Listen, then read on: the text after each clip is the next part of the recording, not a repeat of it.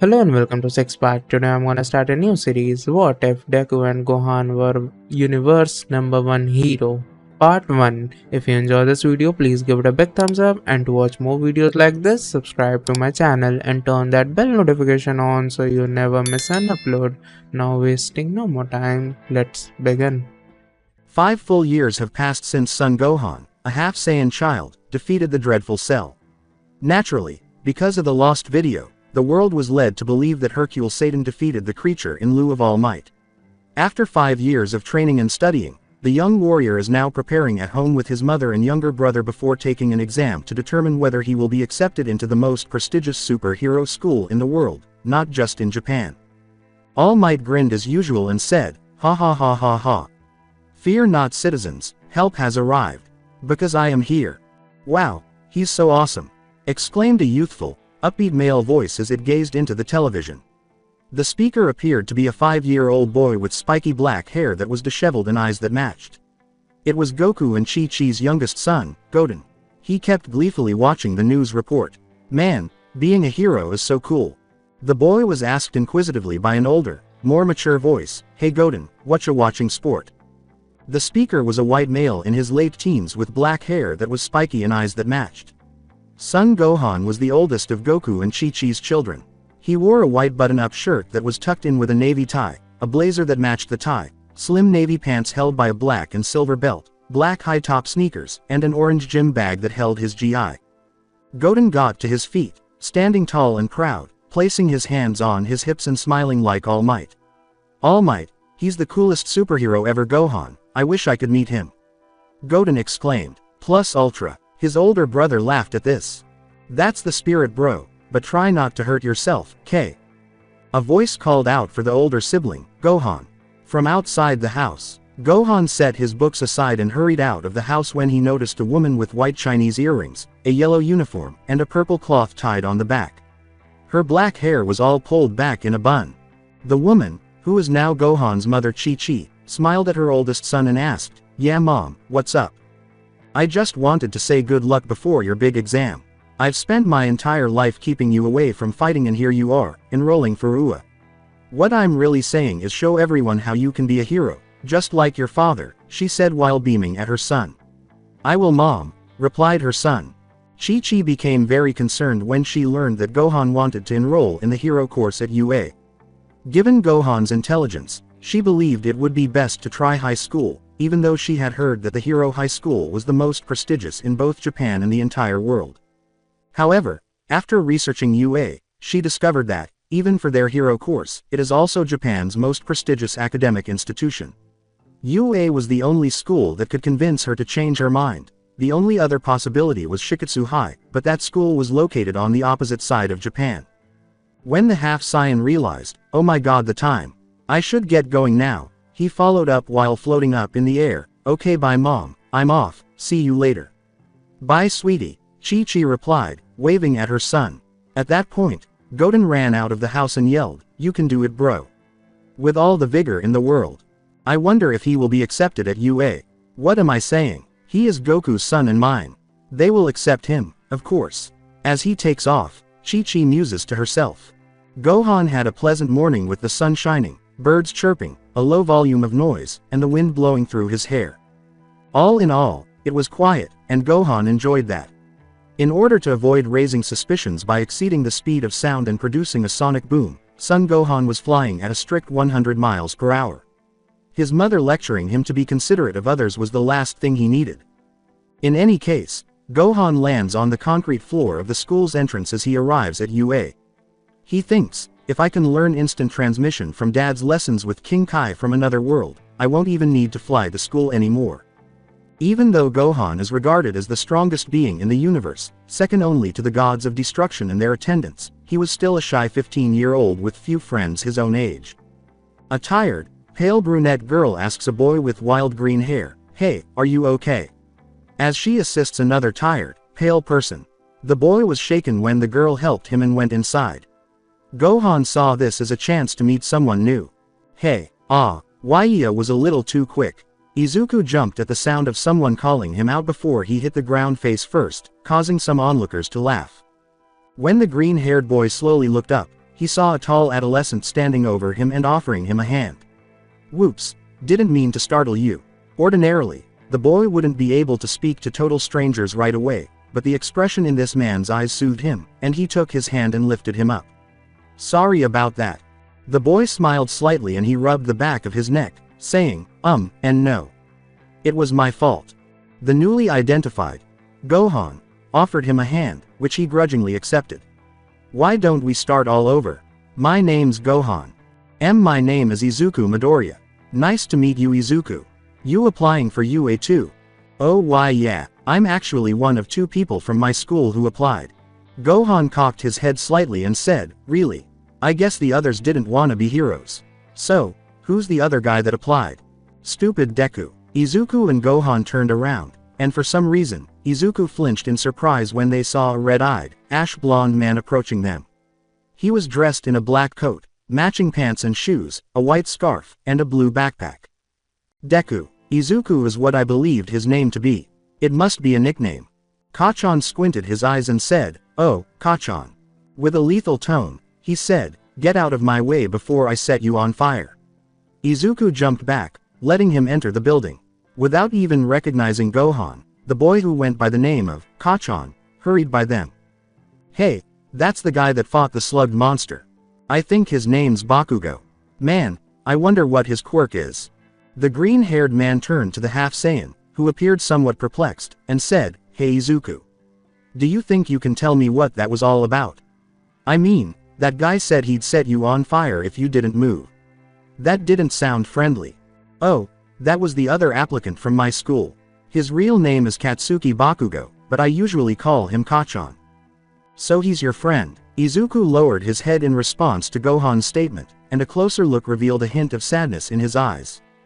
Gohan felt sorry for him and quickly changed the topic. We were when we were kids, but now, I don't know. Ever since his quirk manifested, he changed. Both for the better and the worst, I suppose. So what's your quirk anyway? I'd love to see it. Gohan saw right away that Izuku had changed from being depressed to anxious. Hey, is something wrong? Izuku laughed nervously and tried to think of an excuse, saying, oh, it's nothing. Gohan was about to say, but what about you? What's your Q quirk? From the speakers outside, a voice said, attention applicants. You are all advised to go down to the main hall now. I think we should go inside, Gohan said with a naive smile. Yeah, Izuku said apprehensively, and the 2 went inside. 9 a.m. in the testing hall. Fortunately, both of them managed to enter and took their designated seats. To Izuku's surprise, though, they were split up, with Gohan on the far right and him in the center. Gohan thought in mild surprise, wow, I knew there would be a lot of students, but I didn't think the room would be this big. Instead of taking the test in his mother's living room today, he was going to take it in a real school. Searching the room for Izuku, he looked around. He was able to sense his energy because of his training with Goku and Piccolo. Izuku, kind of look overwhelmed. I suppose I'm not the only anxious person. Beside Gohan, a sweet female voice called out, excuse me, is this seat taken? No, you can go huh? Gohan asked, turning to face the girl, only to find that nobody was there. But beside him, for some strange reason, was a floating green sweater wearing gray shoes and a navy blue shirt. Awesome, thank you. Gohan continued to stare at her in confusion as the floating clothes sat next to him and set down a pink backpack. Wow, this place is so big. I wonder how we'll do on the test. But I guess if you study hard enough, it'll be easy. The floating garments turned to face Gohan and then giggled, To Gohan, the right sleeve was held out, and the words, I'm sorry, I forgot to introduce myself. My name's Toru Hagakure. What's your name? He reached out and was shocked to feel a tiny, gentle hand grab his own, shaking it. Oh, it's Gohan. You're invisible. Geez, what was your first clue? She asked in a tone that suggested she wasn't upset. Instead, she was merely making fun of him. Toru laughed at him once more and said, sorry, I just never met someone invisible before. Don't worry, I'm just messing with you. Anyways, nice to meet you, Gohan. He then cocked his head slightly and said, same here, Toru. Her clothing shifted to the left and right, suggesting that she was shaking her head in response to the question, so, is there a way you can turn off your quirk? Toru then lifted her left sleeve, which appeared to be a fist in the air, and said, "Not really, I can't really stop it. But that doesn't mean I can't be a hero." Gohan grinned, a little taken aback by her vivacious demeanor. But before the two could say anything more, a lone figure appeared in front of the room, and the lights started to turn on. He was a tall, thin man with a little mustache and long, spiky blonde hair. He's wearing sunglasses and headphones with the word, "Hage," printed on the headband. He is dressed in a black jacket with studs and an upturned collar. He is wearing black boots, black fingerless gloves, black pants with a red studded belt, and studded shoulder pads. A directional speaker covers his entire neck. The speaker then smiled broadly and opened his arms, saying, "What's up UA candidates? Thanks for tuning into me, your school DJ." Then he cupped his ear, waiting for someone to speak. "Come on everyone, let me hear ya," he said. Only to have the entire room fall silent. Wow, what a tough crowd. Gohan chuckled in his head and perspired a little at the candidate's lack of reaction. He pointed his fingers at everyone and said, keeping it mellow, "Huh. That's fine, I'll skip straight to the main show. Let's talk about how this practical exam works, okay? Are you ready?" Nevertheless, nobody spoke up. Izuku's fanboy mode kicked in as he exclaimed, "Oh my god, that's Present Mike. I listen to his radio show every day of the week. It's so crazy nuts that all the UA teachers are pro-heroes." Bakugo, who was seated next to his old classmate, said angrily, "Will you shut up?" The large TV screen behind Present Mike displayed 7 groups, each of which represented a letter from A to G. "Now, just like your application said, today you rockin' boys and girls will be out there conducting 10-minute mock battles in super high urban settings." Once more, nobody responded when I asked, "After I drop the mic here, you'll head to your specified battle center, sound good?" They want to divide us up so they can see how we perform even better because of the large number of students present. What will we have to deal with out there, I wonder? Gazing at his own card, which bore the letter B, Gohan pondered. Bakugo remarked, "I see. They're splitting us up so that we can't work with any of our friends," as Izuku examined their and his cards and discovered that they were indeed located in separate battle centers. Whereas Bakugo's card said Battle Center A, Izuku's said Battle Center B. Izuku looked at Bakugo's card and said, "Yeah, you're right. Our examinee numbers are one after the other but we are assigned a different battle center. Get your eyes off my card. Damn, I was really looking forward to crushing you." "Ah," Toru groaned as the letter C appeared on her card. "Looks like we won't be fighting in the same course. Sorry Toru." Gohan had to acknowledge that the girl's vivacious personality truly made his day, even though he had hardly met her. Before looking at Gohan, Toru clenched her card and said, "I guess it's okay.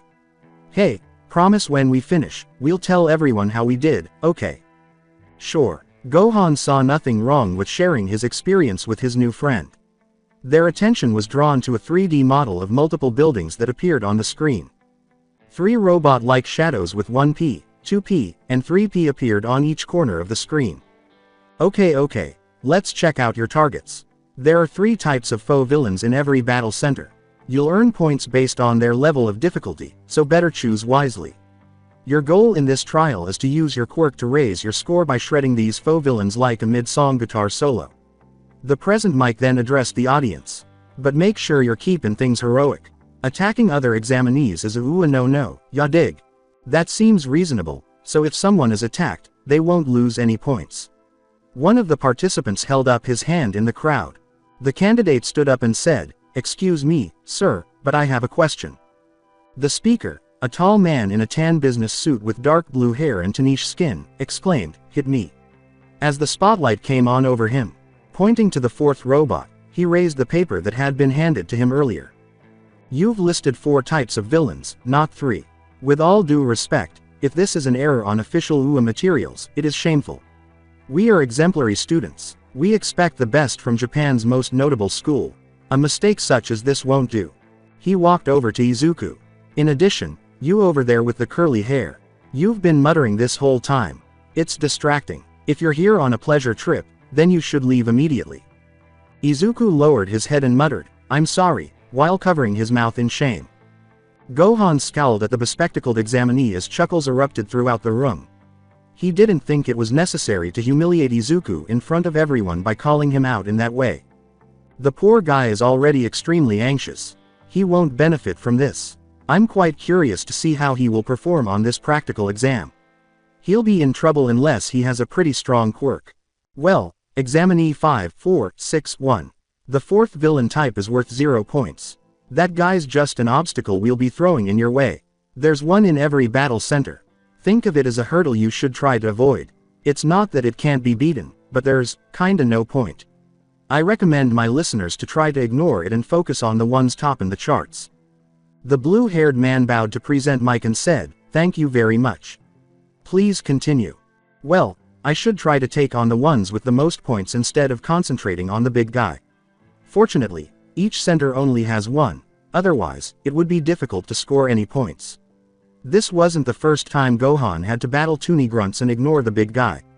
The only distinction is that he receives points for eliminating the grunts. As General Napoleon Bonaparte once stated, a true hero is one who overcomes life's misfortunes. That's a tasty soundbite. Are you ready to go beyond? President Mike welcomed the candidates. That's all I got for you today. I'll sign off with a little present. A sample of our school motto. An hour later, Battle Center B. A large group of buildings with a sizable gate enclosing them stood some distance from UA. Gohan grinned and said, "So, this is where we'll be fighting, huh?" To no one in particular. He took off his nice clothes and put on his purple fighting GI, which was the same one he had Piccolo make for the Cell games. The only difference was that he wore matching wristbands and a red sash around his waist. His impressive pecs were on display because he was not wearing his white turban, which caused some of the girls to blush visibly as they looked at him.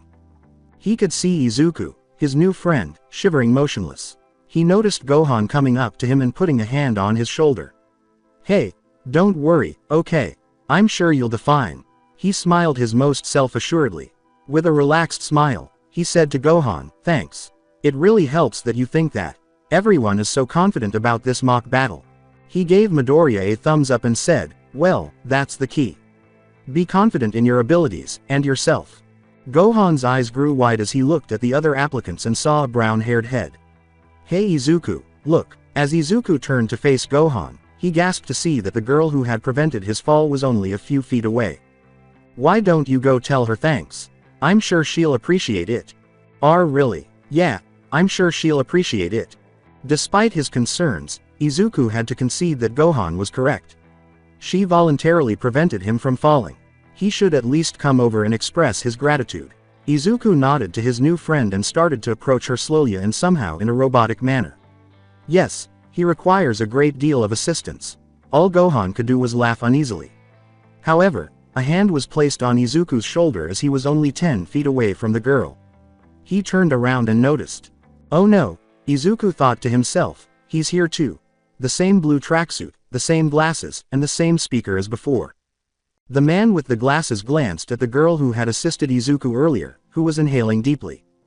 Before glaring at Izuku, he stated matter-of-factly, "She looks like she's trying to focus on the trials ahead. What are you going to do, distract her and ruin her chances to succeed?" No, of course not. Seeing Izuku's predicament, Gohan approached the two and played the role of mediator, asking, "If you had talked to her, she wouldn't be able to focus on the trial, would she?"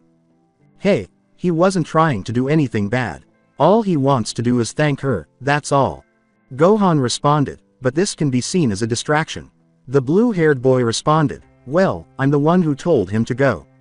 Complain to me." Gohan defended his new friend, saying, "Trying to make a cause a distraction, affecting both of their chances whilst you go free unaffected. That is not you a material." Iida glared at the half-Saiyan.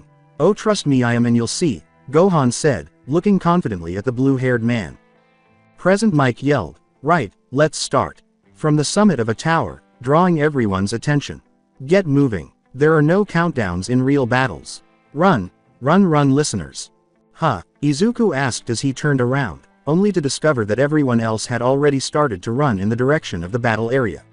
"Aw man, I'm already way behind."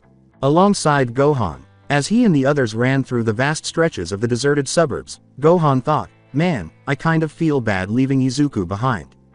Gohan closed his eyes and started to feel the energy of everyone. To his relief, he could sense Izuku running in the battle center. Good, let's hope he scores some points. In relation to points. Hey, look out, several of the applicants halted when a 3-point robot entered their line of sight. Gohan rushed towards the robot and destroyed it in a single flick, leaving some candidates stunned. Okay, time for some action. The teacher's lounge. The students had no idea that the principal and the teachers at UA High were keeping an eye on them. The principal leaned back in his chair and remarked, clearly, the examinees have no idea how many villains are present, or their locations. They have limited time, must cover a vast area, and hunt down every last target. Some use information gathering, while others rely on speed to pull ahead of their peers. Of course, remaining calm under pressure can be a huge advantage, as can pure power and combat ability. The most successful students use a combination of all these tactics. They're the ones who rack up the highest scores.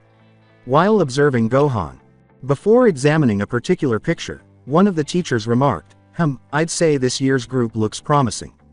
Everyone else turned to watch a camera as Gohan defeated robot after robot while grinning confidently. Especially that one. He stabbed the robot's head with his arm after firing another ki blast. Another teacher, obviously impressed with the black-haired man, exclaimed, wow, he's really racking up his score, huh? What was his name again? I think it's examinee number 8231, Son Gohan. One viewer looked at Gohan intently as the teachers discussed who he was. He is quite incredible. There's not an ounce of fear in his eyes. I've never seen anyone with a quirk like him before, the viewer said. He was a very thin man with long limbs and sharp features. His hair is unkempt and spiky, with 2 bangs framing his face.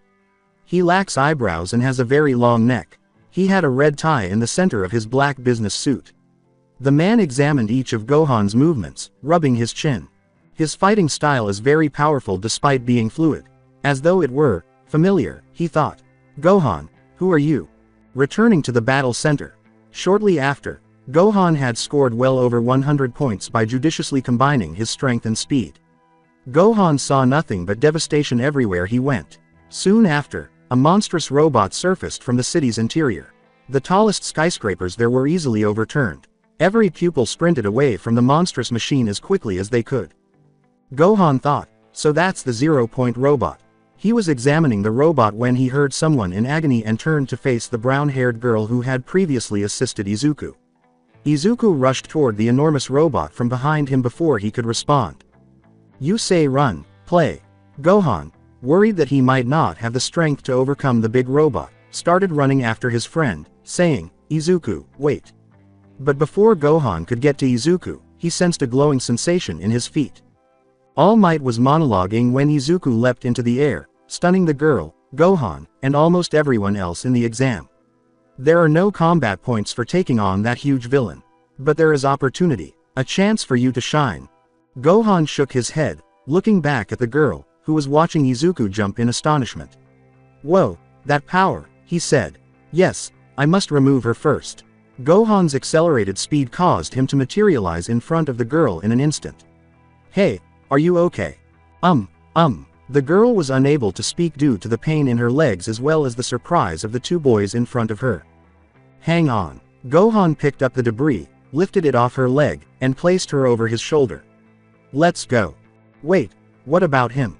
Gohan looked back at Izuku, who was tearing his right sleeve and clenching his right fist as red veins started to glow. As he proceeded to remove the girl from the fight, a smile appeared on Gohan's face. He'll be fine, trust me. The name is Gohan. Ochako Uraraka. Listen, young man. Izuku appeared in front of the robot's head, and All Might's words reverberated through his head. Hold your butt cheeks together and shout from the bottom of your heart. Smash. Izuku then delivered a catastrophic blow to the robot's head, causing it to fall back and explode internally. Despite Gohan's excited smile, all of the examinees stared at Izuku in utter shock. I was aware of it. He is capable of being a hero. Final music. Holy shit, he's falling. As Izuku started to fall, his right arm and legs flapping in the wind, the shock quickly gave way to horror. Oh no. The girl pushed down as Gohan gently pushed her back. But why? Don't worry, I got this. Gohan beamed at her and hurried over to Izuku. Izuku started to consider ways to try and soften his landing as he continued to fall. Alright, I used one for all to jump, so perhaps I can use it to descend as well. As with All Might, Landing ought to be easy, right? Correct. Right. Man, I'm broken. He said, regrettably, as he turned to face his broken legs, which were flapping like an inflatable arm flailing tube. I disregarded All Might's warning. Even after 10 months of training, I can hardly control this power. This is only a small part of his quirk. I attacked that enormous villain before I was ready. As Izuku clutched his fractured arm, tears escaped his eyes. Even though he couldn't pull off being a sidekick, he was attempting to act like a pro hero. No, it's not over yet. I must be able to do something. A Detroit smash, hold on. It's my only chance of surviving. There's only one choice because my right arm and legs are broken. I am capable of doing this. However, Izuku made a final decision and withdrew his left arm, waiting for the ideal moment to execute a Detroit smash. But if my timing is off, I'm toast. Ha! As he waited to use his power, he kept getting closer and closer to the ground. Before he abruptly stopped in the middle. Izuku blinked when he realized he was stuck in midair, barely past the upper stories of the deserted buildings. He looked down and saw the girl, the man in glasses, and all the other people staring at him with wide eyes and gaping mouths. Even the instructors, who were observing the entire event, gaped in disbelief. When the principal saw what he saw, he even dropped his freshly brewed cup of tea. That was awesome, Izuku. Izuku slowly lowered his head to see an upside-down Gohan clutching his left leg while fucking flying through the air. Nothing to no wings, no gear. The individual gave his friend a traditional Sun family smile and asked, "Gee Gohan. Honestly, I'm proud, but I. Falling. You, big robot," Izuku said, looking back down before he passed out. His body was hanging and his eyes were white, but Gohan carried him without any problems. Gohan chuckled at his response and shifted Izuku's body to carry him in a bridal fashion. He examined Izuku's body more closely as he descended slowly. His energy was nearly completely depleted, and his right arm and legs were both broken and red. What sort of quirk does he possess that would cause him to injure his body so severely? It is similar to Dad's Kaioken. Gohan landed on the floor, carefully placing Izuku so as not to injure him. And that's it. Time's up. The alarm signaling the conclusion of the practical exam echoed throughout the battle center. Did you see that dude's attack? I didn't think he had that kind of strength. Me neither. Looked like some kind of reinforcement quirk, but there was something else. If he had this kind of quirk, why didn't he get any points? Probably cause he was messing with us. Joke's on him. How's he gonna pass with 0 points? True, but that guy who caught him. What kind of quirk was that? Gohan was kneeling beside Izuku, frowning slightly, while the examinees muttered about what they had witnessed. I really wish I had a Senzu bean with me right now. Bring Den to heal him, at the very least. Very nice, good work all around. You're all heroes in my eyes, every one of you, was the new voice that broke Gohan's reverie and caught everyone's attention. She approached Gohan and Izuku, the former of whom was standing up, and it was Recovery Girl. Especially you, young man. Oh, it wasn't a big deal. The woman grinned at his candor and took something out of her pocket. Stick your hand out, dear. Gohan opened his right hand as instructed, but the old woman gave him some candy instead. Have some gummies. As she passed him, Gohan bowed slightly and said, thank you. She approached Izuku, who was still unconscious after Gohan had saved him, and said, yes. Don't eat them all at once, okay? Oh my goodness. You were hurt this badly by your own quirk, Sonny. Yeah, he was. Do you think you can help him? Gohan sighed in relief as he said, of course I can. They don't call me Recovery Girl for nothing, hun. Den was the only person he knew who could heal wounds quickly, and based on her power level, it appeared that she could. TCH. Recovery Girl started kissing the air instead of releasing green energy from her hands like a certain god, but then her lips spread out and adhered to Izuku's head like an anteater. Give me some sugar. Alright. Gohan had seen it all. It was up there, but not the most bizarre thing he had ever seen. The strangest aspect of this, though, was that his arms and legs started to glow green when Recovery Girl retreated from Izuku, and then they gradually but steadily healed. Whoa, that's amazing. She turned to face Gohan and said, thank you. My quirk lets me heal all wounds as long as they have some stamina left. Are you injured too, Sonny? Oh, no. I'm alright. Despite his respect for his elders, Gohan could not possibly be healed in that manner. Everyone shook their heads, just like Gohan. Anyone else? But as he studied Izuku and Gohan intently, one engine-legged Quirk user said, I wonder, what if the exam has other parameters I didn't take into account?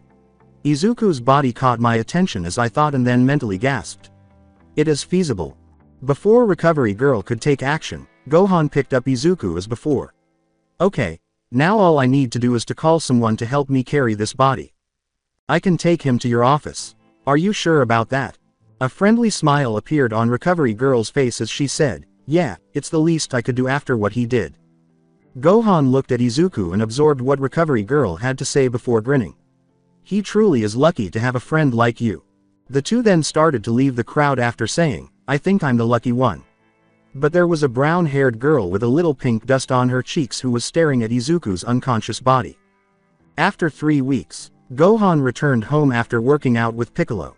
He needed to protect his strength from any future planet busters, whether or not. When he reached out and opened the door, Goten and his mother were staring at the floor in disbelief. Mom, Goten, the familiar voice made both mother and brother jump. They turned to see Gohan standing in the doorway, looking perplexed. Gohan. Chi-Chi attempted to get to her feet. Chi-Chi took several deep breaths, then reached into her pocket and showed it to Gohan. What's wrong? She asked. At what his mother was holding, the teenager with black hair widened his eyes in surprise. It came in the mail 2 hours ago. With a sweet pout, Goten remarked, I wanted to open it, but Mom wouldn't let me. Chi-Chi said matter-of-factly, like I told you, it's for your brother to open. She held what appeared to be a sealed letter bearing the initials UA in red. They sent him a letter, which Gohan found unbelievable. Were they rejecting him or were they accepting him? There were countless options. Go ahead son, open it. Gohan gulped loudly as he grasped the letter on both sides and tore it open. But instead of a letter, a tiny, spherical object dropped out and bounced on the table.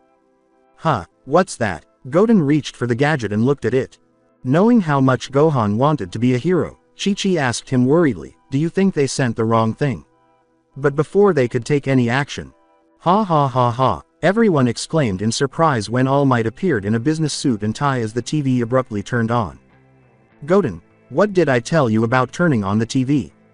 But it wasn't me. If it wasn't you. Gohan thought for a minute, then his eyes grew wide as he removed the gadget from his brother's grasp. Then it must have been this. I am a projection, so don't be afraid, citizen. All Might yelled from the projection. I have come to inform you of your application into UA High, son Gohan. Not only that, but I'm also going to be in UA as a teacher. As they continued to listen, Chi-Chi hurriedly shushed Goten, saying, no way, All Might's gonna be there. Because of your amazing exam scores, which you scored second in the written and broke the UA practical exam record, once held by myself, with a whopping score of 180 points. You have cemented your place at the very pinnacle of the first-year rankings. With such talent and potential, we at UA High would love to take you onto our school. Fly high and fight for the innocent, and show the world who you truly are. Welcome to the Hero Academia. There were several reactions to the video. Gohan simply stood there, staring at the video message in utter shock. Goten was pumping his fists high in the air, and Chi-Chi was crying happy tears. He was concerned that there wouldn't be room for him, but he wasn't questioning his abilities. When the device shut down, the video came to an end. Remember, school starts in 3 weeks. Chi-Chi gave her son a hug and said, oh Gohan, I'm so proud of you. Goten also jumped in. Gohan, you're gonna be a real hero. Yeah, I guess I am. Gohan's face lit up with pride. He knew he was going to be a hero that day. Wait, who beat you in the written exam? Beats me. Bakugo family. It would be an understatement to say that Bakugo was overconfident. He had been told all his life that he would be the best, and they weren't mistaken given his peculiarity. The fact that he was trying out for the national school was therefore not shocking to many. He was so good that all he wanted was to win. After tearing the envelope, Bakugo said, let's do this shit. All Might emerged from the projection, saying, I am here as a projection. Bakugo exclaimed, All Might. Upon seeing his personal hero.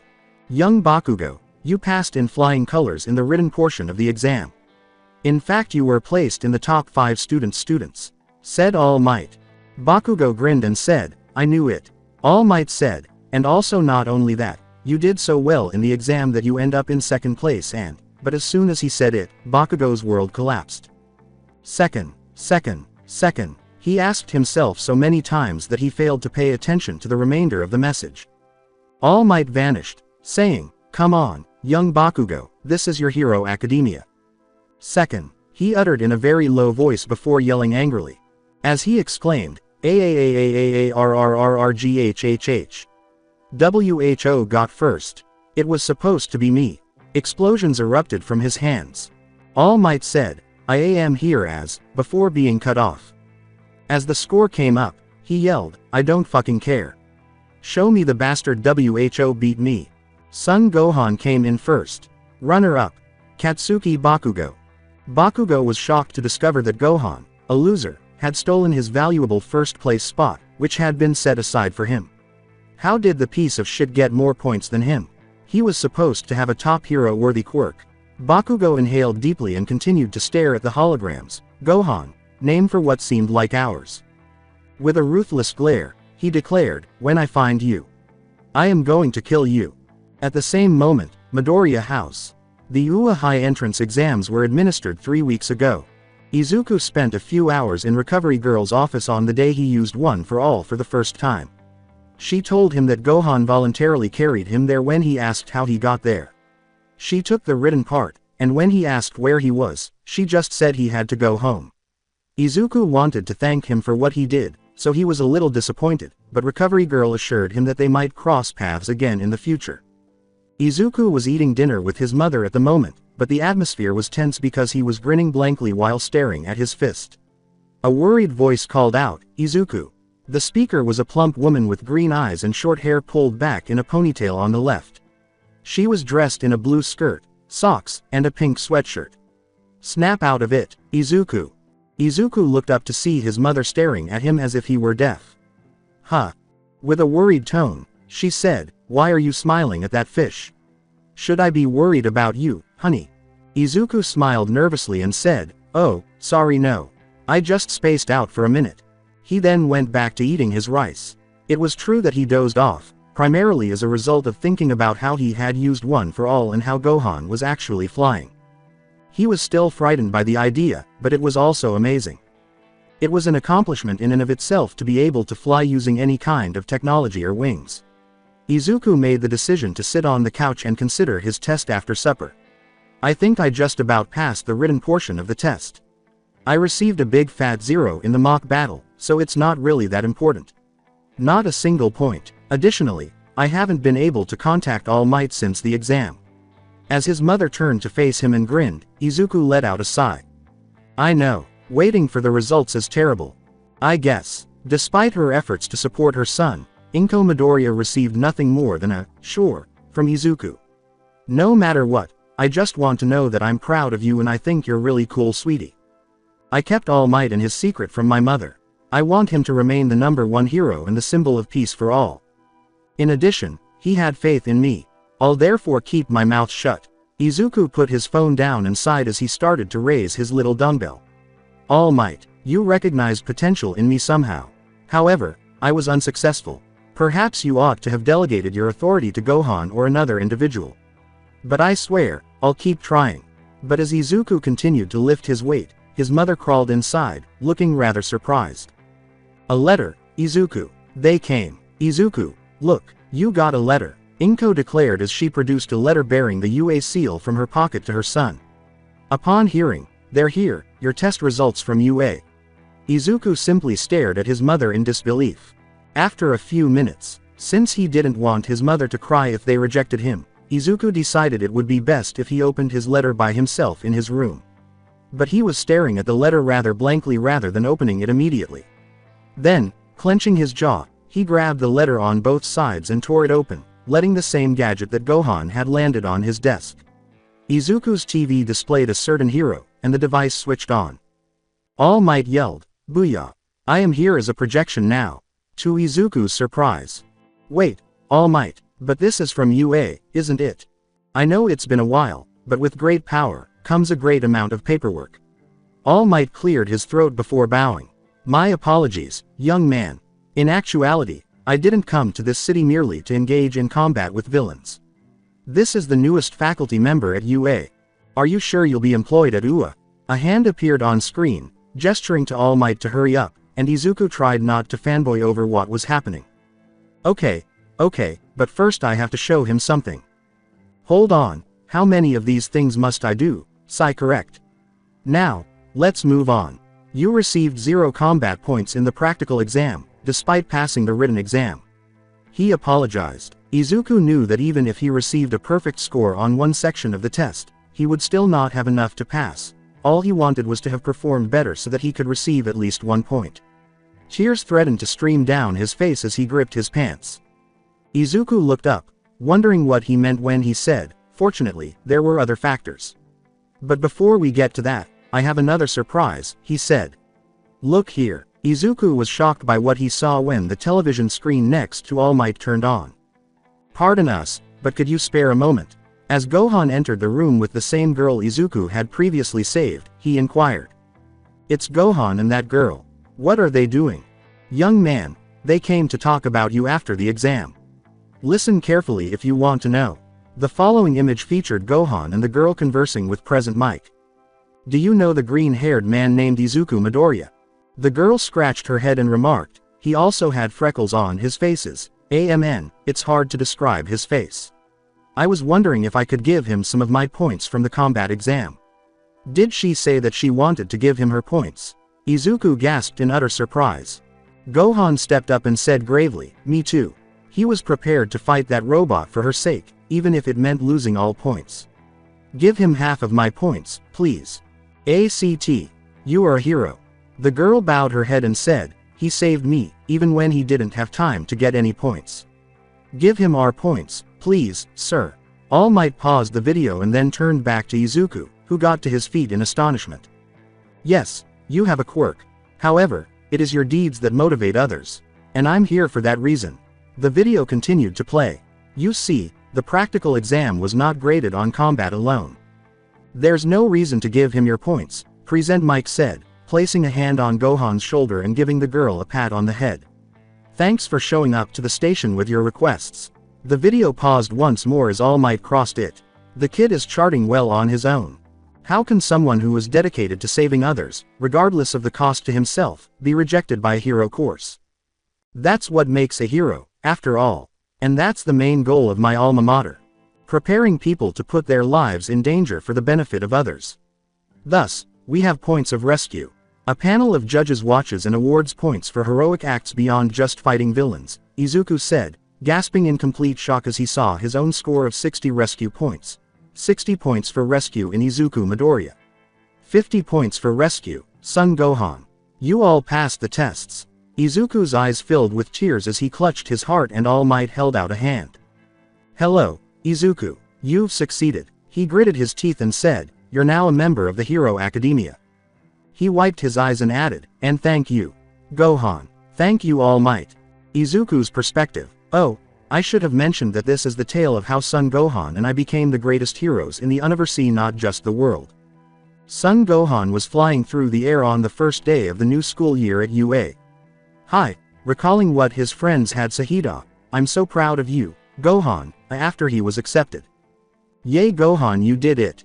Good job kiddo, never doubted you for a second. That's amazing Gohan. Hey son, I heard the news, just try not and kill your classmates, hehe. Why do I care? You probably already know who the last one was. In addition to passing, Gohan broke the record held by All Might for the most exam points. To find his class, Gohan flew to a stop, landed, and went inside before doing a little controlled super sprint. 1A, there, he said, stopping in front of an enormous door. All right, Gohan, take a deep breath.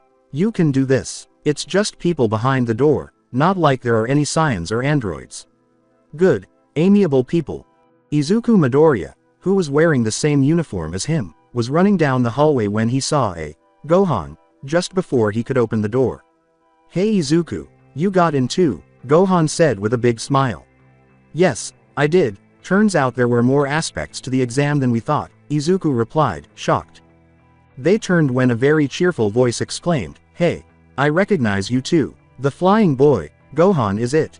And the falling boy, Ochako was standing behind them, dressed in the same uniform as them, with the exception that she was wearing a brown pair of shoes, a pink backpack, and a navy blue skirt.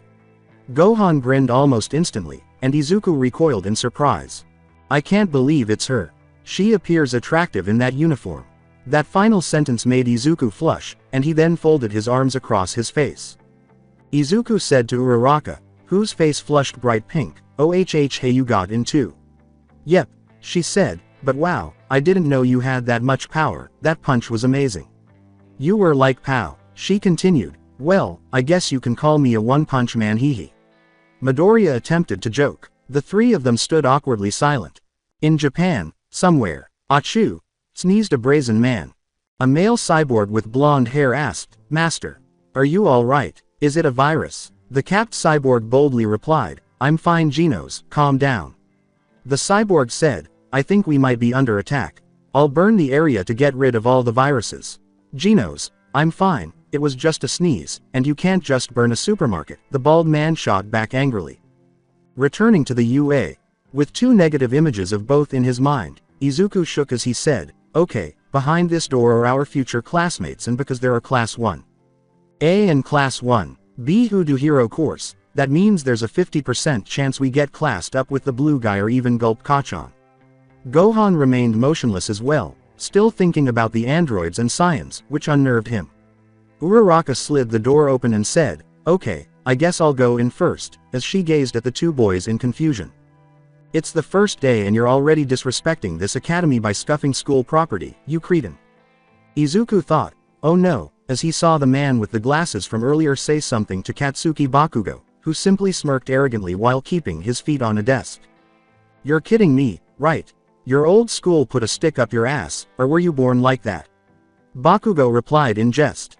Izuku started to panic when he realized Katsuki was in his class. Down to Izuku, Gohan remarked, man, you can't catch a break huh? Izuku's forehead turned a faint shade of blue, and he simply stood there. The male with blue hair, who was now identified as Tenya, said, let's start over. I'm Tenya Iida from the Some Private Academy. Some? Huh, so you must think you're better than me. I'm gonna have fun tearing you a new one. Bakugo merely sneered before noticing a particular group standing in the doorway, which Tenya also noticed. You would threaten me, your own classmate. Are you sure you're in the right place? Bakugo asked. Tenya let out a startled, it's him, and the entire class followed suit. He saw two individuals he thought were superior to him. Iida started talking to Gohan first, saying, you're the one who made the top score on the entrance exam. I am Iida Tenya, and I must apologize for my behavior towards you. Obviously, someone who was able to glean the true point of the test must embody what it means to be a hero. Iida bowed down to Gohan and shook hands with the half-scion. Who me? Gohan and Deku asked simultaneously. Well, both of you actually. The whole class was indeed looking at him. Bakugo was filled with unrelenting rage, while others were filled with awe and envy. Comments erupted in the classroom. Wait, that's the guy who beat the record. So manly. Wait, what? Wonder what his quirk is. Bakugo snarled. You. As he rose from his chair, the vileness of that one word alone was enough to draw the attention of the other students. With utter rage in his eyes, he charged directly at the scion and Greenet. Izuku thought Bakugo was pursuing him, so he flinched into a cowering pose, but in reality, he pursued the teenager with the spiky hair. Who do you believe you are surpassing, huh? Originally, it was supposed to be me. He grabbed Gohan by the collar and yelled. Izuku was appalled to see his new UA friend already being singled out by his former bully, and he felt a sense of need to assist Gohan, but he quickly dispelled any doubts about it. Let's check out your quirk. Observe how it contrasts with my exclamations. The ash blonde went on, please don't bother me. Gohan took his hand away as if it were insignificant. I don't want my clothes to get tattered after the first day. Tenya then went on to Midoriya while the hoopla between the two top scorers was still going on. Didn't you realize that the practical exam had more than one component? What? You must have a keen sense of observation, and I totally miscalculated you. I acknowledge that you are far better than me as a student. I find that hard to believe. Gohan simply continued to smile while Izuku perspired at Tenya's compliment. Gohan is completely perplexed by Bakugo's constant yelling in his face. Who the fuck do you think you're talking to me like that? The ego on this guy. Will you please stop it? You've already damaged school property and attempted to fight with your new classmates on the first day. Students at UA are not supposed to do that. Tenya intervenes to keep Bakugo and Gohan apart, which was a good move because it was obvious that Gohan was getting annoyed by his new classmates' rude and unprofessional behavior. Aside from orientation, what do you think we're doing today?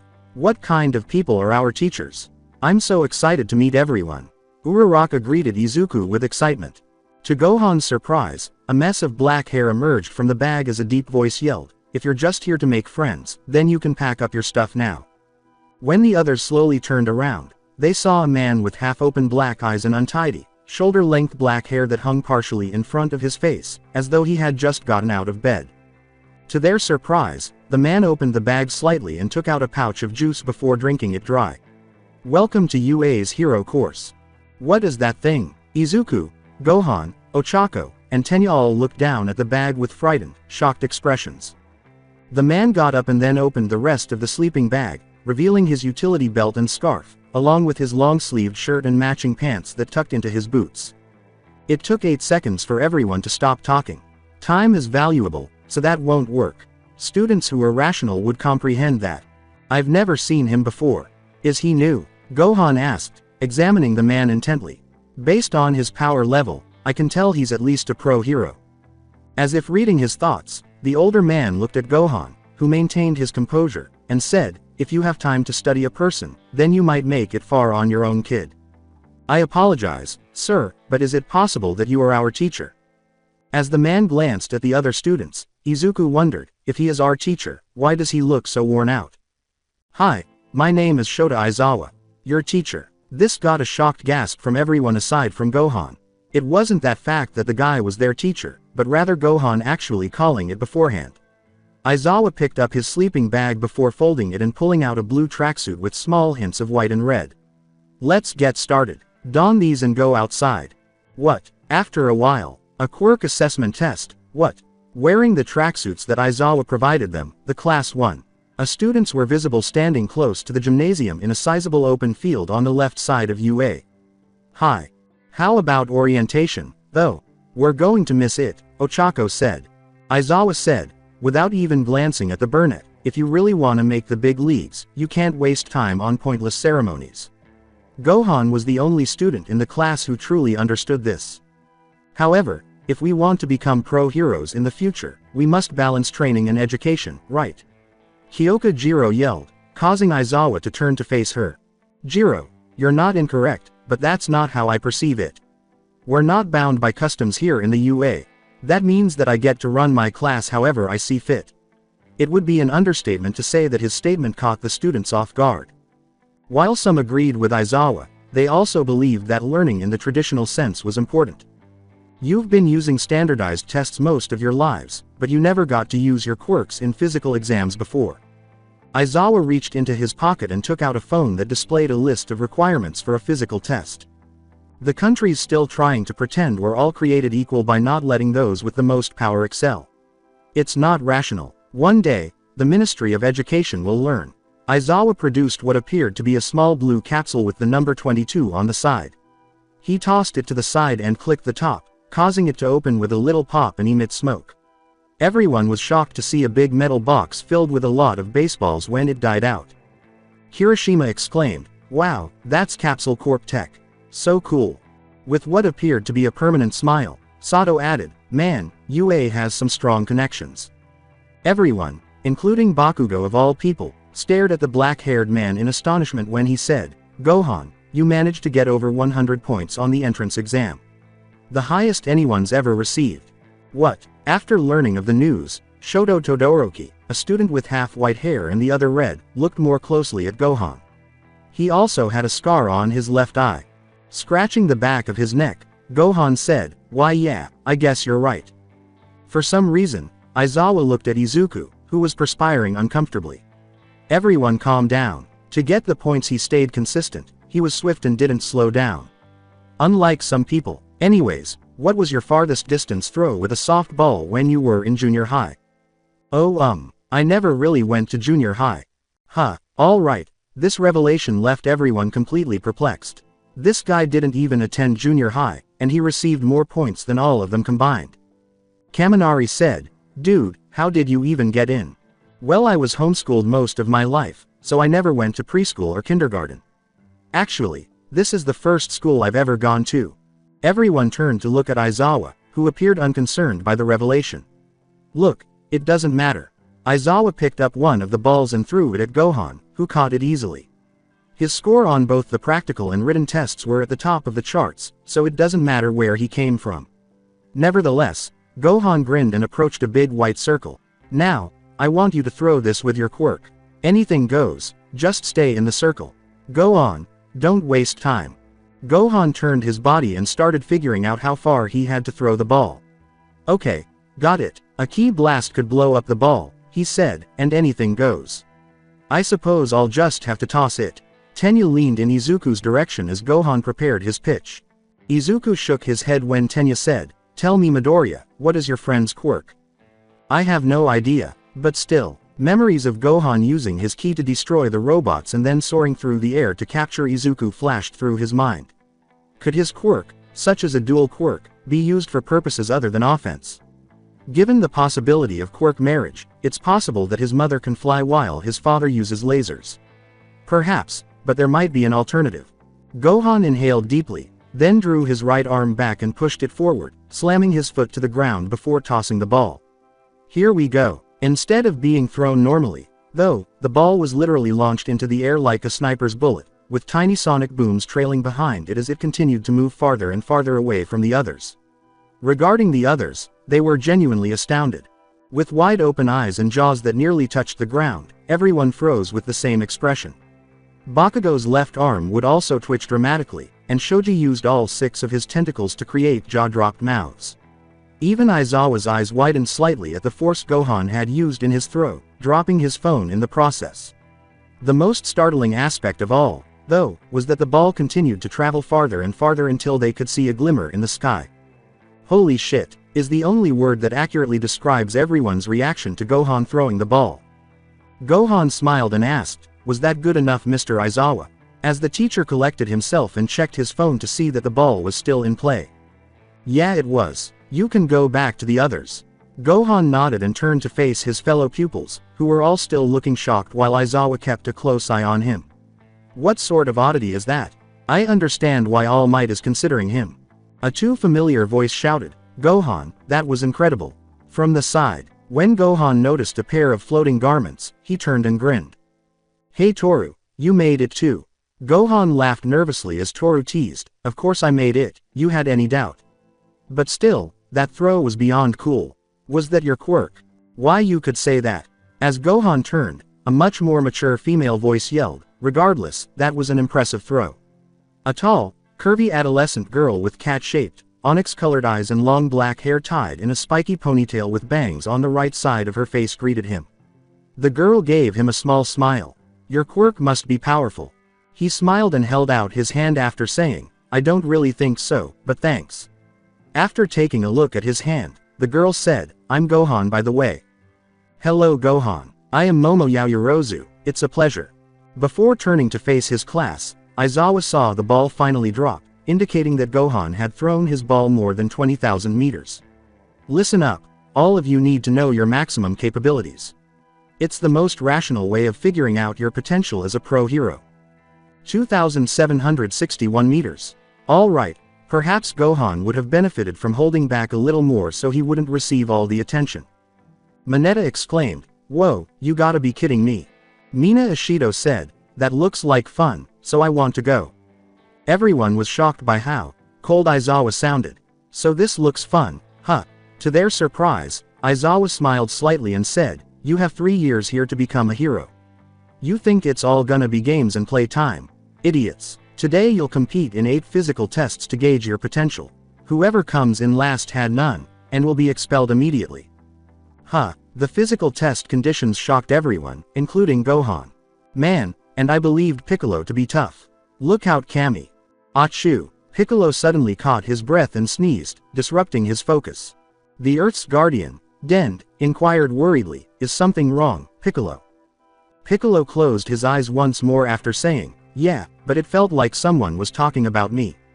Returning to the UA, Uraraka addressed the teacher, saying, Pardon me, sir, but that's too extreme. Oh, and how's that Ms. Uraraka? We've all worked hard to come to this school, yet you're saying that the last person who finishes the tests is expelled. No offense, sir, but I doubt you have the power to do that. With his hair brushed back, Aizawa smiled in a way that could be classified as psychopath. Maybe you would be right in your old school, but... The girl gulped and took a small step back. Like I said, this is my class and I can run it however I see fit. If that's a problem, you can head home right now, got it? She said. No sir. 8 tests. Oh no, Izuku considered this while examining his hand. I have to break my bones in order to use one for all. I can't completely control it. What in hell am I going to do on the first day of school when I have a big test? The majority of the class was anxious, but some, like Gohan and Momo, understood that Aizawa's words had a deeper meaning. The world is full of unfairness. It's a hero's job to try to combat that unfairness. If you wanna be a pro, you're gonna have to push yourself to the brink. For the next 3 years, UA will throw one terrible hardship after another at you. So go beyond, plus ultra style. Show me it's no mistake that you're here. I learned how to reach my full potential from Dad and Piccolo. And even though it's been a while since I've actually fought, Gohan clenched his fist before making a determined face. I know I can continue to go farther. Bakugo rolled his arm and looked at Gohan, thinking, time to blow these nerds away. In particular, that bastard. Now then, we're just wasting time by talking. Let the games begin. Test 1. Dash of 50 meters. As a measuring device sounded, Tenya Iida and Tsuyu Asui moved into running positions on 2 different white lines. Before the robot fired a gun into the air, both students prepared to run. Runners, on your marks. Ready. The girl hopped forward like a frog, and Tenya rushed forward at high speed almost instantly. Iida rushed past the line and said, 3.04 seconds. 5.06 seconds. Iida glanced at the line as the girl crossed the finish line. Ready, the robot said as Bakugo and Izuku positioned themselves to run. Aizawa was watching intently as Izuku and Bakugo started to flee when there was yet another gunshot in the air. Professionals sometimes need to be innovative to be successful. Bakugo put both hands behind his back and opened them, growling angrily. Burst speed. A number of tiny explosions burst from his hands, accelerating him and enabling him to finish. Bakugo paused his explosions and then glanced at his hands, saying, 4.13 seconds. 7.02 seconds. My quirk has the most uses out of everyone in this school. 1.6 seconds. Bakugo and the others stared in disbelief as the next score was revealed. Gohan was the runner with the fastest time.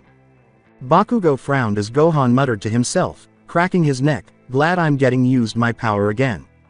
That guy, alright, don't freak out, Izuku thought, panting. There are 7 more tests to go. Everyone will be applying their quirks to each of them and seeing fantastic outcomes. So, what should I do? Alright, in order to pass, I must master my quirk. I'm capable. Test 2. Strength of grip. The grip strength test came next. Shoji's accomplishment of hitting 540 kilograms on the grip machine was commended by Zero. Gohan squeezed it, and the bar in his hand was crushed in an instant, registering 1456 kilograms. No way, yelled Zero. Gohan said modestly, as small as you are, you're gripping over 1,000 pounds. Hagakure added, well, I think the machine broke before I could finish squeezing. Several shouted, what the hell is this kid? Gohan rubbed the back of his neck and said modestly, come on, it's not that big of a deal. That guy, Bakugo thought angrily as he squeezed his own gadget, weighing 175 kilograms. Third test. Long jump. The third test. Long leaps. Gohan attempted to control his ki to prevent himself from taking off, but he was able to jump the farthest to more than 23 meters. Wow, incredible, was Tsuyu Asui's reaction when she finished second in the class with a mere 15 meters score. Test 4. Side steps. Mineta scored 137 by bouncing his balls off of them. In unison, the girls exclaimed, wow, ladies, there's enough Mineta to go around a what the fuck. Gohan, who was moving at supersonic speed and producing afterimages that the cameras barely captured, and whose score was too high for the computer to process, were the ones who astounded the girls, not Mineta. Test 5. Throwing a ball. Similar to Gohan, The other students were permitted to use their quirks to see how far they could throw their balls. Ochako was the first one up, grinning before using her quirk to toss her ball, which caused it to gradually float into the air, rising higher and higher until it was out of sight. Before displaying his phone to the group, Aizawa glanced at it and displayed the infinite symbol. They were unaware that All Might, the peace symbol, was surreptitiously keeping an eye on Izuku and the others for 2 reasons. 1. He didn't want Aizawa to single him out because Izuku is his successor. 2. He was intrigued by something about Son Gohan. Infinity. Zero patted Gohan's back and said, "Dang, looks like you lost your title, my friend." This made him laugh. Gohan lied when he said, "It's fine. I doubt I could throw it any further." He could have thrown it across the entire planet if he had advanced to Super Saiyan, or even Super Saiyan 2. Multiple times. However, he was not one to flaunt himself, and he was happy that there were eccentricities that outshone his own skills. Shockingly, Sato exclaimed, "That's insane. How is that even possible?" "Okay Bakugo, you're up." Bakugo picked up a ball and walked to the pitcher's circle after saying, "Right." He brushed past Gohan as he was escorted forward, frowning at him as he entered the white circle. Mina Ishido stood right behind Gohan and whispered in his ear, "Damn, that guy has a serious problem with both you and Midoriya." "Tell me about it," said Gohan, in a low voice. "All he does is just glare at us. I don't even know the guy. I need to come up with a strategy because this is bad." As Bakugo started to toss the ball, Izuku pondered. Die. After Bakugo tosses the ball, there is an explosion.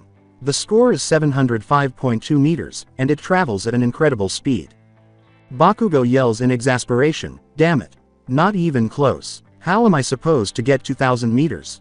Deku, you're the last one to throw. Hurry the fuck up so he can expellu." Bakugo said, glaring at Gohan and Midoriya as he walked back to the group. He looked at the crowd as he reached for his ball. Most of them were just watching him with caution, but some, like Gohan and Ochako, smiled encouragingly at him. Izuku moved into the pitcher's circle and examined the ball he was holding, which was his only opportunity to pass. The distance run, sit-ups, and the seated toe touch are the only remaining exercises. It's either now or never. My best opportunity to use one for all is now. Tenya crossed his arms and declared, if Midoriya doesn't change his ways soon, he's the one going home. To their utter surprise, Bakugo remarked, "Huh. Of course he is. Deku's a quirkless loser. He has a quirk. Did you not hear about what he did in the entrance exam?" "Huh." As he approached them, Shoji exclaimed, "It's true, we saw it." Iida went on. "He took down one of those huge robots in one shot. Son, Izuku, you have my admiration. You can be a hero too, young man. To be honest, I'm proud." Izuku closed his eyes and drew his arm back, the words of his mother, All Might, and even Gohan echoing in his mind. Gohan and Aizawa saw that he was concentrating deeply, focusing one for all into his arm. "Can you actually manage your power, Izuku?" "I'm thinking seriously," Gohan said. But Gohan felt his power cut off before Izuku could release the ball. The ball landed a good 46 meters away after Izuku threw it. Wait, his power simply disappeared. When Gohan felt a strange power behind him, he turned around and his eyes widened. He saw Aizawa glaring at Izuku, his normally black eyes turning red as if they were radiating energy. "How did that happen?" "What gives? I was trying to use it just now." Before anyone could react, Aizawa's scarf abruptly opened up and began to float around him like tentacles, saying, "I erased your quirk." The judges for this exam were not rational enough. Someone like you should not be allowed to enroll at this school. When Izuku noticed his teacher wearing a pair of yellow goggles around his neck, he gasped, "Wait, you did what now?" "Those goggles, I know you. You can look at someone and cancel out their powers. The Erasure Hero. Eraserhead." "Huh, Eraser, who's that?" Tenya and Ochako shook their heads when Gohan asked, "Hey guys, you know who he is?" "I'm afraid not even I have heard of him." "Same here." To everyone's surprise, Todoroki yelled, "Eraserhead isn't known by a lot of people because he works under the radar." Aizawa scowled down at Izuku. As Eraserhead went on, Izuku gasped, "You're not ready. You don't have control over your power. Were you planning to break your bones again? Counting on someone else to save your useless body?" "No, that's not what I was trying to do." Eraserhead's scarf suddenly encircled Izuku and drew him in. "No matter what your intentions are, you would be nothing more than a liability in battle. You have the same reckless passion as another overzealous hero I know. One who saved 1,000 people by himself and became a legend. But even with that drive, you're worthless if you can only throw a single punch before breaking down. Sorry Midoriya, with your power, there's no way you can become a hero. With his eyes closed, Aizawa let go of Izuku went back to black. Something is going on. He may come across as strict, but he genuinely wants Izuku to learn. Gohan was able to understand the behavior of strict teachers and their motivations from all of his lessons with Piccolo and his father. Eraserhead may be able to unlock Izuku's potential if he is anything like Piccolo. I returned your impractical quirk. Take your final throw. Hurry and get it over with. Bakugo simply gazed at his former victim of bullying indifferently, saying, hopefully our teacher gave him some good advice. Probably told him to start packing. The two turned to Gohan and said, I wouldn't count Izuku out yet. Tenya grinned at his support, while Bakugo merely sneered. He might not look like it, but I can tell Izuku's got a lot of potential buried deep inside. I have faith that he'll pull through.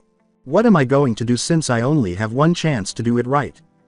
Come on, Izuku, you can do it. The green-haired boy glanced at the ball once more as Gohan encouraged him in his mind. I still have no control over my power, but I also can't give up. Should I allow the egg to blow up? It could be my only chance to remain at UA. Whatever the repercussions, I must try something. Izuku pulled back and got ready to pitch after grabbing the ball with both hands.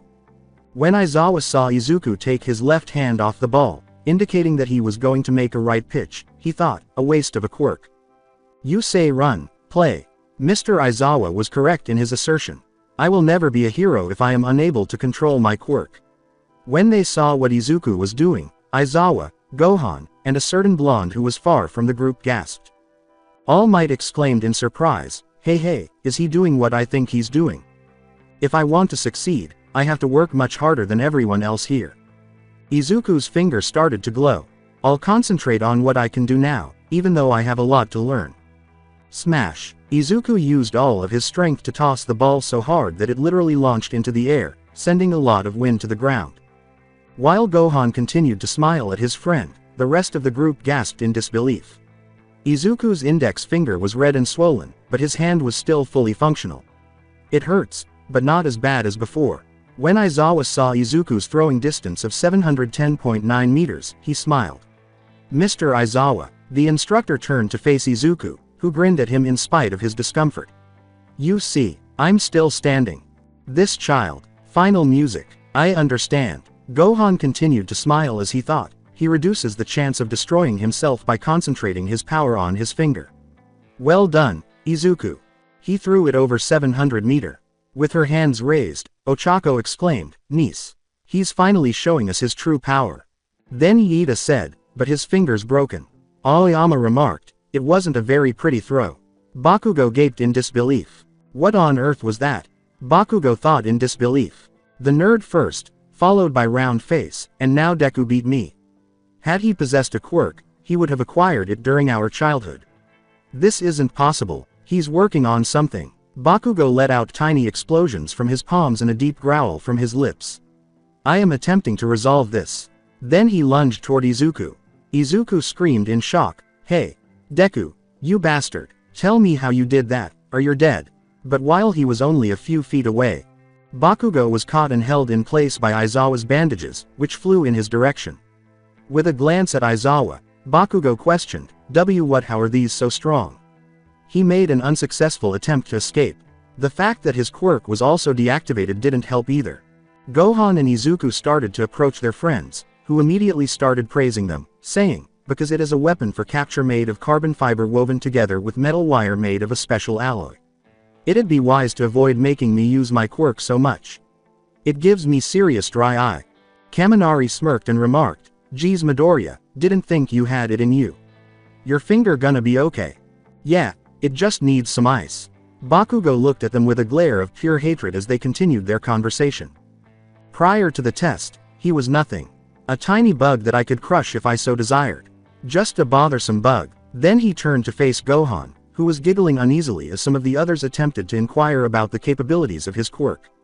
And that jerk. Sixth test. Sit-ups. Everyone stood stunned, unable to believe what they were seeing. At the moment, Gohan was performing sit-ups continuously and without exerting much effort. Everyone had ceased performing their sets a long time ago. Izuku, despite having a broken finger, held up quite well to others. Bakugo made an effort to keep up with him, but his body could not handle it and he had to stop. Oh no, he thought. Gohan was lost in his own thoughts and was unaware of all of this. Aizawa concluded that he had seen enough after a few more minutes. As he glanced at his phone and positioned everyone for the sit-up test, Aizawa said, "Okay, Gohan, you can stop now. You've shown enough, I'll put you in the number 1 spot for this activity." Gohan looked up and saw that everyone was staring at him. "Huh?" he asked. He nervously rubbed the back of his head, blushing with embarrassment. "Guess I kind of spaced out, huh?" Test 7. Toe touch while seated. Gohan was able to stretch the furthest because of his powerful hamstring muscles and high pain threshold. Although Gohan wasn't the largest person in the class, he wasn't a midget either. Although one might assume that his size and strength would limit his flexibility, all of his life's training ensured that he was as quick and nimble as he is strong. This made it possible for him to be adaptable, which prevented villains from taking advantage of that kind of vulnerability. Astonished by Gohan's versatility, Ojiro exclaimed, "Whoa, this guy is a beast." Fumikage Tokiyami responded, "Yes, his skills are superior to ours." Gohan said, "Okay, just one more test and we're done." As he got ready for the subsequent trial. Test 8. Running a long distance.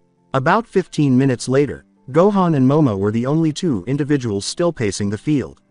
Gohan had plenty of stamina left over from running after everyone else who had already exhausted themselves because he had only used a small percentage of his power or natural strength during all of the tests. The reason Momo Yaoyarozo was still alive was because she invented a bicycle that made it simple for her to follow Gohan. As Momo caught up to him, Gohan remarked, "You're kidding, you can create anything. That's an awesome quirk." Momo started to perspire and said, "Thanks, but how in the world are you able to keep on running like that? Aren't you tired?" In between breaths, "Not really. I've trained practically every day, hours upon hours for years. So an exercise like this is really second nature for me," Gohan said, shaking his head. After another 15 minutes, Momo had to stop because her legs could no longer pedal for an extended period of time. The whole class patiently awaited the results after Gohan stopped running. After a while, Izuku started to wriggle uneasily in the background, his already injured finger hurting even more, as he said, "All right, time to give you your results. I've ranked you all from best to worst. You should probably have a good idea of your standing already. I'll just pull up the list." Only when he felt a hand on his shoulder did he realize that Gohan was grinning. In an attempt to reassure his friend, Gohan said, "Hey, don't worry, Izuku. I'm sure you did everything you could." Izuku said in a dejected tone, "I know, but I also know I'm probably going home." Behind Aizawa, a screen displaying each person's score appeared. 1, 2, Momo Yaoyorozu Son Gohan. 3, Todoroki Shoto 4, Bakugo Katsuki. 5, Iida Tenya 6, Tokiyami Fumikage. 7, Shoji Mezzo 8, Ojiro Mashirao. 9, Hiroshima Ajiro 10, Ashido Mina. 11, Uraraka Ochako 12, Kota Koji. 13, Sato Rikido 14, Asui Suyu. 15, Aoyama Yuga 16, Shiro Honta. 17, Kaminari Denki 18, Jiro Kyoka. 19, Hagakure 20 Toru, Mineta Minoru. 21, Midoriya Izuku. Bakugo wrinkled his nose in amusement and said, "Rice bowl. Who the hell is that?" "It's pronounced Gohan," exclaimed Gohan, laughing. "PFF'd. Ahahaha." Bakugo burst out laughing mockingly. "Rice bowl, seriously, your parents actually thought that would be a great name for a kid." "Rice bowl. Actually, I was named after my grandpa Gohan. He was a great martial artist in his day." Bakugo laughed, thrilled to have found a new way to mock Gohan. "Okay, whatever you say, rice bowl," he said. Izuku opened his eyes and started looking across the board for his name, until he finally found Ida at the bottom. Gohan couldn't resist giving his friend a pitying glance when he said, "I'm in last place. I failed." He gave it his all, particularly during the ball throw, but it was in vain. "And I was lying, no one's going home." "Wait." Every student turned to face Aizawa, who grinned widely. "That was just a rational deception to make sure you gave it your all in the tests. With a faint undertone of guilt in her voice, Momo said, I'm surprised the rest of you didn't figure that. I'm sorry, I guess I probably should have said something. Gohan laughed. Yeah, you should have, thought Mineta, Jiro, and Kaminari collectively as they gazed at the woman. Even I didn't know he was lying. Well, at least everyone's staying. The redhead, who went by Eijiro Kirishima, smirked slightly when Zero asked, that was nerve-wracking, huh? With confidence, Kirishima responded, nah, I'm always up for a challenge. Bakugo, irritated that Izuku wasn't being ejected, simply scoffed. Happy that his first day didn't go badly, Izuku sighed deeply. That's it for today, pick up a syllabus in the classroom. Read it over before tomorrow morning. But before he could unwind, Aizawa approached him holding a piece of paper. The erasure hero then left after saying, Midoriya, take this and go have the old lady fix you up. Things are gonna be tougher tomorrow, when your actual training begins. Make sure you're prepared. I was able to survive the first day. Izuku examined the paper that was handed to him by his teacher. However, I was totally unsuccessful at a lot of things. Since I started at the bottom, I still have a lot to learn if I want to fulfill my dream. Aizawa, you liar. On his way back inside, Aizawa walked past All Might and said, oh, good morning All Might. So you were watching. You got too much time on your hands. A rational deception, you said. Haha, nice joke, but April Fool's was last week. You punished a whole class of last year's first years with expulsion. You cut those you judged to be without hesitation. For a man like that to take back his words, that must be because you also felt it too right. Izuku Midoriya's raw potential, All Might yelled while addressing Aizawa. Also, you seem to be supporting him quite a bit. Is it too far-fetched to say that maybe you have been giving young Midoriya a little favoritism? Aizawa asked with a knowing smirk that made his face appear suspicious. When All Might realized his error, his eyes widened and he exclaimed, crap. I should exercise more caution when discussing young Midoriya with other people. Is that how a teacher should be acting? Aizawa was about to leave but decided to say one final thing before All Might and him parted. It's true what you say. He does have an enormous amount of potential. But, potential will only get you so far in this world. Execution is what matters. There are still many things he needs to learn in order for him to become a pro hero. First off, he needs to control that quirk of his. I will always cut those without potential. There's nothing crueler than letting a dream end midway. So you're being kind in your own way, huh, Aizawa?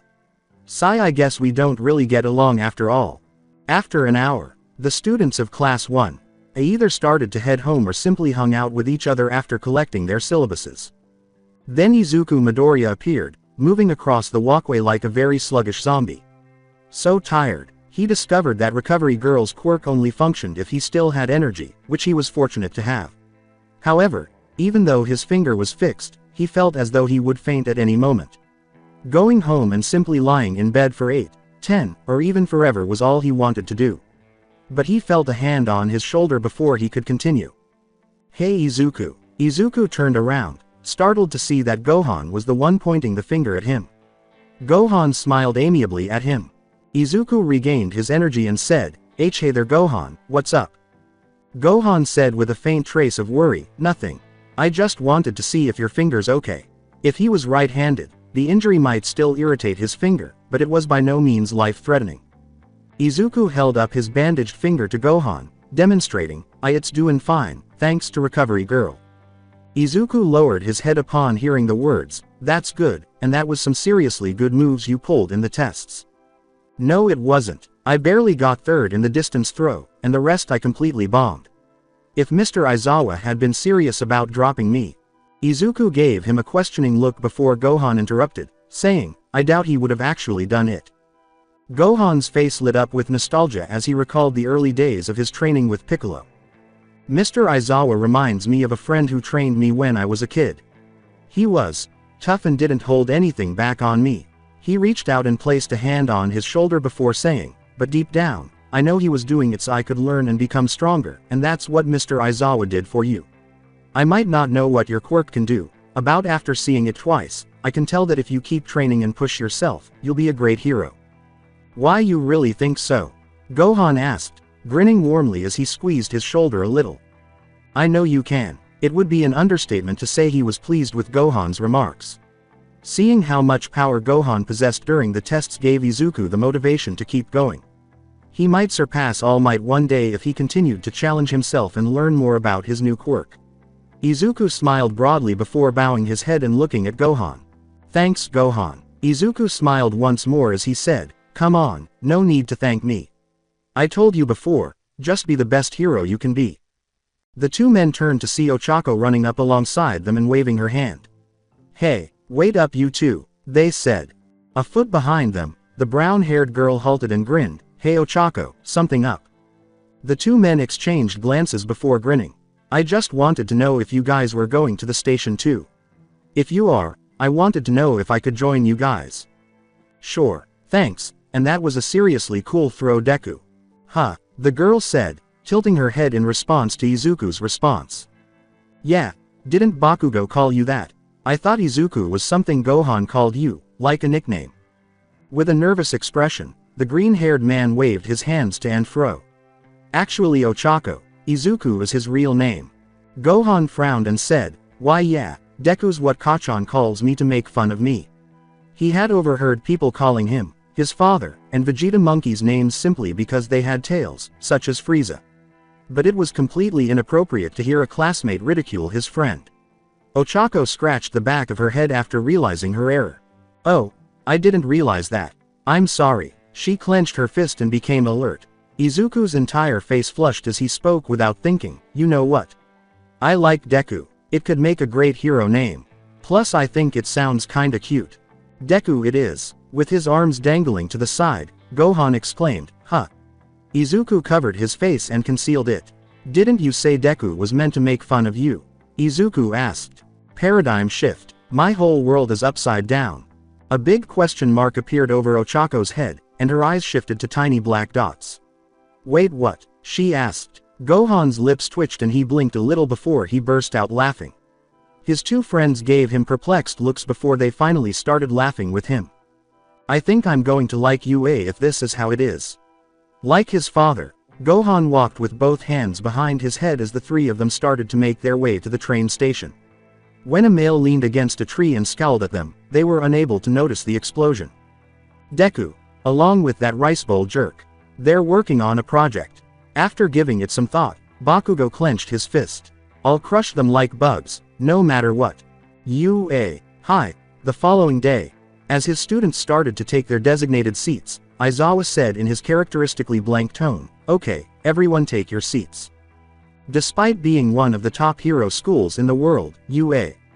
High was still a school, so the teachers started teaching their students standard subjects like science, math, and English to aid in their general education. While the majority of students believed that studying these subjects was pointless, some decided to embrace the fact that they would help them become heroes. Eraserhead reached into his desk and took out a blue book bearing the UA insignia. The pupils took out their history books and started turning the pages to the prescribed reading after being told, take out your history book and turn to page 55. As she and the others read the title page, Ochako resisted the urge to ask, Mr. Aizawa. Are you sure we should be reading this? Chapter 12. The Golden Warriors and Satan. With a tick mark, Bakugo muttered to himself, really, why do we need to know about this crap? It's a waste of time. With a faint moan, Mina Ishido, the pink girl, said, yeah, can't we do more fun tests? Enough. Aizawa's voice was powerful enough to silence everyone, even without using his quirk. He sighed deeply upon seeing this. Look, it's important that all of you get a proper education while here. Otherwise you won't be able to learn anything aside from heroics. Plus, learning about the past can help us move on from the mistakes humans made. Izuku began one of his usual tirades, drawing strange looks from the majority of the class. I see. By learning more about the history of heroes and the world, we can take reference and use it in our everyday lives. To see how quirks worked in the past would really help us get a better understanding of how it evolved. Maybe there are a few quirks that can help me use my powers in ways I wouldn't even think of. From Izuku's left, Gohan muttered, Izuku. But was disregarded. Mineta murmured from the right, hey Midoriya kinda losing the crowd ya know. Izuku jumped as a scarf smacked his desk after waving in front of him. If you're finished muttering Midoriya, then why don't you read the chapter to the class? Why yes sir. Izuku opened his book and inhaled deeply, gulping in shame. In the beginning of the Quirk era of the world, many individuals began to use their newly found powers irresponsibly, so much so that the police forces of the world could not hold them due to the lack of equipment necessary. However, there has never been a situation like the monster who drank up innocent people and destroyed multiple cities, threatening the survival of the human race. Shivers ran down Gohan's spine because he knew precisely what Izuku was referring to. When Izuku and the other students turned the page, they saw a picture of a big green bug-like creature. Cell, the whole class exclaims. There were many shocked looks in the class as a result, and there was a sense of concern growing. Aizawa looked worried about how everyone appeared, but when he looked up at Gohan, he couldn't see any signs of fear, guilt, or rage. I know you guys were just kids when this occurred, so I'll be the one to continue on reading, he said. Gohan, Mr. Aizawa asks in a worried tone, drawing attention from the entire class. Are you okay? If you want to go outside, that's totally fine. No sir, I'm fine, Gohan responds, attempting to regain his composure while drawing worried glances from the class. As I was saying, it was known as Cell, the true villain. Cell was believed to be a creation with hybrid quirks created by the Red Ribbon Army. It would prey on small towns, absorbing people for their quirks for its evolution to occur as seen in the picture. The image displayed CCTV footage of a man being stabbed by an imperfect Cell with his tail and having his life sucked out. The class shuddered at the monster and felt fortunate that they had never seen him. After evolving its state, it made an announcement on international broadcast, telling the world about his tournament, and if was not defeated, it would be the end of humanity, said Aizawa. Cell had brought a huge trail of blood where he went, killing millions of innocent people and hundreds of pro-heroes, including the former number 3 hero Jet Black Samurai, by decapitating him with one hand, on civilian footage. With Cell being seen as an invincible and the unexplained absence of All Might M, the world had lost hope. Kirishima muttered, I remember Cell, he was one scary monster. The class went silent as Hagakure said, yeah, I remember how scared I was when I saw him on TV, I had so many nightmares. Gohan was furious with the bio-android at the time after witnessing his classmates' distressed expressions. Cell, I hope you are currently in agony in hell. This reminded Izuku of the moment he saw All Might in a deflated state for the first time. You see this nasty injury? Yes, I did win it in a fight 5 years ago. Izuku murmured to himself, so that's why All Might wasn't at the Cell Games. Okay, flip through your pages. As everyone did so, they saw a picture of Mr. Satan standing tall and proud. He's a quirkless martial artist named Hercule Satan, and he's the man who saved the human race by defeating Cell in his tournament. Mr. Satan is awesome, Mineta grinned, adding, yes, he's so manly. Kirishima then added, I heard he's as strong as All Might, Uraraka included. Do you honestly believe he did it? Don't make me laugh. Aizawa said angrily, drawing the attention of the entire class.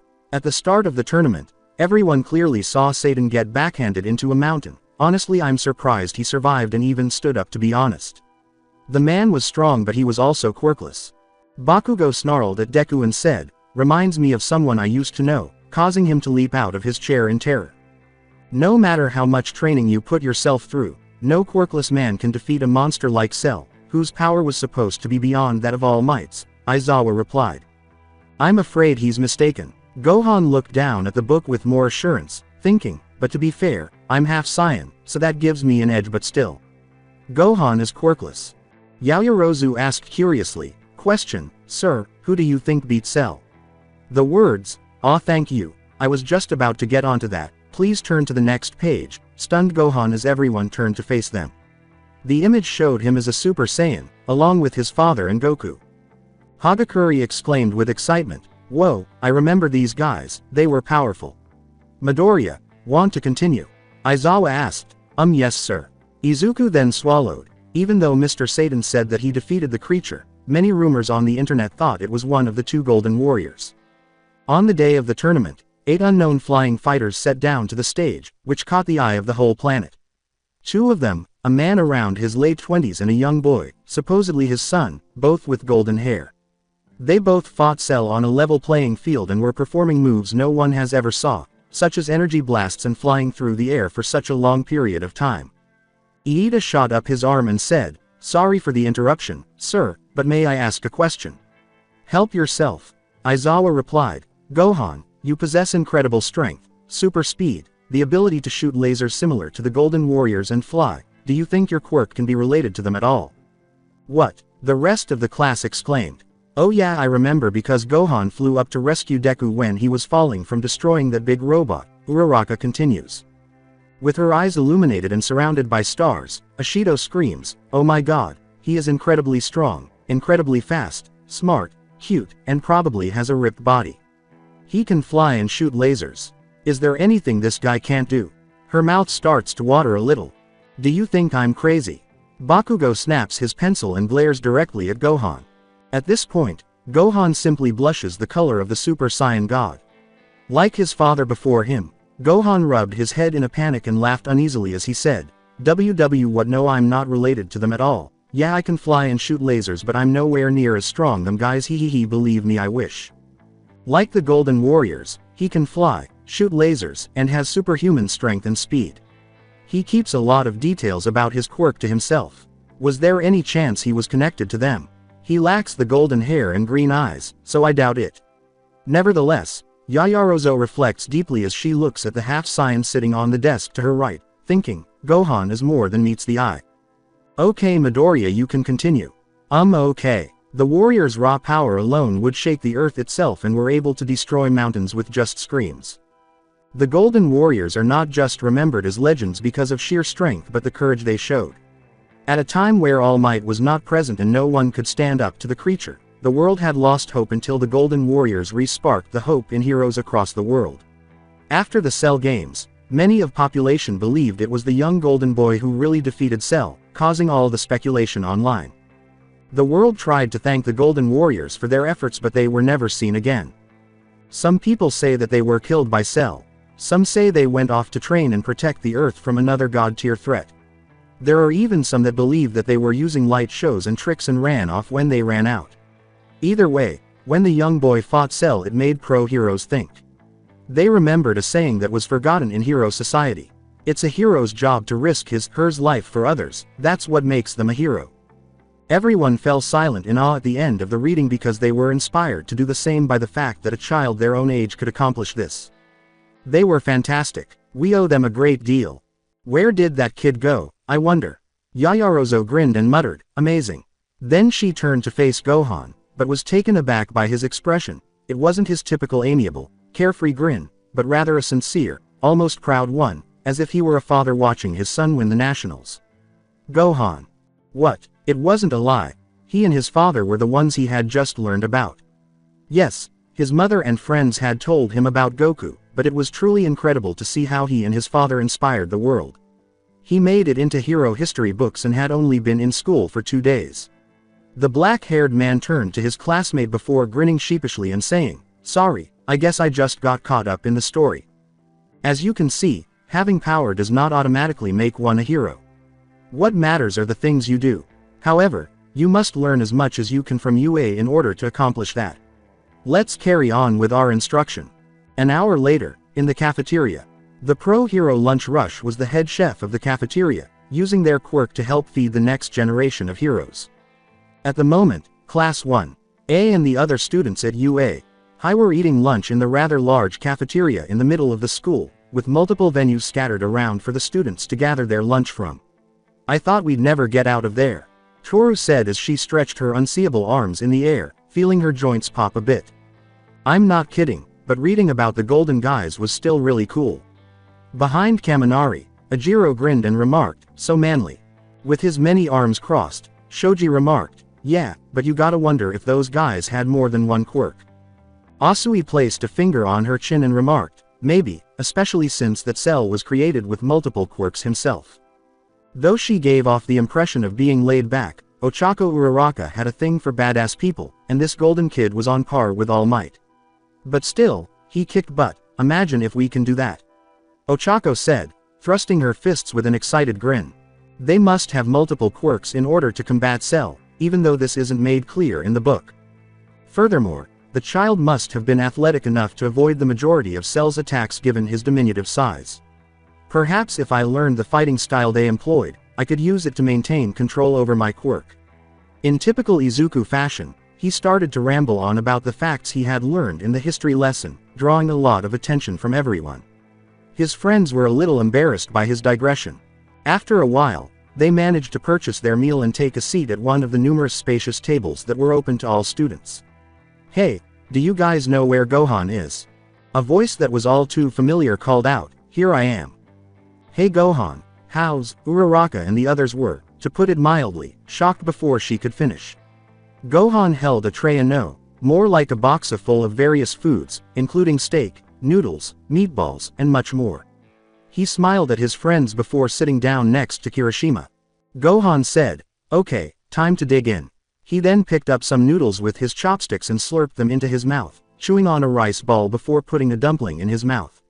Seeing that everyone was staring at him, he raised an eyebrow and asked, "Is something wrong? Is today your cheat day, dude? What? How come you have so much food? With all that, you could feed a whole street."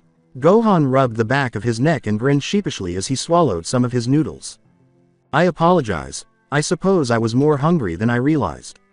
I typically eat this at home." "Wait, are chefs preparing meals for you?" Gohan cocked his head toward Zero. "No, my mom cooks." Everyone stared at Gohan as if he were All Might himself, then began to eat slowly. To their surprise, Gohan continued to eat even after finishing more than half of his tray. Izuku coughed a little in his hand before continuing, "So Gohan, I've been meaning to ask you. What is your quirk exactly?" "Yes, man, you have superhuman strength, the ability to fly, shoot lasers, and move at supersonic speed. So Gohan, tell us." Denki put his foot on the table before pointing at the black-haired teen dramatically while a spotlight appeared out of nowhere, hovering over him. "What is your deal?" Gohan blinked a couple of times before he spoke, and almost instantly all the other people in the cafeteria were looking at Kaminari. With everyone at the table leaning in close and listening intently to Gohan, he said, "Well. I guess there's no harm in telling you guys. My quirk is that I have a store of energy that I can manipulate my gravitational mass, so basically flight. In order to help people whenever I can, my dad trained me to fight since I was 4 years old. I can use it to improve my strength, speed, and ability to create energy beams. It's a very hard quirk because it requires a lot of energy to work." It wasn't a total lie. His father did train him as a child and teach him a little more about ki than Piccolo, but he made up the story that it allows him to control how his body moves in the air to avoid raising suspicions among his friends. Asui tilted her head and said, I guess that makes sense. It sounds like overpowered quirk." "Yes, but it's awesome that your abilities allow you to do more than one thing. You're a real badass for that." Being the vivacious young woman that she was, Ochako grinned broadly as she complimented Gohan. For some strange reason, Kirishima closed his eyes and started to cry. "Dude, you're so manly." Kaminari leaned back and grinned slightly, saying, "Gotta admit, I'm jealous Gohan." Izuku looked at Gohan with renewed admiration and said, "So he has all that power stored up inside himself. Maybe he could help me control one for all." The group had no idea that Shoto Todoroki, a fellow class 1 a student, was listening in on their conversation from a table to the right. He was looking at Gohan intently, seemingly studying him. Something told him that this Gohan was much more different from his classmates. "Never heard of a quirk like that, but I will admit he's better than those who took the entrance exam. He may actually pose as a threat," he thought before going back to his lunch. A classroom 30 minutes later. The students were asked to return to their classrooms for hero basic training after resting and eating lunch. Class 1A students were quietly seated in their designated seats, some humming a tune while tapping on their desks, while others gazed at the door, waiting for their teacher to arrive. Bakugo, being an impatient guy, seemed to be about to lose it, but the wait was finally over when the door opened. "I am here." Everyone widened their eyes in shock as the number 1 hero All Might was hanging from the door, his cape flapping dramatically.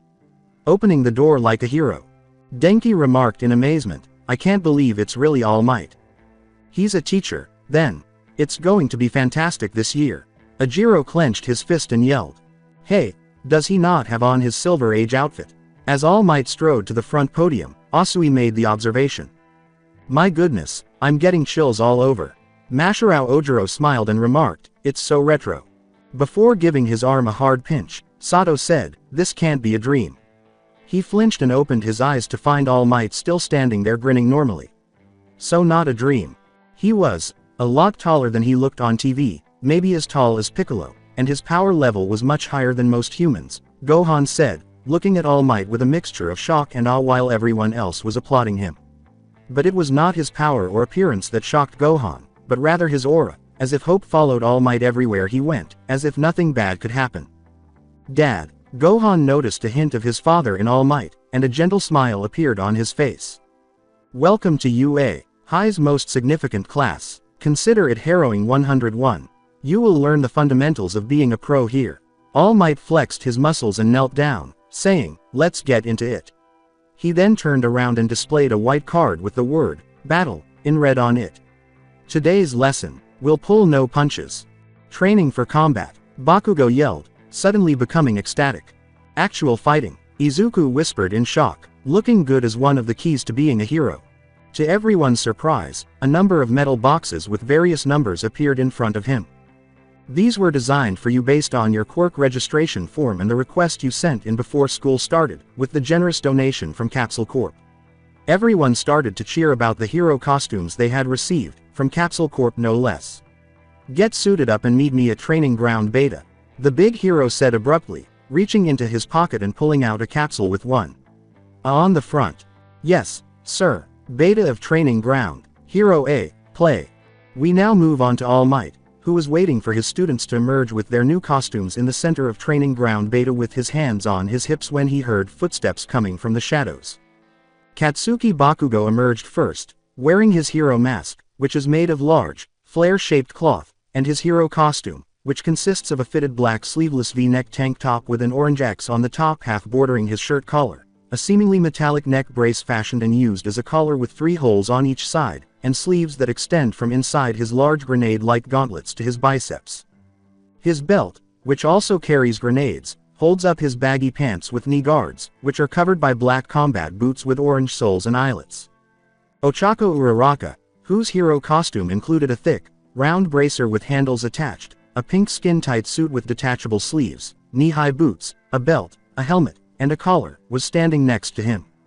Tenya Iida walked next to her wearing his hero costume, which included a black one-piece suit with a high collar, over which he wore a variety of silver-colored armor pieces, such as a silver helmet, a hold mask covering his entire face except for his eyes, a metal collar around his neck, a breastplate, decorative mufflers that extended back from his midriff, metal vambraces that extended past his elbows, and metal boots to aid in his quirk. The multiple-armed male, also called Mezzo Shoji, was walking beside her. He was wearing a light blue suit with a dark blue design on the chest, a dark blue belt, matching boots, and several gray circles on his stomach as part of his hero costume. Remember that you are all going forward. Heroes in training. Before long, most of the class each in their own hero costume appeared in front of All Might. This is really getting me excited. You look awesome. Now, you newbies, should we begin? Final music. Well, sir, Iida yelled. Gohan and Midoriya haven't come out yet. They're such nerds. Bakugo gritted his teeth and said, they had better not keep me waiting. Tap, tap. Everyone's attention was drawn to the sound of footsteps, and when they turned around, they saw a figure approaching. A few minutes earlier, in the changing room. Since he was ranked first in Aizawa's tests, Gohan was seen examining his box, which had the number 1 on the front. In all honesty, he never gave much thought to how he should appear as a hero. He usually wore the gis that his father and Piccolo had given him, but he felt that wouldn't be as impressive as some of the hero outfits he had seen on TV. Well, let's see what they sent me. Gohan thought to himself as everyone else had changed. He placed his thumbs on the clamps, unhinged them, and then opened the box. But to his surprise, he discovered that a black sheet with an envelope bearing the word, Gohan, on it covered the clothes inside. Someone wrote me a letter. Gohan picked up the envelope out of curiosity and opened it to reveal the anonymous letter inside. Gohan, I'm glad you got into UA, though I shouldn't be surprised because you're Goku's son. Anyway, I noticed you didn't have a costume design, so I took the liberty of making one for you. I apologize if that sounds rude, but I was thinking about how your clothes could affect your performance, so I updated the Saiyan armor I made for Vegeta to give it a unique look, and since I know you'll want to go Super Saiyan, I made you a retractable helmet to cover your hair so people won't recognize you as the little kid who fought Cell. I hope you like it and come by sometime. I know Trunks will be pleased. From Bulma. I wonder what Bulma made. Gohan grabbed the sheet, took it out of the case, and his eyes widened in surprise. Whoa, the half-earthling, half-Saiyan man grinned at the letter before putting it in his pocket. He couldn't have asked for a better group of friends than the Z Fighters, who would have supported him even if they weren't physically present. Now, everyone was taken aback when the figure entered the light, first because he was not as tall as Shoji, but tall Nonathelisa, and then because of what appeared to be a cape flapping behind him. His outfit included a red cape, a green and black Saiyan-like armor bodysuit with a bright yellow light in the middle of its chest, a golden and white helmet with small wing-like accessories on either side and a white mouthguard, yellow optics, and white accents on his arms and boots. It's essentially the legendary Saiyaman 3 outfit, except without the sword. Whoa, so cool. Is Gohan there? Ochako approached the figure while clapping her hands together. Gohan. The figure gave her a downward glance. Yeah, it's me. The voice was a little muffled, but it was definitely Gohan. Sato whistled. Dude, now that's a hero costume. Smirking, Kaminari placed his hands on his hips and said, what, sneak in an extra $50 to get that helmet? Gohan's white eyes abruptly closed a bit and he rubbed the back of his new helmet, saying, he, no, it just came with it. Very impressive. Even your optics follow the movement of your eyes, Tenya remarked, nodding his head, and the scientists at Capsule Corp are most impressive with the design. As the helmet started to retract back into the costume, exposing his face, Gohan remarked, not just that. It retracts too. Bakugo was too busy glaring at Gohan while some of the students were raving about his design. Bakugo clenched his fist and thought, stupid rice bowl, just because he has a fancy helmet doesn't mean shit. I'll wipe the floor with him. Oh, young Gohan, that costume is really intriguing. Suitable for an emerging hero. But now, all that's left is young. All Might laughed loudly. I am present. It was Izuku Midoriya who wore this costume, standing tall and proud, though everyone had different opinions about his attire.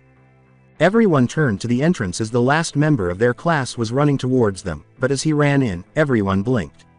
He was wearing a green full-body jumpsuit with a red belt, elbow pads, knee pads, and gloves, along with red boots, and he was wearing a mask with long ear-like protrusions that looked like All Might's haircut, as well as a respirator with a smile on it. Bunny, almost everyone thought, comparing Izuku to a cute bunny rabbit, mainly because of his ears. Gohan and Uraraka approached Izuku, both of them grinning, though they couldn't see it because of the former's helmet. Whoa, Deku, Ochako's honest comment, I love your costume, caused Izuku to straighten up a little. Gohan and Uraraka, yes, that is me. I must admit that I like the Izuku costume. Gohan gave his friend a thumbs up, accepting that he looked like a rabbit. Really fits you. Oh, thank you. The green-haired boy looked at Uraraka and blushed wildly at how tight it looked. He wasn't a pervert by any means, but seeing a girl's curves so exposed in a costume was making his head spin. You guys look cool too. Ochako blushed in embarrassment and rubbed her head, saying, yeah, I should have been more specific about what I wanted. This bodysuit is really tight. Not really my style. Mineta looked at Ochako, giving her a twisted look and a nosebleed, much to her embarrassment, and then gave her the thumbs up. I love the hero course. Gohan, that is really awesome. Gohan started to turn around when Toru spoke behind him. Thank you, Toru. What does? Just as Gohan turned to the invisible girl, he saw a pair of floating light blue gloves and sneakers. What's the matter? With her gloved hands resting on her elbows, the invisible girl folded her arms. Where is the remainder of your attire? The girl laughed when she heard this. You're examining it. I mean, if I wore too much, I wouldn't be sly. Gohan's eyes widened slowly as his face abruptly turned bright red at the realization. Hang on, if all she has are her gloves and shoes, then. Even though she is invisible, Gohan blushed hysterically when he saw that he was standing in front of a naked girl. Hey, how are you? As Gohan started rapidly flailing his arms, Toru stepped forward and snapped him out of it. Everything's good, Nananano. Everyone was sweating over his actions. All Might used the opportunity to examine Izuku's costume and started comparing facts right away. Fact 1. Izuku's mouth guard looked a lot like All Might's smile, and Fact 2. Izuku's head appendages resembled All Might's hair. The pro-hero couldn't help but turn away while covering his mouth. All Might shook his head and turned to face the class, saying, "Now that you're ready, it's time for combat training." "You're so obvious." "This is the phony city from our entrance exam," Tenya yelled, raising his hand. "Excuse me, sir. Does that imply that we will once more engage in urban combat?" "Not exactly. I'm going to give everyone a two-step boost. On the news, the majority of villain fights occur outdoors. But according to statistics, encounters with the most heinous criminals occur indoors. Consider it: covert underground lairs, home invasions, and backroom deals. Criminals with true intelligence remain hidden in the shadows. Teams of good guys and bad guys will engage in 2-on-2 indoor combat as part of this training exercise. This seems a bit advanced, don't you think?" Asui tilted her head and asked, dressed in a green and black skin-tight suit with yellow linings that mimic the markings on a frog's skin, along with frog-themed goggles, gloves, and boots. "On the battlefield, you receive the best training. But keep in mind that this time, you can't just punch a robot. Now you're interacting with real people. Will you be the one to decide the winner, sir?" Momo asked while sporting a red leotard-like vest with silver linings and edges, red boots, and a gold utility belt that matches a band across her chest. Her vest leaves room from the middle of the collar to the waist above the belt, exposing a lot of Momo's skin, including the area from her stomach to her chest as well as her arms and legs. Gohan's blush returned as soon as he saw her, and even though Momo was dressed, the amount of skin she was displaying was still embarrassing. "To what extent can we harm the opposing team?" Bakugo inquired. "Should we be concerned that the losers will be expelled, as happened in yesterday's apprehension test?" Ochako asked nervously. Tenya raised his hand once more and said, "Will you divide us up according to comparative skill or chance?" "This cape is Treshek, isn't it?"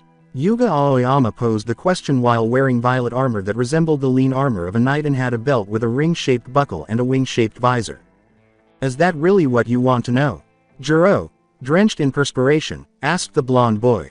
"Pay attention. The scenario is that the bad guys have a nuclear missile concealed in their lair.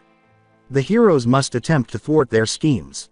The good guys must either recover the weapon or apprehend the villains in order to accomplish that. Similarly, if the villains capture the heroes or safeguard their payload, they win." As All Might pulled out a big yellow box that read, "Lots," Izuku thought, "Wow, that sounds like a classic action movie setup. Time's limited, and we'll choose times by drawing lots." The idea of choosing lots was a little strange to Gohan, but at least it gave everyone an equal opportunity to find a partner. "I guess this is the only fair way to choose. It's time to sketch." For the next few minutes, a number of teams were selected for the test, each of which represented a letter. As everyone waited for a letter, Gohan found himself in the back of the line, behind Kota and in front of Todoroki. He didn't try to sense ki, but he could feel the heterochromic boy's eyes staring into his back and had to stifle a groan. He could understand Bakugo's anger toward him, but what was Todoroki's issue? He had never even spoken to the man before. Whoa, how likely is it? Happy with the partner she got, Ochako quickly rushed close to Izuku, who sported a massive blush. "We're a team. Oh my god, I have to really impress her." A pleasant voice said, "I guess we're partners," from behind the Demi-Saiyan.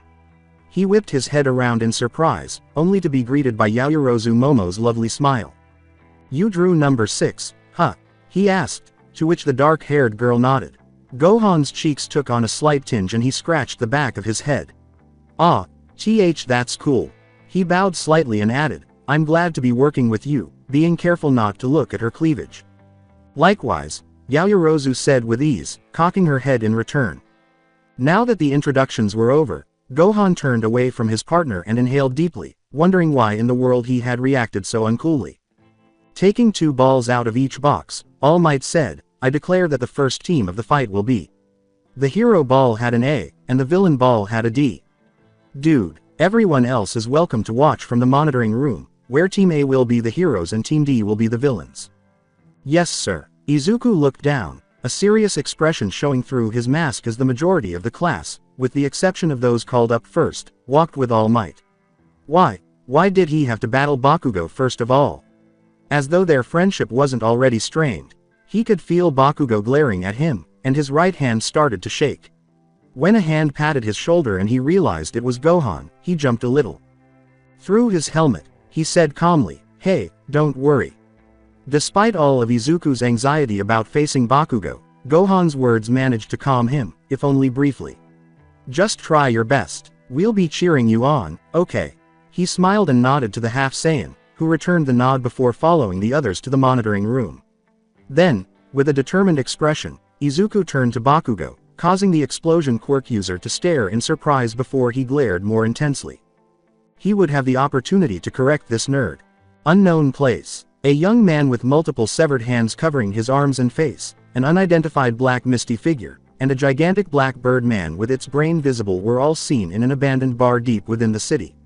The man with the hand was sitting there reading a newspaper with the headline, "All Might becomes UA. Teacher. Closes agency temporarily. Did you see this garbage? It says he's a teacher. Hey, what do you think will happen if the symbol of peace was finally killed by villains?" Class 1A would discover in a few days just how terrifying the genuinely crafty villains All Might had warned them about were. Returning to the UA. Boom. Inside one of training grounds Beta's many deserted buildings, a huge shockwave exploded. One of the aforementioned buildings' roofs abruptly collapsed, sending debris flying everywhere. Katsuki Bakugo was standing in the middle of the huge hole, looking at it in disbelief. He gritted his teeth and slowly lowered his jaw, furious at whoever had done this. Bakugo hissed in rage as the smoke gradually cleared in front of him. So this was your big plan. Izuku Midoriya, whose hero costume was ripped and his left arm burned from preventing Bakugo's close-range explosion, was the one who created the shockwave. Izuku said, his face showing signs of exhaustion and horror, "I wasn't going to use it." The ash-blonde man looked at his former friend, bully victim, in utter shock. "I can't control it. My body just can't handle the backlash of my power yet. Mr. Aizawa said that I'd be useless. But this was all that I can think of." Izuku gradually lost consciousness before thumping to his right, leaving Bakugo stunned. "It was the only way I had any chance of winning. To think that this was the same Deku that he used to bully and taunt as a child. What the devil happened to be capable of causing such devastation?" Through the speaker system, All Might declared, "Your indoor combat training is over." Ochako and Tenya, their partners, were above Izuku and Katsuki. The former was watching with a sick look as she slowly slid down the bomb she had grabbed, while the latter started to panic and inquired about her well-being. The hero team wins, alongside the other students from UA. It would be an understatement of the year to say that the rest of Class 1A was taken aback. In fact, they had seen the fight of the century, a conflict between rivals who had once been friends. It moved quickly, was tense, and was simply amazing. It was hardly the first team, either.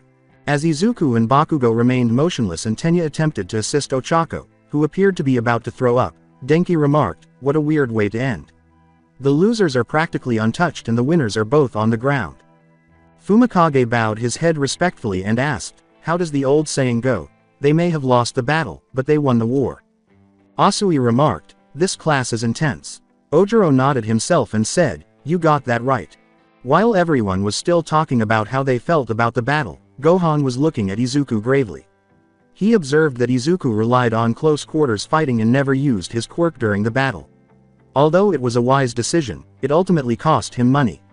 He found the entire battle to be somewhat reminiscent of his battle with Cell, in which both sides were making every effort to defeat the other. Gohan clenched his hand and shuddered at the thought of those events. Izuku. Gohan. The sight of Momo's worried gaze jolted the half-Saiyan out of his reverie. Oh, yeah, Gohan and Izuku's friendship was obvious when they sat next to each other, ate lunch together, and even encouraged Izuku to approach Bakugo. "Are you alright? I noticed you and Midoriya seemed to be close." She had no idea what friendship was if that wasn't it. Gohan grinned at her worry. As they watched the medic robots carry Izuku out, Momo nodded sympathetically as he said, "Thanks, but I'll be fine. I'm more worried about Izuku." Momo rubbed her chin and remarked, "Yes, his quirk is rather odd. To be able to cause such damage, yet to also harm yourself. It's never been heard of." All Might quickly made his way back to the monitor room to go over the initial heroes versus villains fight with his students. Everyone in the room gasped in surprise when the speaker said, "Well, despite the results, the MVP of this exercise is young Iida." Like everyone else, Shoji was perplexed and said, Sir. Shouldn't the winner be Uraraka or Midoriya?" Momo raised her hand first, saying, "Valid question, why didn't I choose one of the heroes? Who has a guess?" Everyone remained silent, as though they were waiting for a deeper meaning. Iida embraced this challenge. He was the only one who truly adapted to his assigned role. Allow me to explain. Bakugo's judgment was clouded by a personal grudge against Midoriya. As you pointed out earlier, launching a large-scale attack indoors was a foolish move. It could have been disastrous. Similarly, Midoriya's plan was also poorly thought out, considering the amount of damage that he received. He rendered himself helpless, not smart. As for Uraraka, she let her guard down mid-battle and her final attack was far too reckless, given the hypothetical stakes. If she treated the fake weapon as though it were real, she never would have risked using such an imprecise move. Iida was fully prepared for his opponent's arrival. He had a strategy and never lost sight of his mission to protect the dummy weapon, even if he was foiled in the end. Hearing the praise, Iida grabbed his heart as comical tears ran down his face. Technically speaking, the hero team won, yes, but they took advantage of the fact this was training and didn't respect the spirit of the trail. Quote. Nothing. There was absolutely nothing to refute or bolster Momo's claims. Everyone simply remained quiet. To show that his mind was blown, Zero placed a finger gun on his head and pulled the trigger. Gohan grinned at Momo and thought, wow, she's amazing. Pulling out 2 balls, the number 1 hero pushed his hands into the boxes. Match 2. Team B are the heroes and Team C are the villains. Gohan and Yaoyorozu exchanged a startled glance before swiftly getting over their surprise and giving each other confident nods. They would be prepared, no matter who their opponents were. At that moment, Todoroki and Shoji moved forward, the latter of them meeting Gohan's gaze and delivering a cold glare that almost made him shudder. For his part, Gohan fought the urge to moan. Oh, brother. Battle Building F. Heroes vs. Villains Team B. Before Gohan picked them up with one hand and positioned them in front of the door, Momo Yaoyorozu started to create a number of steel beams using her quirk creation. Momo smiled as she produced more beams as Gohan turned to face her and gave her the thumbs up. Beep. The match had begun when the horn was rung. Sensing out the building to locate their opponents, Mezzo extended his arms and shaped one of his stumps into an ear. As he approached Shoto, another of his stumps developed a mouth and was pointed at him. Before calling forth another mouth, Mezzo stated, they're both on the same floor. I can hear them reinforce the structure. To Mezzo's perplexity, Shoto merely walked forward and said, for your own safety, go outside. Shoto opened his right hand and conjured up a blue mist before he made contact with the wall, saying, I'm sure our opponents intend to fight a defensive battle. Ice formed almost instantly from his foot and hand, slowly consuming the structure. The entire building was then frozen. Mezzo left the building after listening to his partner, only to be met by Shoto's creation. In the distance, the two heard a slight crackling sound. Gohan froze, too, focusing on the doorway where the strange noise was growing louder by the second. Then, as a tiny tidal wave of ice swept through the room, freezing everything in its path, his mouth fell open. Gohan sprang forward and gathered his partner in his arms, bridal style, as he saw her flinch in surprise.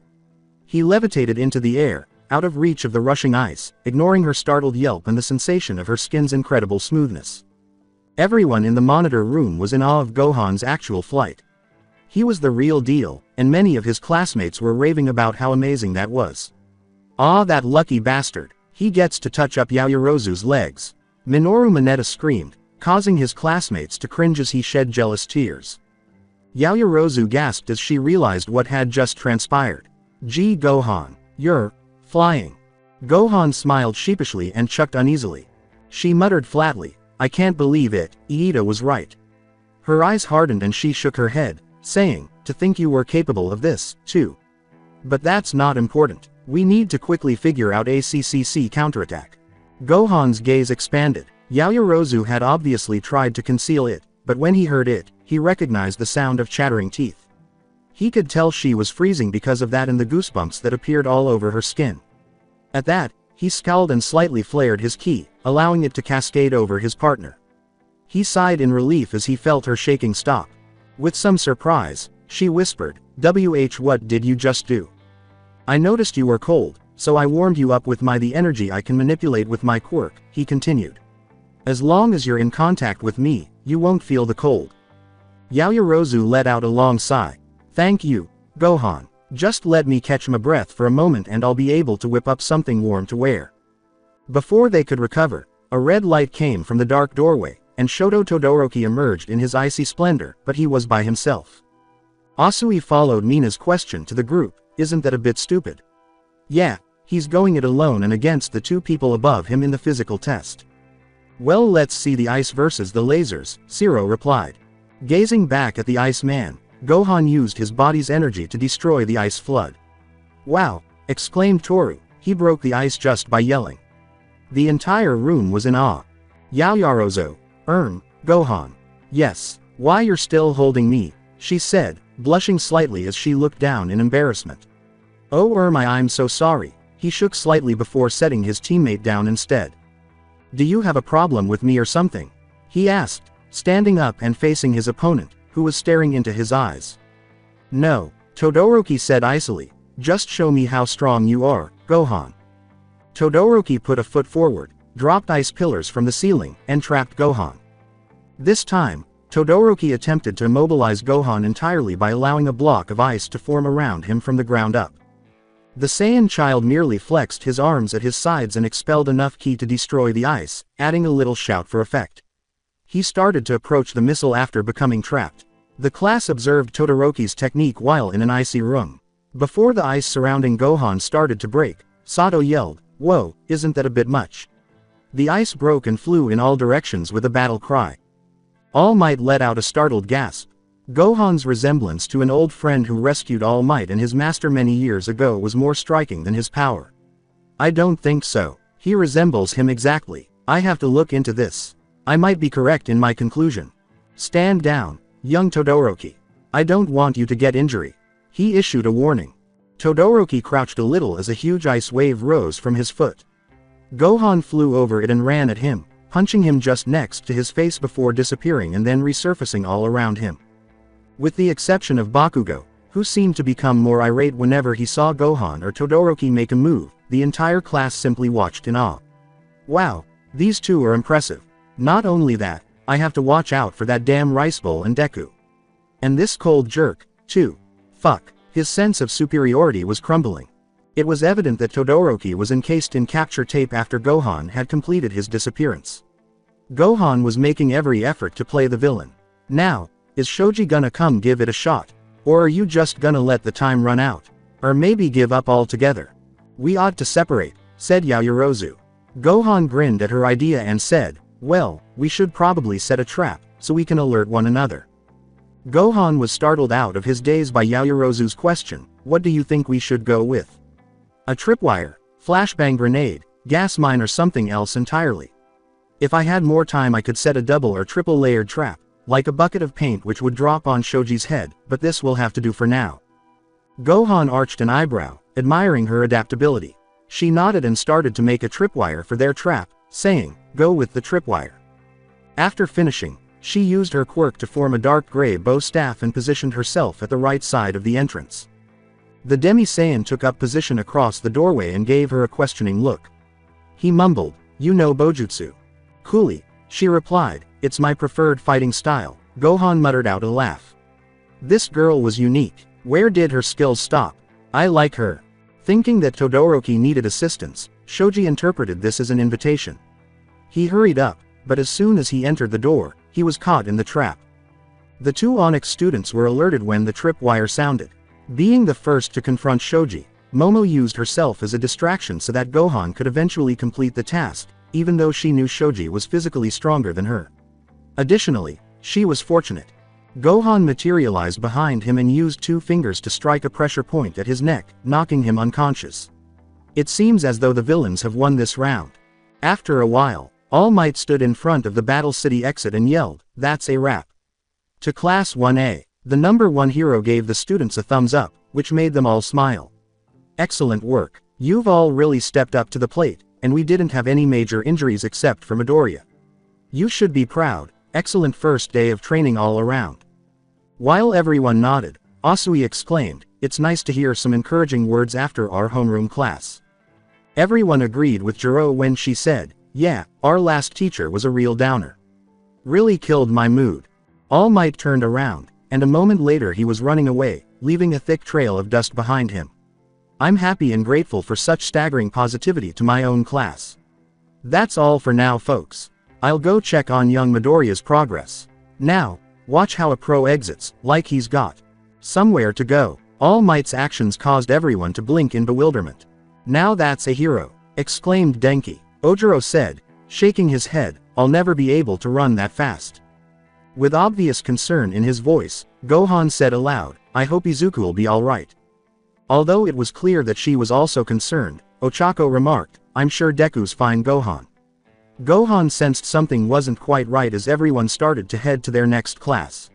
He turned toward the area where All Might had fled when he felt a sudden drop in power, not enough to suggest that someone had been killed, but enough to worry him. What was that? He pondered deeply. It felt like All Might, but he's still alive. I must investigate this.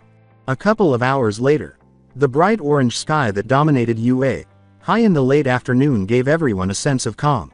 Izuku Midoriya was walking down one of the hallways of UA with a cast on his right arm and bandages on his left. After waking up in Recovery Girl's office an hour earlier, he had remained there and received some much-needed care. Izuku sighed as he looked at the evening sun and thought, I missed all my afternoon classes. Mr. Izuku arrived at the Class 1A door and said, Aizawa is probably going to choke me with his scarf. He inhaled deeply, reached for the handle, and opened the door. Eijiro exclaimed, Hey, it's Midoriya. With a broad smile, he, Mina, Hinata, Aoyama, Rikido, and Mineta approached Izuku, much to his surprise, saying, Good to see ya back, super. Ma, I don't know what you were saying during that match, but you were all fired up, huh? Honta grinned and remarked, It's unbelievable that you managed to hold your own against Bakugo. He's really strong. Mina smiled and blushed slightly, saying, You did a great job dodging. Rihiko exclaimed excitedly, You guys really turned up in the first match, so none of us held back at all. Gohan grinned and remarked, Sucks you broke your arm, but the way you beat Bakugo was cool. As everyone started introducing themselves to Izuku, he flushed. It appears that he was the class hero because of his battle in the first match. Sitting on his desk and closing his eyes, Fumikage remarked, So noisy. Tenya exclaimed, Tokiyami, before advancing on the male that resembled a bird.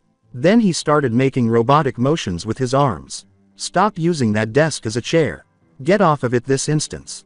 Kyoka put a hand on her hip and said, Dude, you need to chill. As Tenya clenched his hand, Ojiro remarked, You look like you have a lot of tension.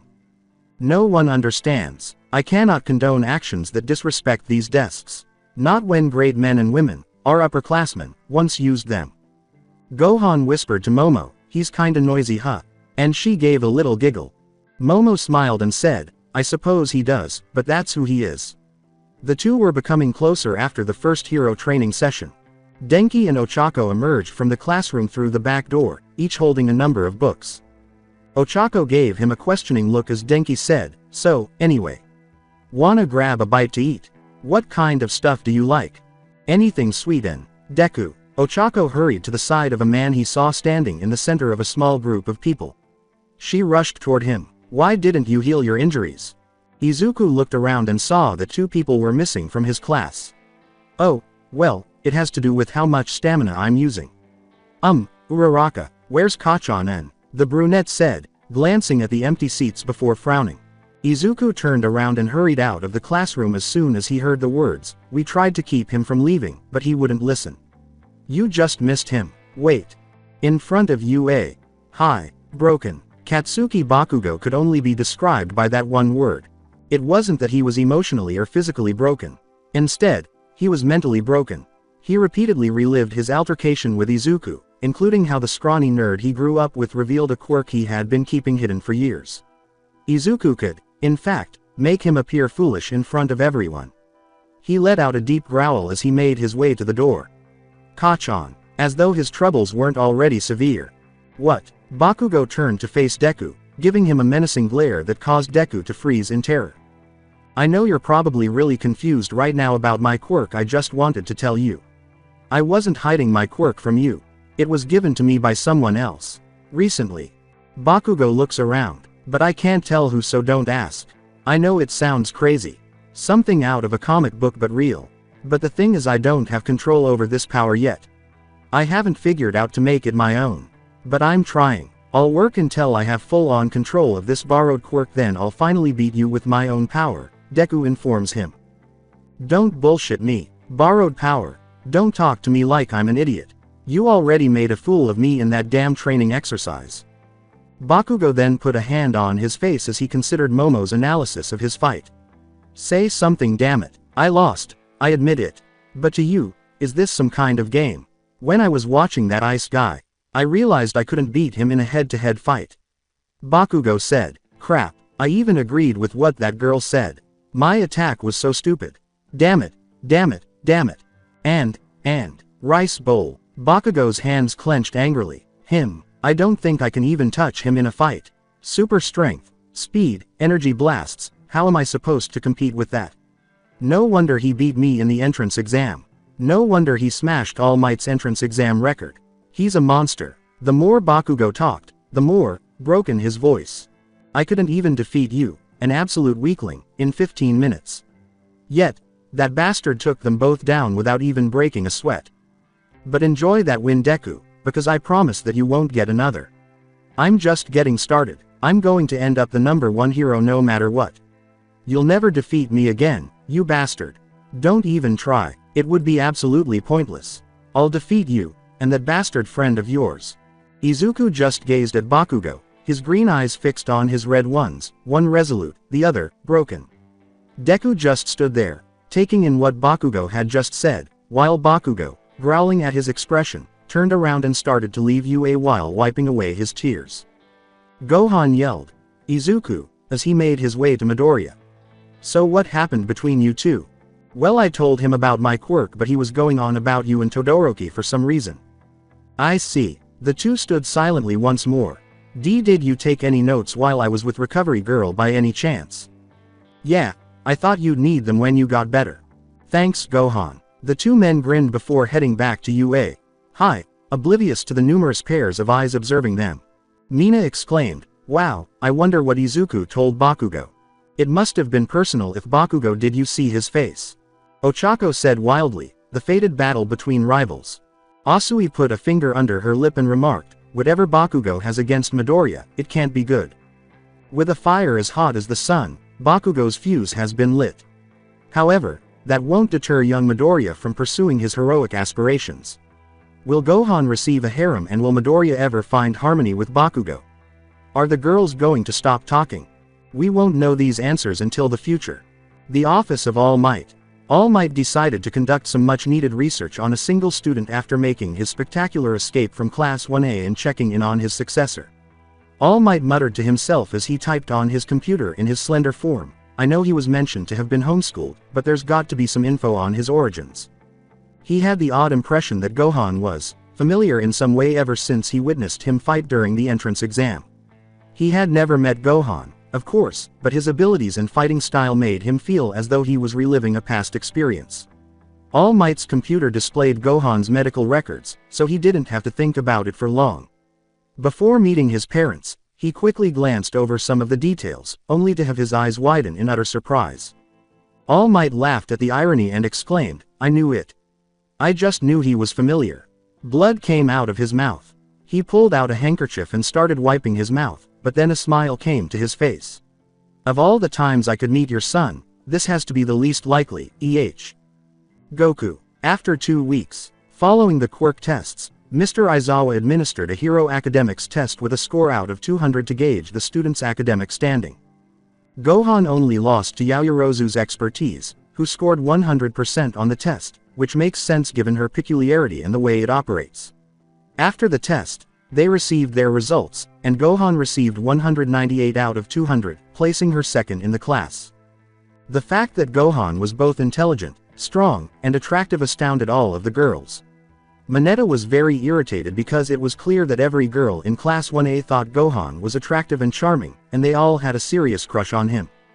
Even Kaminari was enlightened by Gohan, who told him, Kaminari, if you didn't put anything for the answers, that means technically you didn't get any wrong, as there is nothing to mark as wrong.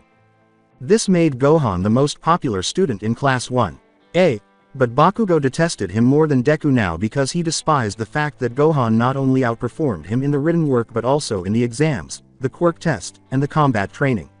He detested it, Todoroki would ignore him, no pun intended, after realizing that Gohan was more powerful than he had first believed. Momo, you did a great job on the test. Gohan said, complimenting her, I wish I were as smart as you, you're a genius. I'm not surprised you got first on the written portion on the entrance exam. He saw her blush. With her head lowered, she said, thank you, that makes me feel more confident in myself. Why are you insecure? You're capable of quickly coming up with plans on the spot, you're amazing. Yaoyorozu flushed at the unexpected compliment from Gohan, who grinned. She was deserving of it all. As they would keep conversing, Kaminari was the first to mention the two brightest students, saying, ever since combat exercise, they've been like this. Zero agreed with Kaminari's statement, saying, I ship it. Kirishima smiled at the thought, why do I have a bad idea you idiots are going to do something stupid? Jiro rolled her eyes at the group discussion. A voice yelled, hey Gohan. Check this out. To get Gohan's attention. Gohan said, see y'all later I guess hee. As he left, out of sight of Yaoyorozu. Red in the face, Yaoyorozu whispered, I guess he is quite cute. After an hour, corridor. As Gohan walked down to lunch, he complimented Izuku, saying, good job, 5th best score in the class, that's amazing. You really think so? Izuku said, startled. Ochako Uraraka also complimented Deku, saying, yeah Deku. You're quite the smarty, which caused Deku to blush. All three of them appeared perplexed. Kirishima shouted, hey Gohan, Midoriya. Kaminari then followed. You weren't going for lunch without us were you? He said, I'm messing with you it's fine. Hey Gohan, so what's going on with you and Yaoyorozu? I saw the pair of you blushing and she was eyeing you down when you walked off. Are you getting onto her? Kaminari replied with a sly grin. Whaaaat no. We are just friends. Gohan exclaimed in a panic as the comment caught Uraraka and Deku's attention, turning him red. Oh come on. Don't deny it, Kaminari retorted. Yaoyorozu and Gohan. I wouldn't be shocked if they got together because they both placed in the top 2 on the written and physical exams, and they sit next to each other and get along well.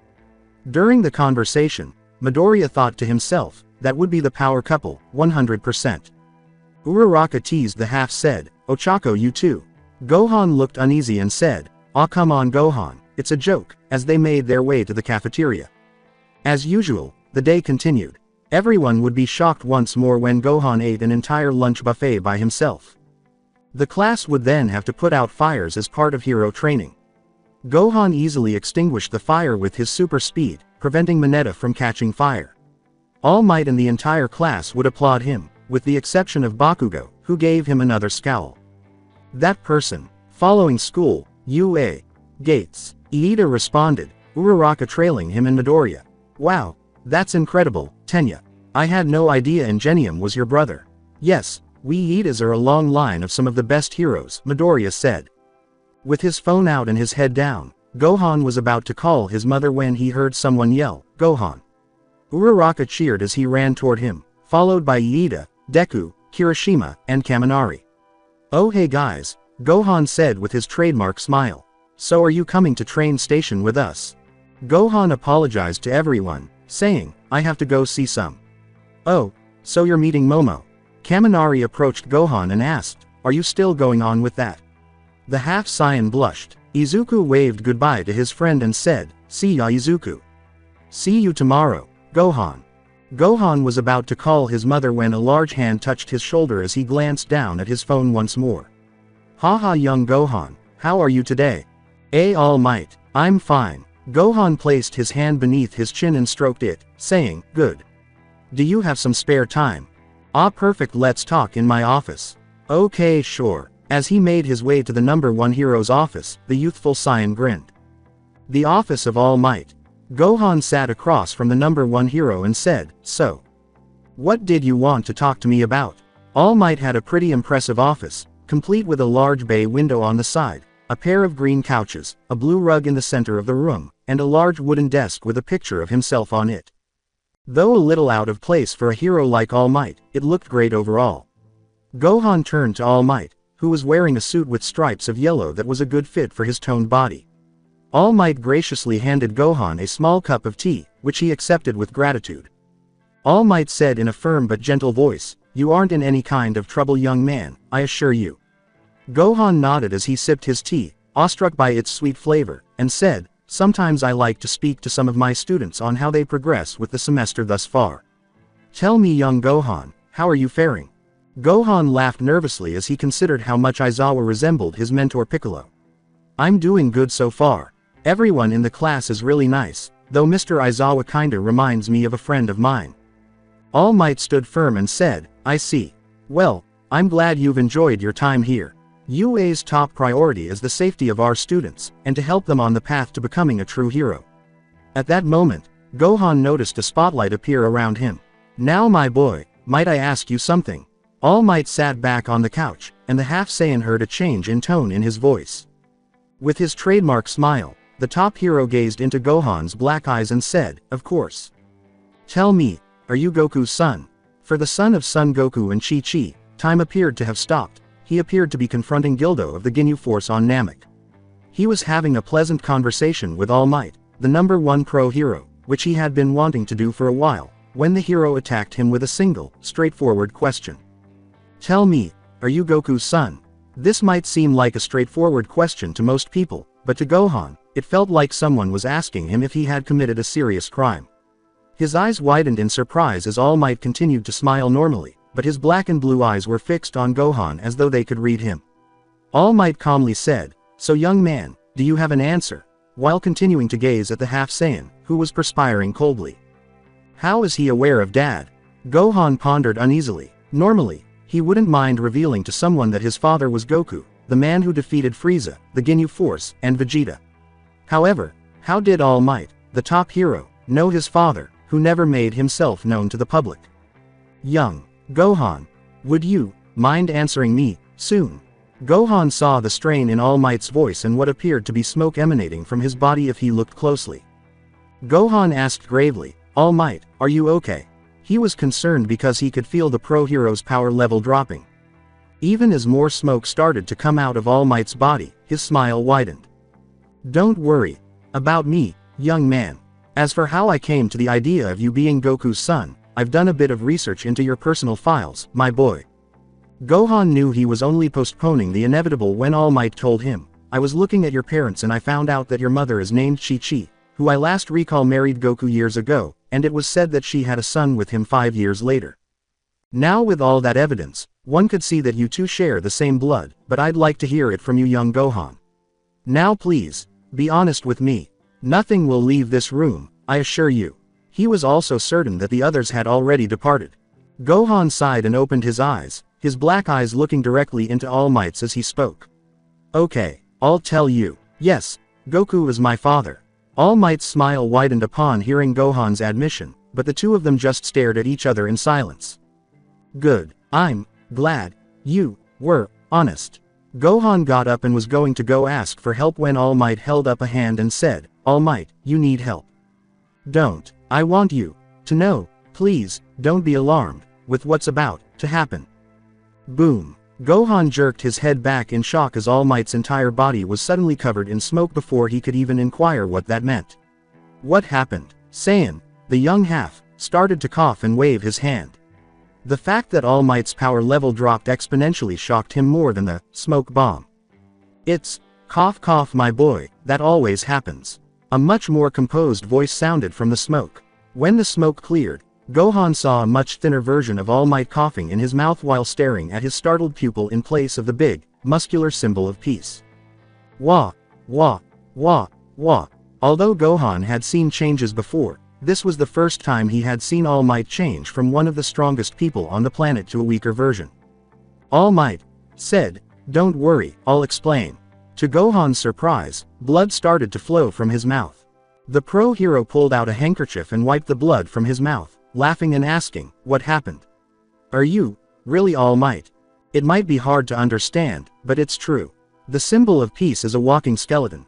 Tell me, you know how guys at the swimming pool suck in their gut to look buff? Gohan gave a dumbfounded nod. Gohan was taken aback by what he saw when All Might grabbed his shirt and pulled it up.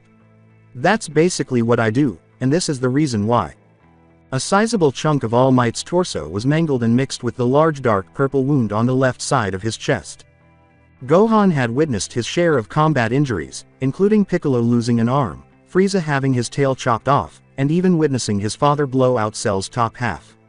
However, this was frightful. His stomach appeared to have been forced upward.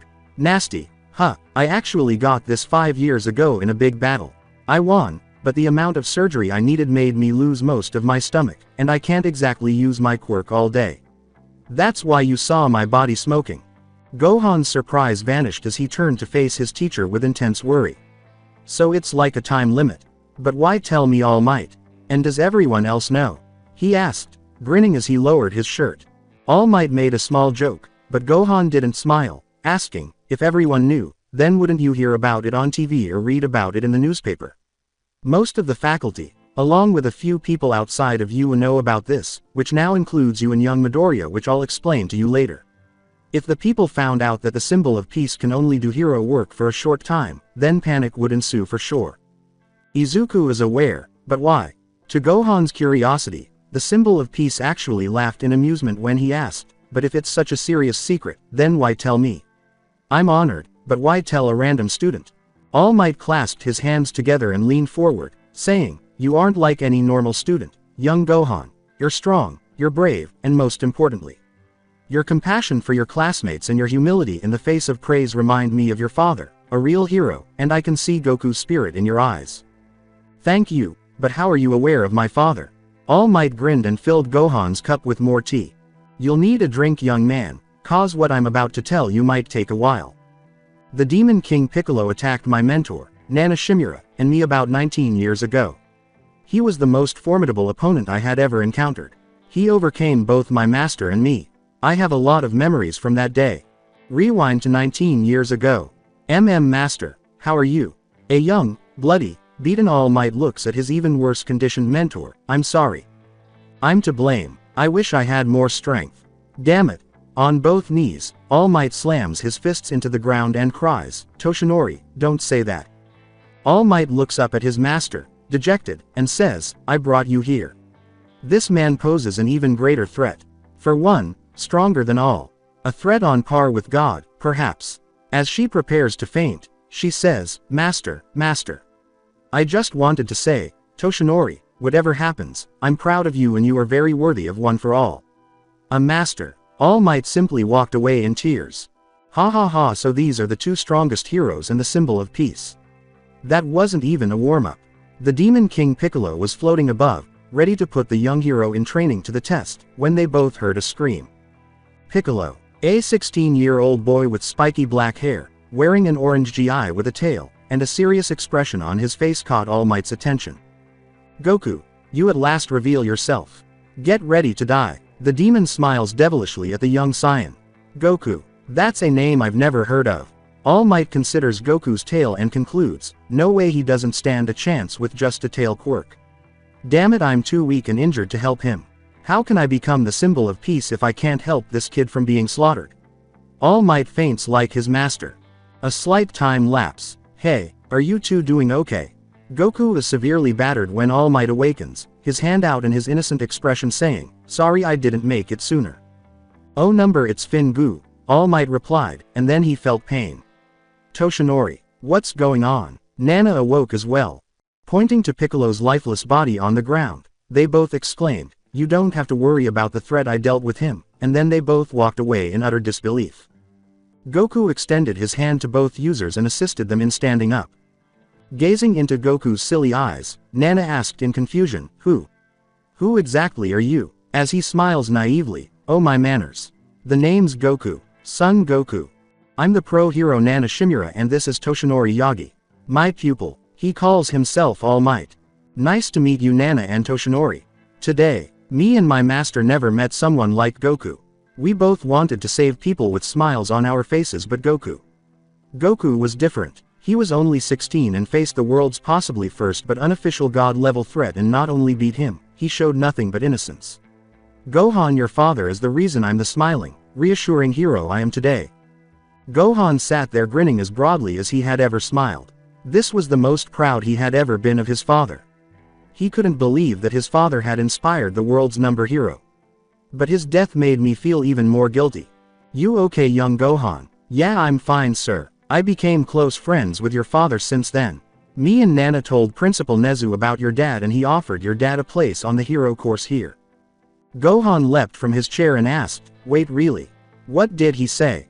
Rewind. Goku rubbed the back of his head and said, thanks for the offer, but I gotta refuse.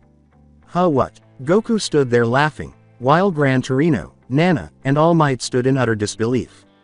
It's not because I don't think Yue isn't good or anything, I'm just kinda of an independent guy, you know. Also I was told Piccolo has a son, who's hellbent on revenge, so I gotta train all day every day till he shows up. Nezu answered, that seems understandable. Well, guess I'll see you guys soon. I gotta go now. Wait, Goku. Go get him. Nana replied. Oh, and Toshi. Goku was staring at All Might. Become the symbol of peace you always wanted to be. Go beyond. Plus Ultra. Like it. It's you can use if you want. Wow, thank you Goku, I will. Today. Gohan proudly remarked. Hee hee, I heard about your brother. Splitting image of him, isn't he? All Might smiled. Yep. Whoa. My dad made up Plus Ultra. My brother always screams that around the house. After my master passed away, I fled to the United States to train and learn more about how to be a hero, so I forgot how amazing your father was. However, I returned to Japan with my friend Dave and witnessed your father compete in the 23rd Martial Arts Tournament. 16 years ago, in the past. Are you certain that he will be present, Toshinori? The man next to him, a slender man with shoulder-length brown hair, pale skin, and blue eyes, dressed in a red hoodie underneath a white lab coat, gray jeans, and black sneakers, said, I mean, those rumors could have been false. I have no doubt that David will be present. I know it. All Might was standing next to the newly introduced David, but he was very different from his current self in a few ways. First, his eyes were completely blue, with no shadows, and he was dressed in a black jacket with white sleeves, black pants, matching shoes, and a white hat to cover his hair. There was a large marble stage in the middle of a grassy area, a large wall with a statue of a demon on either side, and the world's top pro hero was currently seated in the stands of a sizable tournament arena. The 23rd Annual World Martial Arts Tournament is open to all. As the speaker approached the stage, an enthusiastic voice yelled, My name is Hirotaka Yamada, and I'll be your gracious announcer for this wonderful tournament. The man standing on the stage had a microphone in his hands, a black suit, a red tie, a pair of shades, and combed blonde hair with a matching mustache. I must ask you, Toshinori, why didn't you compete in the tournament? A few Quirk users entered, I heard. David asked his friend inquisitively, and he grinned in response. I could, but treating everyone equally wouldn't be fair. Besides, the only person who could actually fight me is Goku. I just hope he actually shows up, Toshinori said, smiling and placing a hand on his chin. Alright, so now that the preliminary bouts are over, let me present our 8 contestants who will compete for the title of World's Best Fighter. Come on out here, everyone. 8 fighters, each distinct from the others, emerged from the building. The first was a short, bald man with an orange fighting GI and 6 dots on his head who resembled a monk. The second was a taller, slightly more attractive man wearing the same orange GI, with long black hair pulled back in a ponytail, 2 tiny scars on his left cheek and right eye. The third combatant was a nerdy man wearing glasses and having black hair. The fourth fighter was a hybrid of a Japanese fighter, sporting a black ponytail and mustache, as well as a robotic helmet and eyes. The fifth fighter, who was the only woman among the 8, wore a blue Chinese dress, red pants, matching shoes, and wristbands. Her black hair was also pulled back in a ponytail. The sixth fighter, who wore a yellow and green fighter's outfit, was another bald man with a third eye on his forehead. A young, spiky-haired male with the same orange GI as the previous 2 fighters and a joyful smile on his face is the one All Might is most interested in. The seventh fighter appeared to have pink and green skin, wearing a purple GI, a turban, and big shoulder pads. Holy shit, Toshinori, you were right. Toshinori's smile widened as he gazed at the Saiyan, while David, although he would not acknowledge it, was truly in awe of the monkey-tailed hero kid who twice saved the world. He believed that All Might had simply compensated him for his giggles and shits. As soon as I saw him for myself, I felt a sense of calm and hope from him. It seemed as though Goku's personality could make any difficult moment in our lives better. He just had that kind of personality. It made me very happy to know that there were people who could motivate the people. To put it mildly, the fights were interesting. From Goku vs Anonymous, who turned out to be your mother Chi-Chi, to Tien Shinhan vs Dao. She entered the tournament, I heard, because of a promise your father made, but he forgot all about it. I sincerely wish I could convey to you her level of rage. You promised to marry me. Pointing to Goku, Chi-Chi yelled, you said you would marry me. Hey, did Goku really forget that he had promised to marry her? The audience, including David and Toshinori, as well as Goku's friends, gasped in complete and utter shock at the unexpected revelation. It was a good thing he was able to calm her down, though his words were rather unique. Goku looked into the air and said, sometimes my brain doesn't know what my mouth is saying. Chi-Chi felt her heart break, but Goku turned back to her and said something that caught everyone off guard. Good thing my heart does, will you marry me? Chi-Chi's eyes widened in surprise, and she wiped away her tears to smile honestly. Yes, without a doubt. That concludes the World Martial Arts Tournament's opening round, everyone. As he stood in the center of the stage, holding the microphone, Hirotaka declared, we'll take a half-hour break to present your 4 finalists, Son Goku, Tien Shinhan, Jr., and Mr. Hero. They certainly deserve it after a protracted, grueling battle, don't you think? Before everyone started to get up from their seats to use the restrooms or get something to eat, the audience gave a cheer in response. Wow, now that's what I call a fight, David said as he leaned back in his seat and ran a hand through his hair. The fights that grabbed everyone's attention the most were the one between the short bald guy Krillin and that green giant Jr. Maybe I should the miss here, though I doubt she'd want the baby to hear people punching each other. David laughed at his little joke, but he was shocked to see Toshinori stand up. What's up, you hungry? Toshinori smiled and turned to face his friend, saying, no. I'm going to see Goku. What? In fact, David recoiled in disbelief. Are you serious? When there's a tournament, you want to see him now? I am aware that you have been eager to meet him, Buddha. David. The bigger man ceased to smile and turned to face the man with the brown hair. Given how much Goku has traveled and all the hero work I have left after today, this might be my only chance. All Might smiled back, tilting his hat up and gazing up at the sky. I know it sounds dumb, but the truth is that he is what a hero should be, someone who fights for the good of others without expecting anything in return. In a way, he and I are kind of the same, All Might said. I want to talk to him because of that. David saw the fire in his friend's eyes, the same expression he always had when performing his heroic duties. He let out a sigh and then grinned.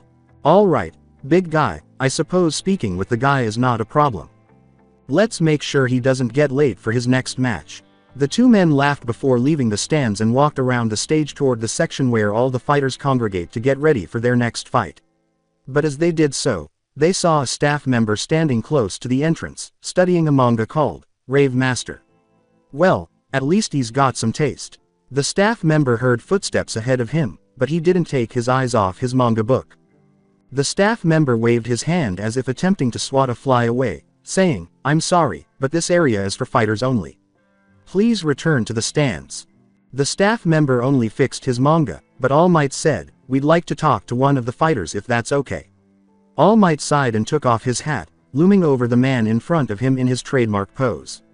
Would you let us in if I gave you an autograph? Autograph. However, the staff member's eyes widened in shock as he dropped his manga, saying, why you? All sir, I don't even. Yes, don't be afraid. I have business with Son Goku and would like to speak with him, David said, laughing uncontrollably as his friend practically made the staff member urinate with excitement. Oh, sure. Jump right in. I'm very sorry. The employee got up and held out a hand toward the building, saying, BB but don't take too long. The semifinals are about to begin. Thank you, citizen. You are a real hero, he said with his trademark smile, and All Might and David went on without noticing the employee's fainting smile. I seriously can't believe you just did that, Toshi. We're sorry, but time is of the essence. And I'd be lying if I didn't feel a little excited. Both men could hear a conversation taking place in the center of the room as they cautiously made their way into the World Martial Arts Tournament building. I've only recently met some of you, but I know others pretty well. But they all have one thing in common. They all adore this amazing man. Oh, I can't wait till we're married, the visitor said, recognizing the voice as that of the Chi-Chi woman who had fought Goku. I will be the world's greatest wife. Are you not thrilled? The two entered the room and saw Goku and a few of the fighters, along with people they thought were their friends because of the way they encouraged them, standing in the center of the room. Chi-Chi squealed with delight before running to the side exit. Sure I guess. All Might's smile widened as he recognized Goku's voice. So much needs to be done. Chi-Chi turned around and gave Goku an air kiss before departing, saying, I'll be back. Goku just grinned at the black-haired woman he had come to like, and he would be lying if he didn't say she was attractive. He turned back to his friends, but to his confusion, he saw two figures standing in the doorway. It's been a while. Goku's friends turned around, gasping in surprise after raising an eyebrow at the person he was greeting. Old friend. Oh my god. Oolong, the talking pig, stepped back in disbelief and said. With uncontrollably shaking hands, Yamcha continued, TT there's no way that's him. Bulma managed to say, but her words were all stuck in her throat. The only one who wasn't shocked was Goku, who tilted his head innocently as Roshi's eyes widened under his glasses and all three of Tien's eyes squinted at the newcomer. Puar fell on her back, the shock in her body causing her to faint. Hello, everybody, how are you today, lovely? With his hands on his hips, All Might uttered the words in his characteristically dramatic manner. At his friend's introduction, David rolled his eyes and said, and of course he shows off. Who is that guy, Krillin, and why is everyone shocked? Goku whispered to his longtime friend, who appeared equally as shocked as the rest of the group. Krillin jerked his head in Goku's direction and gave him a confused look. Do you not recognize that person, Goku? That's All Might, the greatest hero in the world. Oh hey Toshinori, long time no see. Goku exclaimed with a broad smile after realizing. Apart from All Might and Goku, everyone in the room was in awe. When did you first meet All Might Goku? Bulma yelled. Goku grinned foolishly and said, oh yeah, I didn't tell you guys before I faced off Piccolo. He was first confronted by All Might and his mentor. I intervened and beat Piccolo after he gained the upper hand in a fair fight. Gohan was delighted to have the half-Saiyan at Ua, and All Might kept telling him stories about him and his father. I can't even compare to the flames that your dad and the Z fighters are. Too many times, they put their lives in danger for this planet. The world never met the greatest heroes. Gohan, All Might, yes, as the symbol of peace, Gohan looked up with tears in his eyes. I know you beat Cell as well, he said, still. I also knew what happened to Goku. Gohan hung his head in shame. It's not your fault, All Might said, placing his hand on the young Saiyan's shoulder. When someone is in danger, they always yell my name. I can't assist them, though. I grow as a hero by utilizing that regret and fear.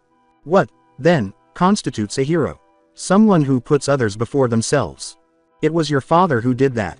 He gave his life so that you, Chi-Chi, your younger brother, as well as young Midoriya, Iida, Uraraka, Yaoyorozu, Ashido, Bakugo, and your entire class, could live better lives. You and your father are the reason they are all here. Remind yourself of that young Gohan and use it as motivation to help those around you. Hero, you accomplished the most amazing thing that I have ever done in my entire career. Thank you, All Might. It's okay, my boy, All Might said with his trademark smile as Gohan looked up at the pro with a sigh of relief. That meant a lot to me. Hey, everyone, are the teachers aware that I defeated Cell? That is all, Principal Nezu. The staff knows that Goku exists, but they don't know about you and Cell, All Might told the half-Saiyan. All right, if I ever have to demonstrate my full strength, could you tell the teachers about me and my dad? Not about Cell, though, Gohan asked his teacher. I will. They had no idea that All Might would have to tell them about Goku much sooner than they had anticipated. After half an hour, Gohan stood outside the Ua gates and made every effort to telepathically communicate with King Kai. You said you would teach me instant transmission today, King Kai. Correct, Gohan exclaimed with a smile. Ah, Gohan, it's you. I may be dead, but I'm still afraid.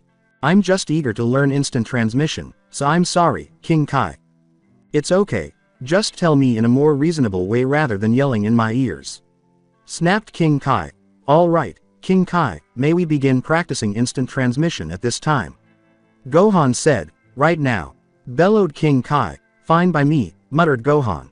The training had begun. Gohan trained for hours lifting weights, learning techniques and then finally honing his instant transmission down on Earth. Thanks King Kai, I'm glad I don't have to take a plane to school anymore. No problem kid, you might have some trouble with the first few attempts but it'll be worth it when you master it. Morning of the following day. On the train headed to school were Izuku, Uraraka, Iida, Kirishima, Kaminari, Mina, Bakugo, and other UA students. So, Deku, what do you think we'll be doing today? Uraraka leaned over to Izuku, who was flushed, and said, I'm not sure. She asked the boys, what do you guys think? I think we're going to be doing physical training to improve our quirks and performance, Iida said, maybe quirk analysis, I don't know. Kirishima then said, I just hope we don't have Aizawa, he's such a downer. Mina groaned, agreed, and Kaminari said, I'm looking for some sort of surprise. Pop. When Gohan realized he hadn't transported to school and saw the horrified expressions on his new friends' faces, the entire train screamed as he instantly transmitted out of thin air. Oh crap, I didn't mean transport here. I thought you guys were at school, Gohan said, realizing his mistake. I apologize for surprising you too, but this is a new trick, he said, rubbing the back of his head and laughing nervously. What the fuck? I said I wanted a surprise. Kaminari screams out, we are UA students. How dare you say such vulgar language on public services? Iida continued to yell, here we go again, and the group thought in unison. Bakugo, in the back, was in utter disbelief at Gohan's skills once more. I hate that damned spiky-haired nerd. The front gate. The group saw a throng of cameras and microphones as they were making their way to the school, and they were surrounded by them. Pardon me, are you a student at All Might? Could you describe his personality to us? How are his classes going? Gohan tried to recall every question. Yes, it's both educational and hearty. Have a nice day, and thanks again. Guys, hold on to me quickly. Everyone followed instructions. To the surprise of his classmates and the reporters, Gohan put his arms around them and took off. GG Gohan. At the height their classmate was going, everyone screamed and started to shake, all they could do was cling on. Before realizing what they were doing, a female reporter with black hair in a ponytail muttered under her breath, wow. Wait, we still have some answers. The reporter started to march in the direction of the school. Stop, her camera guy called out, but it was ignored, and she crossed the gate's line. Beep, beep, the reporter fell on her butt as the huge metal doors suddenly rose from the ground, obstructing all access to the school and activating the defense systems built within the gates. Are you unaware of the school's defenses? The UA barrier is this gate. Defenses. I nearly died. The cameraman gestured toward the top of the gate, where a number of red lights were visible. The reporter just gritted her teeth in frustration, wondering how she was going to get a story in at this point. It was designed to stop anyone who doesn't have a student ID or special pass from entering the campus. Guess it works. As the group started to pant from their abrupt flight, Gohan gently landed on the front doors of UA. Hyan said, okay, I think that's good enough. Gohan, could you please let us know when you do that the next time? Everyone nodded in agreement, though it was more out of shock than anger, and Gohan gave a tense laugh. Mina's voice was one of mild irritation rather than anger. I apologize for that, hee. Looking back at his watch, Gohan saw that it was now 7:50. We better get to class. With that, the group moved on, little realizing that two figures were observing the news crew. Tamura Shigaraki on the left and a shadowy mist figure on the right, so dark that it was impossible to identify them. Shigaraki turned to his ally, who was examining the security systems, and said, look at them, desperate to get a scope on the heroes of UA. He spoke with a tone of venom, saying, they'll get their scope soon, but for now, we should give them a little sneak peek. You know what to do, right? The figure gave a nod.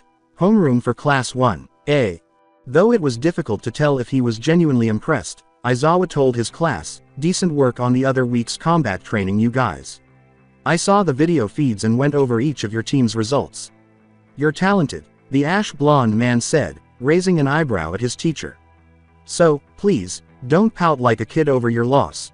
Bakugo gritted his teeth, then sighed and turned his head away. He muttered to himself, yeah whatever. When Izuku heard his name called, he tensed up and said, Midoriya. I see that the only way you won the match was by messing up your arm again. Izuku lowered his head in shame and said, you can't keep breaking your body while training here. Work harder and don't give me the excuse that you don't have control over your quirk. It's already getting old, but if you can manage your quirk, it will be very helpful. So, be a little more urgent, shall we?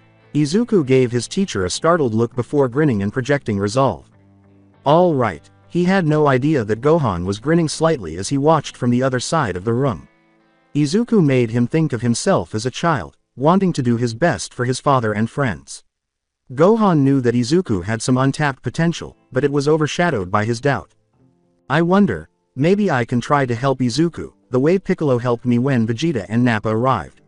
He hasn't thought about his early training days with his dad's former rival turned ally, Piccolo, in a long time, but the end result was unquestionably worth it because he was the youngest of all the Z fighters and could become the next big hero if he could help Izuku control his quirk without hurting himself too much.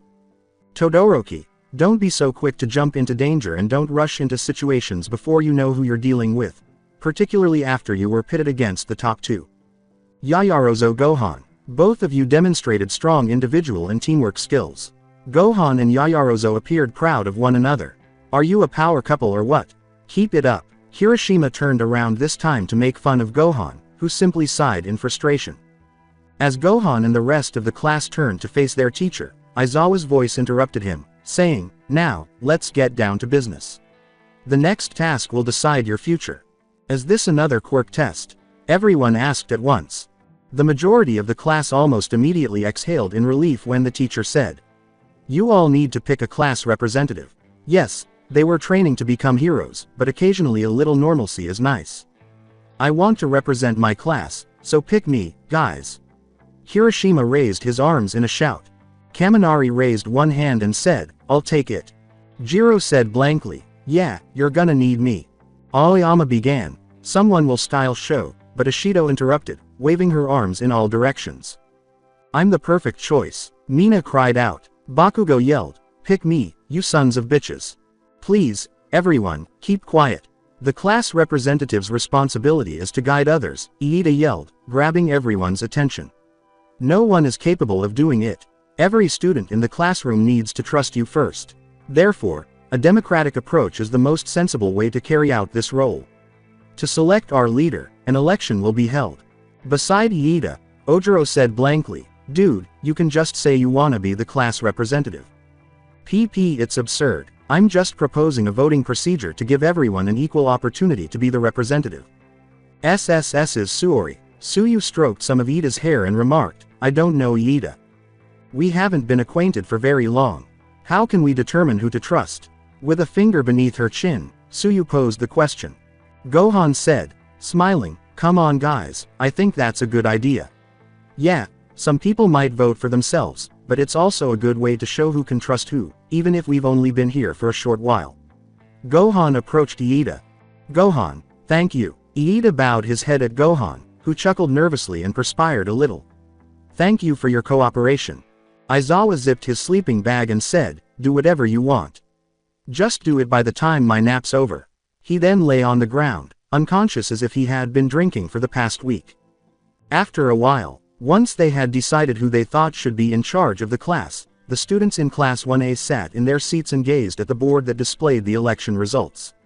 As Gohan mentioned, the majority of people appeared to have voted for themselves, but only 3 individuals received at least 1 vote. Izuku felt his eyes bulge as Iida counted the votes and wrote the results on the whiteboard, causing the class to gasp in many places. What? He was shocked to learn that he was tied for first place with Yaoyorozu and Gohan, each of whom had received 2 votes. "All right, you fools, who cast ballots for them?" Bakugo yelled as he got up from his chair, obviously annoyed that Deku had once again outperformed him. To make matters worse, that jerk Gohan had received more votes than him. "Did you truly believe that you would win?" Zero posed a rhetorical question. Some students laughed when Jiro said aloud, "Yeah, I bet you would have blown up the second you saw the paperwork. You losers, I'll blow you to pieces." Ignoring the loud roars coming from Bakugo, Ochako whistled naively. With a gloomy cloud over his head, Iida thought, "I feared this might happen, but I can't argue with the system I chose. I can't believe I got 0 votes." Even though he was still sweating over his actions, Ojiro patted his neighbor on the back and said, "Take it easy Iida, just take it easy." He didn't receive any votes, but he didn't care because it was a stupid election anyhow.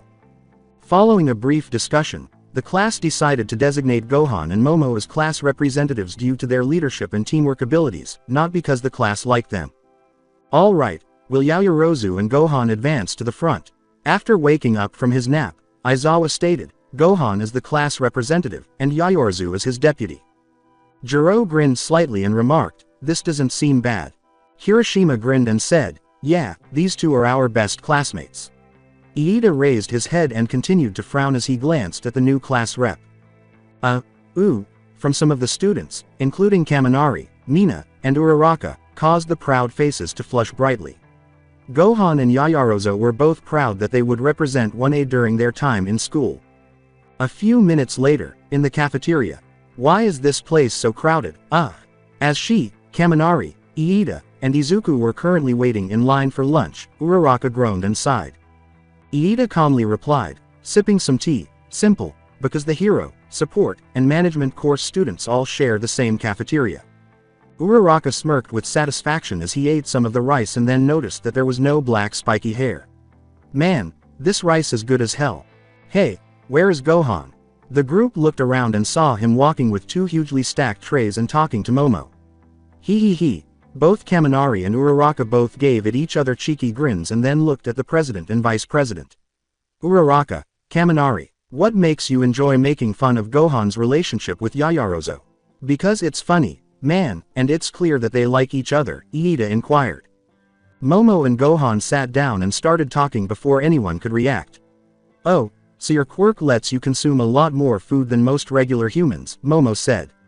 Interesting. My quirk is somewhat similar, Gohan said, simply sitting down and starting to vacuum a street's worth of food.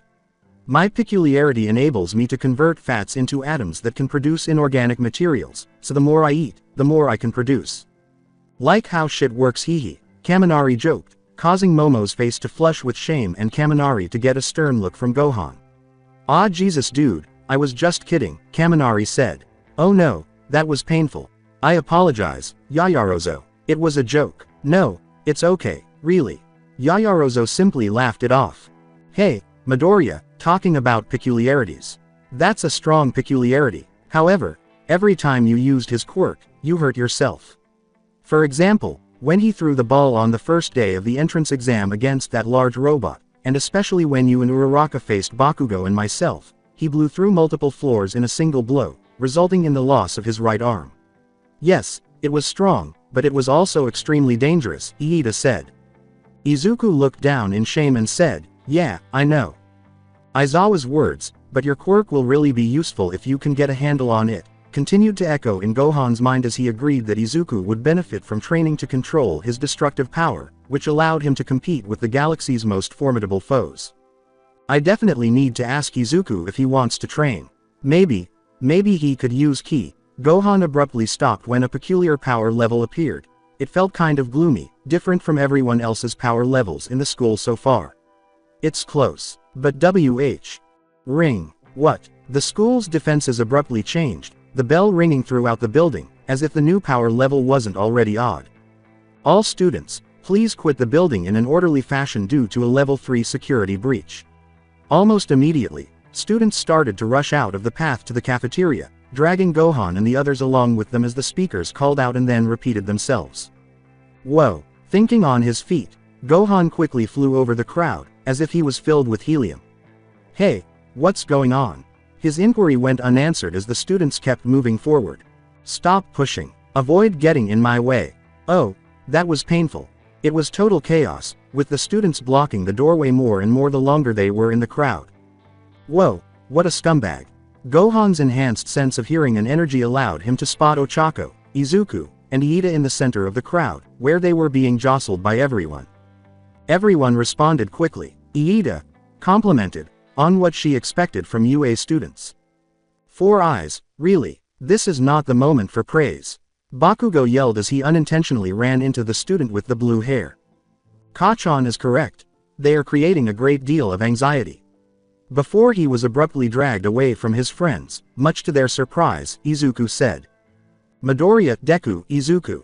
Assist. Izuku never imagined that he would be crushed by his classmates, feel the cool air blow against him, and have his right arm pulled upward to wait, what? But he couldn't believe he was being dragged in a crowd.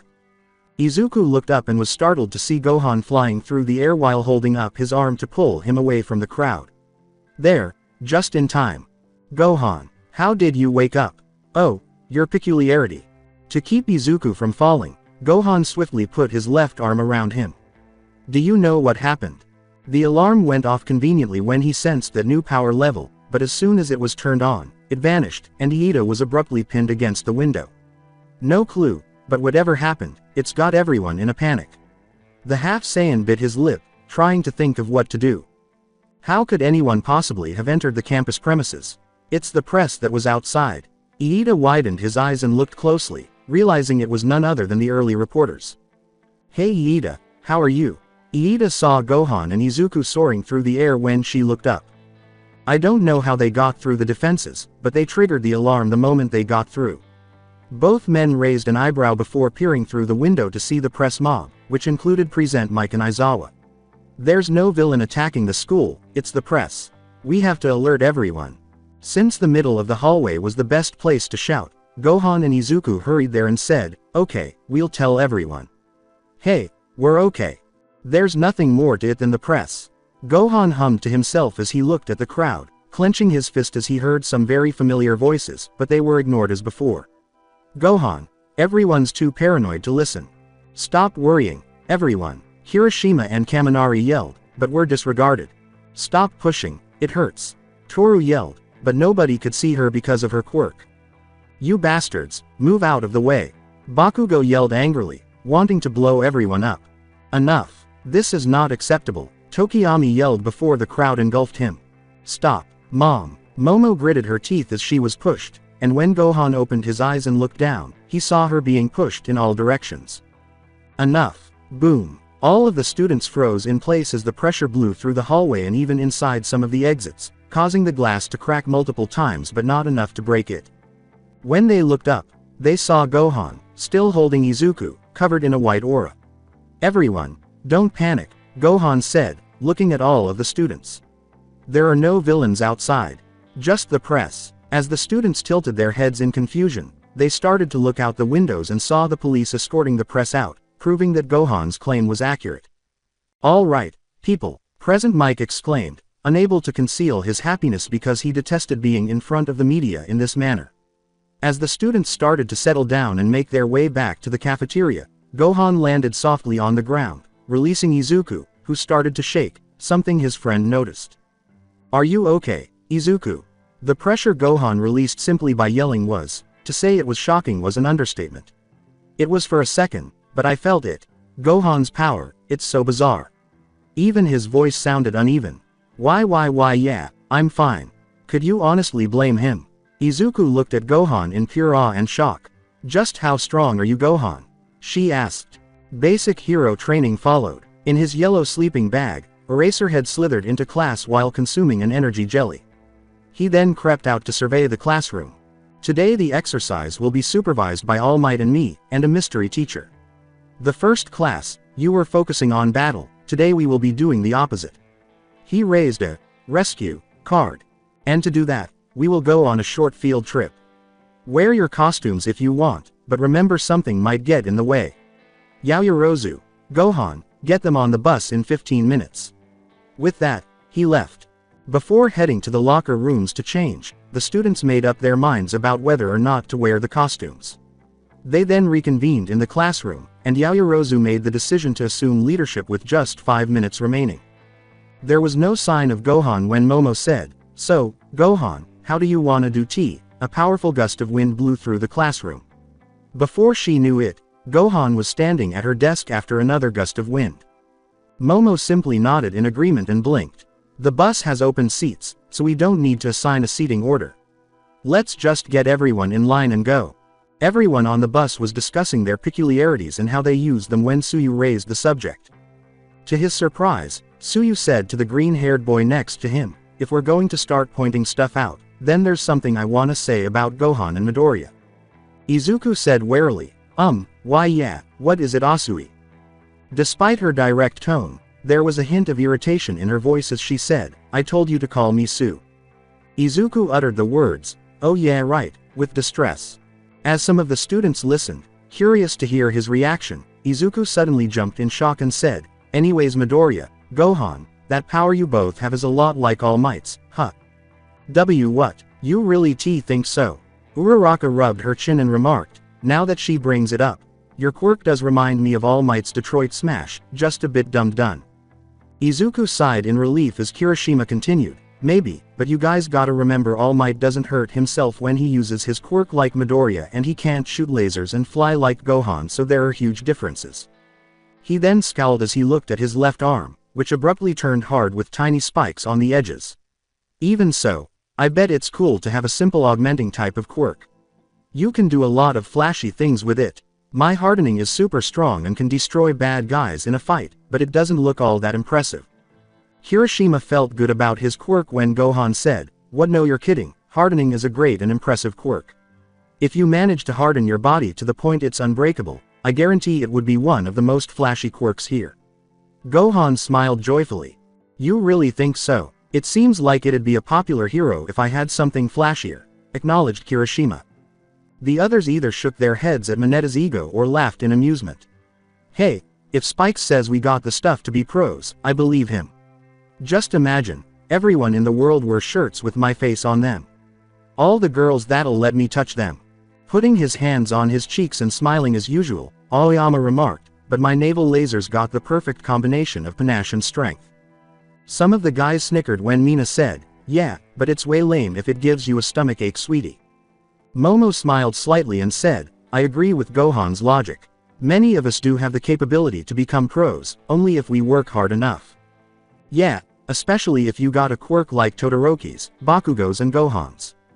Bakugo glared at Tsuyu as she teased, "Anyway, sure, Bakugo's quirk is powerful, but he's always angry, so he'll never be that popular." Bakugo yelled in a fit of rage, "What did you say? I'll kick your ass," which caused Tsu to partially open her mouth. "See what I mean?" Some of the others laughed when Kaminari said, "We basically just met you, so it's kinda telling that we all know your personality is flaming crap mixed with garbage. You're gonna regret the day you applied, you idiots. It's unbelievable that this is taking place. The fact that Kachan is the classmate being teased by Ua is really perplexing." Izuku held his head in bewilderment as he thought. The ash blonde's face started to change in Gohan's point of view as he gazed at the irate Bakugo. Gohan rubbed his eyes and, to his surprise, Vegeta's face appeared in place of Bakugo's as he yelled at his classmates. "God, he looks exactly like Vegeta." The half-Saiyan thought in disbelief, "How have I only just noticed?" From the front of the bus, Aizawa said, Hey, knock it off. We're here." His students responded with a few sorries and a whatever. The USJ was a big dome structure with big windows on the sides and multiple purple pillars holding it up. It would be an enormous understatement to say that Class 1A was taken aback. The speaker, who was unknown in terms of appearance, stood in front of Class 1A and said, "Hello everyone. I've been waiting for you." The outfit includes a black helmet with white eyes, a pair of yellow boots, and a white space suit design that looks more like a puffy jacket than a real suit. Given the relatively small legs that are visible between the costume's shoes and pants, it is reasonable to assume that 13 is thin. Like the ardent fanboy he was, Izuku exclaimed, "It's the space hero, 13. The chivalrous pro who's rescued a ton of people from disasters across the world." And Ochako exclaimed with sheer joy, "All right. 13 is one of my favorite heroes. I can't wait to show you what's inside." Aizawa and the other members of Class 1A hurried to follow the space hero inside the USJ, but they were completely taken aback by what they saw. A variety of locations, each symbolizing a disaster scenario, were arranged inside the large dome. These included a small area that represented a landslide, a large mountain near the end of the dome, a smaller blue dome with a water symbol, a small area that represented a fire incident, a collapsed building for earthquakes, a broken-down cruise ship, and a small jungle in the east. The main plaza, which featured a small white dome in the center and multiple rows of flowers, was situated in the center of all these distinct zones. Kirishima exclaimed in shock, "Holy crap. It looks like some kind of amusement park." 13 flung open their arms at the USJ, citing a shipwreck, a landslide, a fire, a windstorm, etc. Although they were impressed, everyone actually started to perspire because the new facility reminded them of the Universal Studios of Japan. "I created this training facility to prepare you for different types of disasters. I call it the Unforeseen Simulation Joint, but you can call it USJ. 13 concluded with a number of stars surrounding them. "Look, I don't know their actual gender, so you'll see a lot of theirs. Aizawa, Shouldn't All Might be with you? He used up most of his time before the day even began. He'll be here around the second half, Aizawa replied. 13 coughed in their hand before continuing, raising one of their hands, saying, all right, but before we start, I have a few things to say. Listen carefully, I'm sure you're aware that I have a powerful quirk. It's called Black Hole. I can use it to suck up anything and turn it to dust. Others nodded in agreement as Izuku stated, yeah, you've used Black Hole to save people from all kinds of disasters. Everyone stopped grinning and turned to stare at 13 in shock when he said, that may be true. But my quirk could also kill someone if I'm not careful. Some of you also have powers that can be dangerous. In our superhuman society, all quirks are certified and stringently regulated, so we often overlook how unsafe they can actually be. Please don't forget that if you lose focus or make the wrong move, your powers can be deadly, even if you're trying to something like rescuing someone. Thanks to Aizawa's fitness tests, you have a solid idea of your quirk's potential, and because of All Might's combat training, you likely experienced how dangerous your powers can be when used against other people. Carry those lessons over to this class. Today, you're going to learn how to use your quirks to save people's lives. You won't be using your powers to attack enemies or each other, only to help. After all, that's what being a hero is all about, ensure the safety of others. The remaining 13 raised their heads. After hearing 13's stirring speech, Class 1A started cheering almost immediately. That's all I have to say. Thank you so much for listening. It was something they would always remember. Right, now that's OV. Crackle. The lights surrounding the USJ abruptly started to channel red electricity before abruptly turning off before Aizawa could finish speaking. To the confusion of everyone within, the fountain in the central plaza abruptly started turning on and off multiple times. Enemy strike. Aizawa's eyes widened as a purple portal and a thick purple mist suddenly materialized in front of the fountain. The pro-hero turned his head slowly, but just as he did, Tamura Shigaraki's hand emerged from the purple mist and tore it open. To the confusion of all, Aizawa commanded, stay together and don't move. 13. Protect the students. Momo said, looking down at the ground in confusion before her eyes widened in surprise. Guys. Everyone widened their eyes after glancing at what Momo was staring at. Shigaraki then left Kurogiri in a composed manner, followed by a number of other villains who all appeared to be more deadly than the last. Wait, did the training start already? Kirishima questioned bewilderedly. I tried to come forward, but I thought we were rescuing people.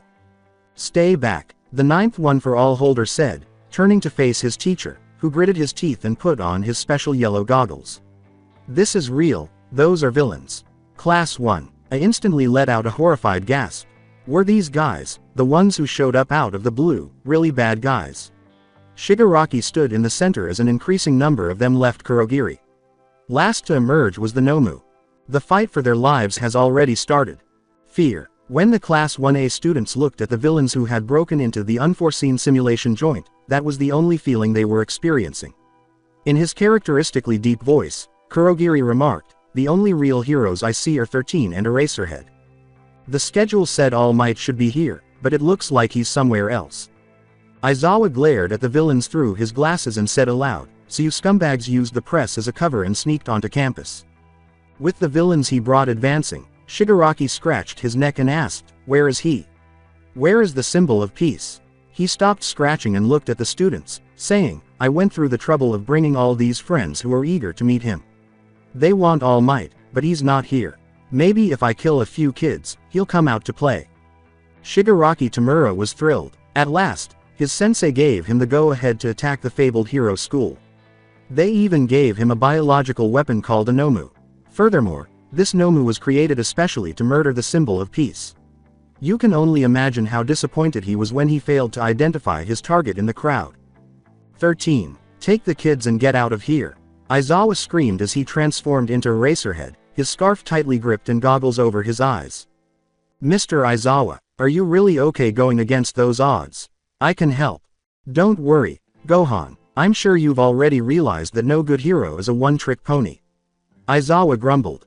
He then launched himself onto the plaza, where he squared off against the first group of villains. 13 quickly regained her composure and started working with the students. You, blonde with a lightning bolt. Try using your headset to contact the school. Who's the class president? Gohan raised his hand. Everyone looked at Gohan as they asked, "Who's the fastest in the class?" But he shook his head and gestured to Iida instead. The man with the bespectacles was already inclined to protest. "But, Gohan, you were way faster than MYS. "True, but I'm also the strongest. If anything bad happens I can provide assistance, trust me. Anyway, Iida can go just as fast as I can." "Great. Iida, you will go ahead. The rest of you, form a line, with the president at the front, vice president at the back with me. No one goes behind me. Now let's go." However, the enigmatic black mist suddenly appeared out of thin air, obstructing Iida and Gohan's path as they approached the door. "Hello. We are the League of Villains.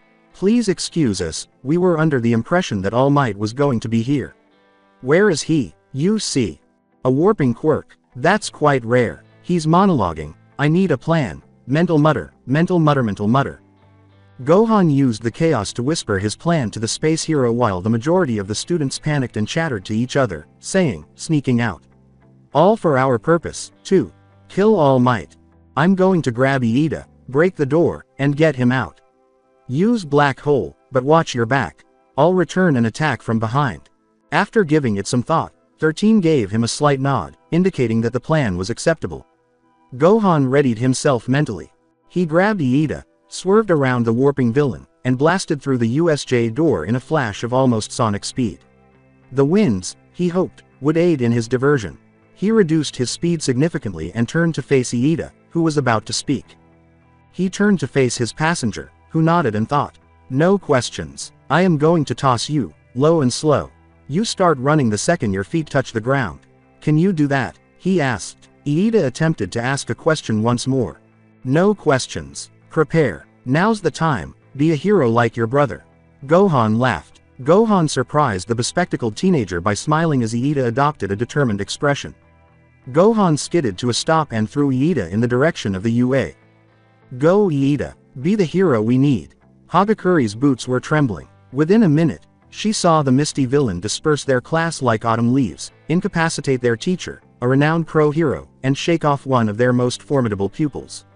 Mina made an unsuccessful attempt to attack him. She hoped assistance would arrive shortly. Gohan spun around and sprinted back. He had to hurry back because he had run farther than he had planned. He could already see that things had gone awry as he rushed back through the door.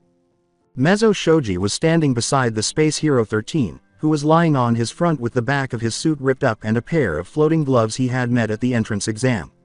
Additionally, the pink-skinned girl was throwing acid at the warping man, who simply made portals and twisted it out of existence. Gohan was aware that he had to assume command. He, lightly, punched the villain in the back of the neck, effectively knocking him out, while he was distracted. The girl's face brightened and she stopped throwing acid. Gohan hated to be impolite, but he had no time to engage in small talk. "Gohan, I knew you wouldn't abandon us." He was told how Bakugo and Kirishima attacked the warped villain, how they were warped somewhere inside the building, how 13 attempted to quickly disable the villain, how the villain killed her by using her own quirk against her, and how he had scattered everyone. "I'm sorry to be rude, but what happened?" she asked him. "Good, thank you," she nodded, and he turned to the other students. "I need you to stand guard of the villain, hold acid over him, possibly the one that will harm that neck brace he's wearing." Out of nowhere, a girlish, frantic voice asked, "How's the teacher?" "Her suit is still beeping, so we assume she's still alive. But we can't think of anything to help." "Alright, calm down Toru, everything is going to be okay." "Okay Gohan." The duply armed student nodded and, after lengthening and elevating two of his extra appendages above his head, turned them into eyes. "Okay, I'm going to need your help here. Shoji, could you please observe, and let me know if anyone is coming?" he said, turning back to Hagakure, Izuku. He revealed a secret compartment on the underside of the hero's arm and gestured to the screen that displayed the suit pressure, heart rate, and other vitals information. 13 has a vitals reader. Look. As you see, her suit's pressure is dropping.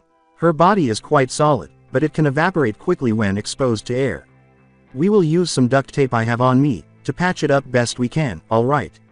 Here, hold the edges together. Toru simply nodded. At the moment, Gohan seemed different from the shy study type she had identified him as. It was a leader's aura, one of serenity. Gohan found it satisfying to time how long it took for the suit pressure to drop again, totally oblivious to the attention he was receiving. They then had about 2 hours before it fell to a dangerously low level. He turned to face the square.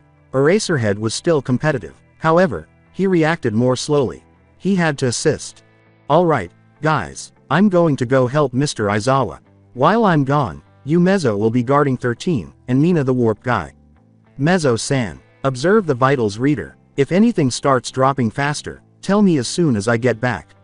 If villains come here, hold them off for as long as you can." And he was off. He and his teacher Eraserhead showed up side by side. "Gohan, I told you to evac." Aizawa could tell by the expression in the youngling's eyes that now was not the right moment. In the youth's eyes, he noticed something else. And that look didn't put up with any bullshit. He returned to Eraserhead after teaching. He threw a villain who was charging at him over his shoulder after wrapping him in his scarf and saying, "Status report." Gohan elbowed 2 villains approaching him from behind, sending them to the edge of the plaza. 13 is down, but stable. 3 students are at the entrance, 16 are scattered across the facility, and Iida has gone to get All Might and the teachers from campus. He turned to face his student and gave a villain a jump kick to the chin while asking, "Why are you here?" Eraserhead quickly assessed the situation, ignoring the hybrid scion who was using one arm to lift a villain who resembled a stone bodybuilder and hurling him at 3 others. "I want to know, what are your orders? Should I go rescue my peers, or stay here and help out?" Eraserhead asked. As he continued to eliminate opponents, he cancelled the quirk of a woman whose hair resembled his ribbons. "Kid, I always tell All Might not to choose favorites, yet here you are about to turn me into a hypocrite. I should expel you for making me a liar." The black-haired boy nodded to his teacher and left, saying, "I want you to go and save your classmates. Start with the dangerous zones, like conflagration and downpour. Then move on to the rest." Aizawa experienced a sort of regret. For his age, Gohan was far too mature. He was behaving like an expert in a situation where he should have been panicking or following his fight-or-flight response. He asked himself, just what has that kid been through? But before he could respond, a new group of villains attacked him. Later, he will have to consider it. After exchanging ideas, he searched for his next victim. Zone of shipwrecks. As he went down toward the water, Izuku emerged from the purple portal. He became aware that he was submerged when he opened his eyes. He concluded that the shipwreck zone was where he had landed. A warp. Is that his quirk? Did they intend to murder All Might? What on earth is happening? What on earth? As he started to swim back up to the surface, Izuku thought. Nevertheless, he saw a malicious energy signature approaching him. He noticed that the villain had shark-like features, most likely as a result of a quirk similar to a fish mutant. The shark villain uttered the words, "My first catch of the day. Nothing personal, kid, but you gotta die," before snatching the 9th one for all user with their teeth. However, they were on the verge of arriving in Izuku. As the shark villain was holding Mineta in her arms, Suyu arrived at the last second and kicked her away. "Midoriya, ribbit," exclaimed Suyu as she drawn Izuku out of the water and wrapped her long tongue around him. Mineta said blearily, "For a frog, your boobs are pretty big." Suyu carefully placed Izuku on the boat. In contrast to Izuku, the frog-like girl threw Mineta on top of the boat roughly, causing him to land hard on the floor, causing her to blush in embarrassment. Izuku remarked, "Thanks for getting us on the boat, Asui," as Suyu ascended the boat. As she entered the boat, she answered, "I told you to call me Su." Izuku rubbed the back of his head and grinned sheepishly, saying, "Oh, sorry again." "Thanks, Su." Suyu remarked, "This has turned into a bad situation though," alluding to the fact that the class was divided into groups. "Yeah, they planned this right from the start. They split us up and separated us from the teachers so it would be easier to get rid of us. They were waiting to pounce." As he evaluated their current situation, Izuku informed them that it was a rather ingenious plan.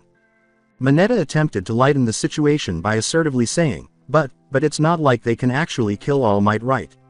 Once All Might comes, he'll pound those guys to the ground." As Suyu herself wasn't sure if they would even be able to survive through all of this, she said, "Mineta, don't you think they are trying so hard because they have a way to kill him? Guys that strong just told us they are going to torture us to death, you know. I wonder if we'll be able to even survive until All Might arrives. Even if All Might comes, I wonder if we will all make it out in one piece." As he processed Suyu's words, Mineta started to perspire. Midoriya, what the heck is that?" Mineta said, gesturing to the water. Ribbit, the shark villain from before, yelled, "You bastard. I'll kill you," and this time he had a few of his friends with him.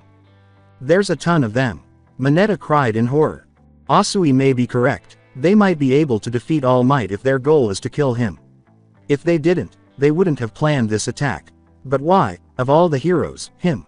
Is it because evil and villains are deterred by his very presence? Since he is the sole representation of justice and peace, Izuku said in his head. Izuku clenched his hand as the words, teachings, and spirit of All Might reverberated in his mind. "I need to concentrate. I must confront this evil head-on."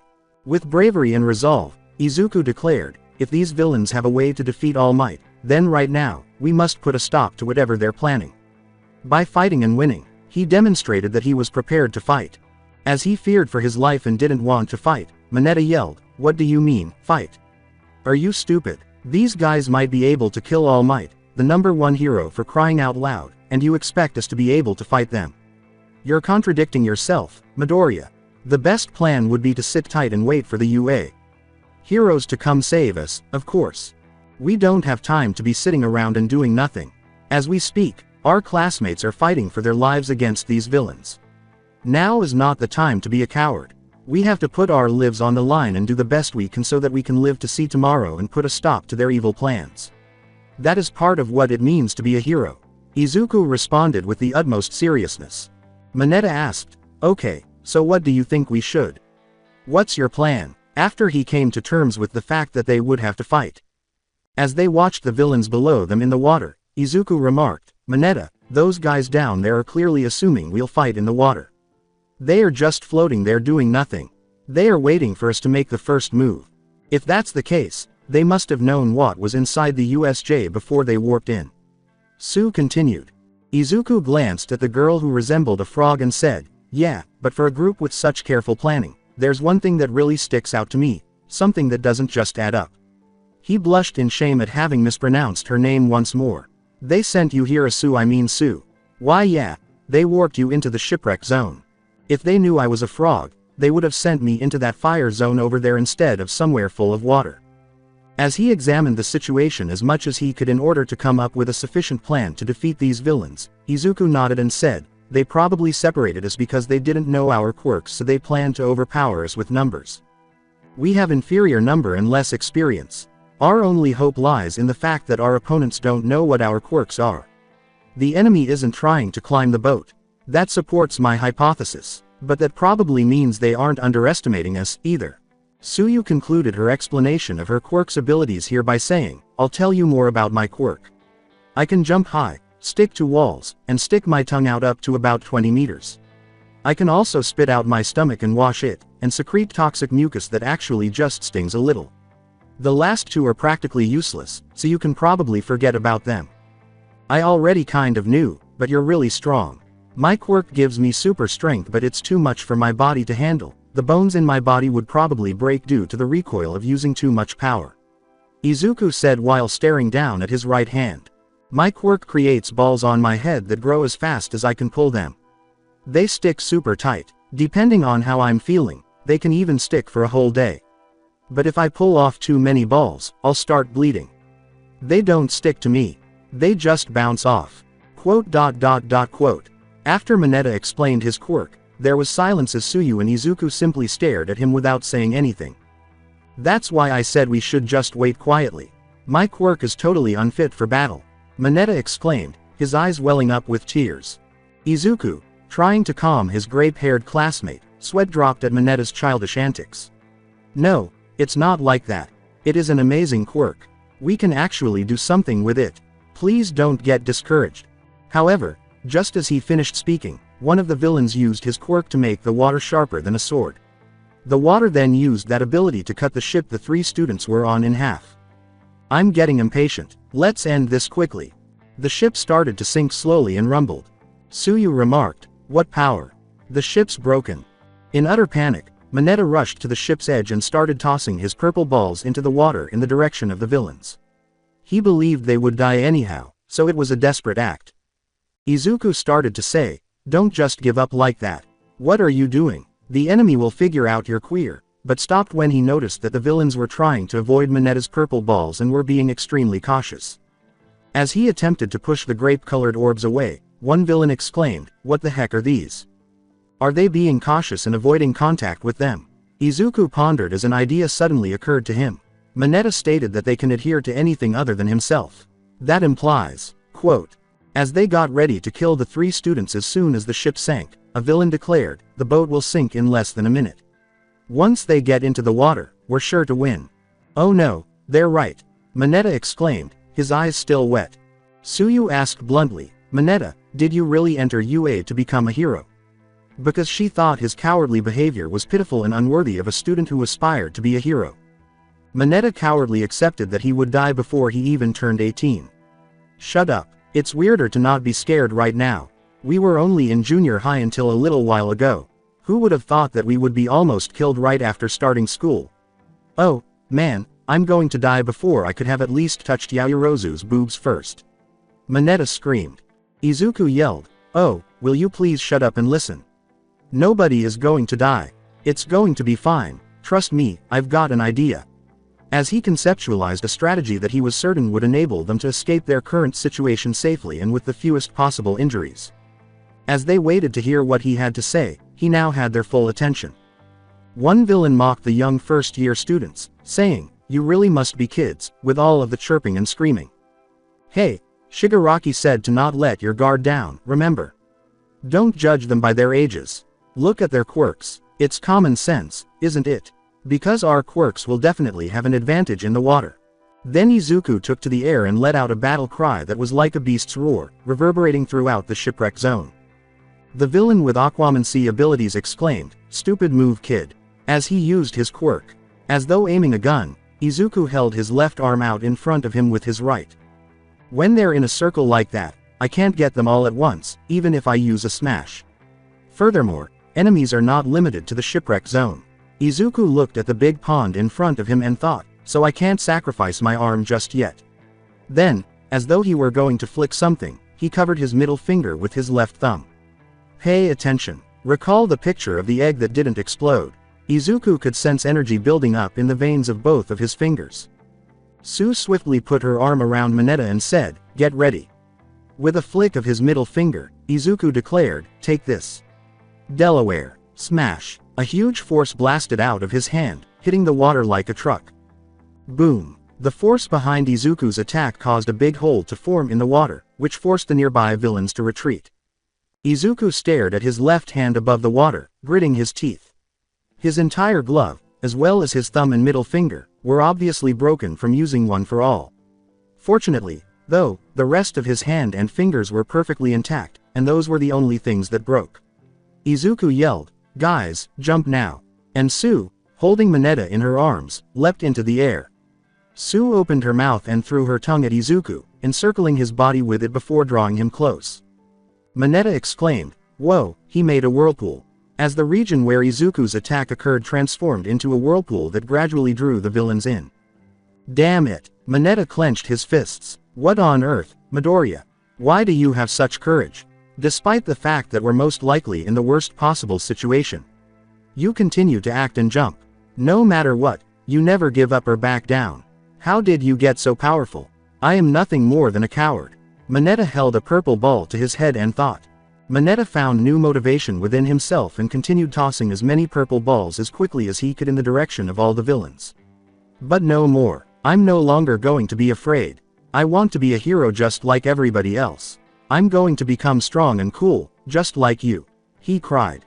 A villain exclaimed, "I'm getting dragged in." As they were all drawn in toward the center and approaching each other in a dangerously close manner. Mineta's purple eyes started to adhere to all of them. "What is this crap? I can't get it off." Because of Mineta's purple sticky balls, which prevented them from moving or escaping from one another, all 3 of them gasped when they saw that the villains were all squished together right in the center. "Move. Get away from me. I can't move. We're too close." Sue expressed her gratitude for having classmates as brave and strong as them, saying, "Well, it looks like we cleared the shipwreck zone. You two are amazing." Zone of conflagration. Gohan started assisting the whole class. He started by rescuing Tokiyami, Uraraka, and Ojiro from the burning area. Uraraka exclaimed incredulously, "Damn it, we're screwed." The fire's light made Tokiyami's dark shadow appear too faint. Since everything was on fire and Ojiro had no chance of surviving against so many villains, she was unable to use her quirk on anything. Pop. In a split second, Gohan defeated at least 30 villains after appearing from instant transmission. The three of them watched in disbelief as Gohan did that. Uraraka yells, "Thank you, Gohan." Gohan turns around and yells, "Grab on. I'm getting you out of here." They immediately head back to the entrance. What the hell was TH? No time to explain Toru. Pop. He had left. Everyone was spared from the following areas by Gohan. Downpour Zone. The Mountain Zone. Zone of Conflagration. Zone of Earthquakes. Gohan suddenly materialized as Bakugo and Kirishima were climbing the stairs to the entrance, frightening them as they did so. "Oi spiky nerd. The fuck was that?" exclaimed Bakugo, exasperated. "No time to explain," Gohan said, ignoring Bakugo, who gave him a glare of anger. He saw that Kurogiri was gone. "I'm sorry, Gohan. You trusted me with this job and I failed. I'm truly sorry." Gohan put one hand on her head in a reaffirming gesture before she could continue. Mina looked up at him and wiped away the tears, saying, "It's okay. You did your best. Nobody expects more than that." Moments like these were what made Gohan so likable and approachable. With Gohan present, everyone apart from Bakugo simply grinned and felt reassured. Okay, head count. 1, 2, 3 to 13. Okay, 2 more zones, 6 more classmates to save. Keep 13 safe, guys. Pop. Plaza, Shipwreck Zone. As Mineta, Sue, and Izuku emerged from the shipwreck zone and entered the main plaza, where Aizawa was battling the massive horde of villains, he nervously said, "Hey, Midoriya, we're just here to see how things are going, right?" Izuku had earlier proposed that the three of them go check on Aizawa after they had dealt with the thugs in the shipwreck zone. Mineta initially hesitated because he didn't think it was a smart idea. However, Izuku was concerned about his teacher because he thought he might have taken on too much. He made the decision to go assist Aizawa, but he assured Mineta and Sue that they would leave right away if things became too risky or unmanageable. As they ducked out of the villain's line of sight and watched the battle play out, Izuku answered, "Yes, don't worry. We'll run away the instant it seems dangerous. I wouldn't intentionally put you guys in harm's way." As Eraserhead continued to handle all of the cannon fodder thugs that stood in his way with ease, several bodies were spread out on the floor. He knocked out 2 people by typing them up with his scarf, and when he looked up, he saw Tamura Shigaraki using his right hand to charge directly at him. As he ran in the direction of Eraserhead, Tamura uttered the words, 23 seconds. "Final boss," exclaimed Aizawa, trying to immobilize him by throwing his long scarf in his direction. 24 seconds. 20 seconds, 17 seconds. Aizawa tried to elbow Shigaraki in the chest, but Shigaraki grabbed Aizawa's elbow tightly, blocking the move. When Aizawa realized his attack had been halted, he exclaimed, "Damn." Shigaraki started to say, "It's hard to see because you keep moving around, but there's an instant where your hair falls." Aizawa's eyes widened, his eyes dry and red from overusing his quirk. The skin of Aizawa's elbow ripped apart, exposing gory red blood bone as cracks appeared throughout the skin of his right arm. Tamura concluded, "That's when you have deactivated your quirk. And the space in between has gotten shorter and shorter. Don't push yourself, Eraserhead." "My elbow's crumbling," Aizawa exclaimed as he leapt away from Shigaraki, experiencing pain in his right elbow. This gave the fodder villains a chance to gain an advantage over Aizawa. As he panted from exhaustion from fighting a large group for so long, he avoided all of their attacks. Tamura taunted Aizawa, who was able to defeat the other villains who attempted to ambush him with just one arm, saying, "That quirk isn't suited for fighting long fights against a large group, is it? Isn't this too different from your usual job? What you're good at is a short fight after a surprise attack, right? Even so, you jumped right in to fight us from the front. Was that to put your students at ease?" He stared at Shigaraki, preparing his scarf for a direct battle. "You're so cool, you're so cool. By the way, hero, I'm not the final boss." When Aizawa turned his head and saw the enormous black villain with his exposed brain directly behind him, he gasped. Aizawa never even heard him make a sound because he moved so quickly. As Nomu lowered his claws toward Aizawa, Shigaraki remarked, "We developed our own bioengineered weapon, inspired by the Red Ribbon Project cell. His name is Nomu, and he's the one you really need to worry about. Not me." He attempted to remove Nomu's quirk, but it didn't appear to work because Nomu continued to push the erasure hero to the ground and smash his head with his hand. Aizawa screamed in agony as he broke his arm.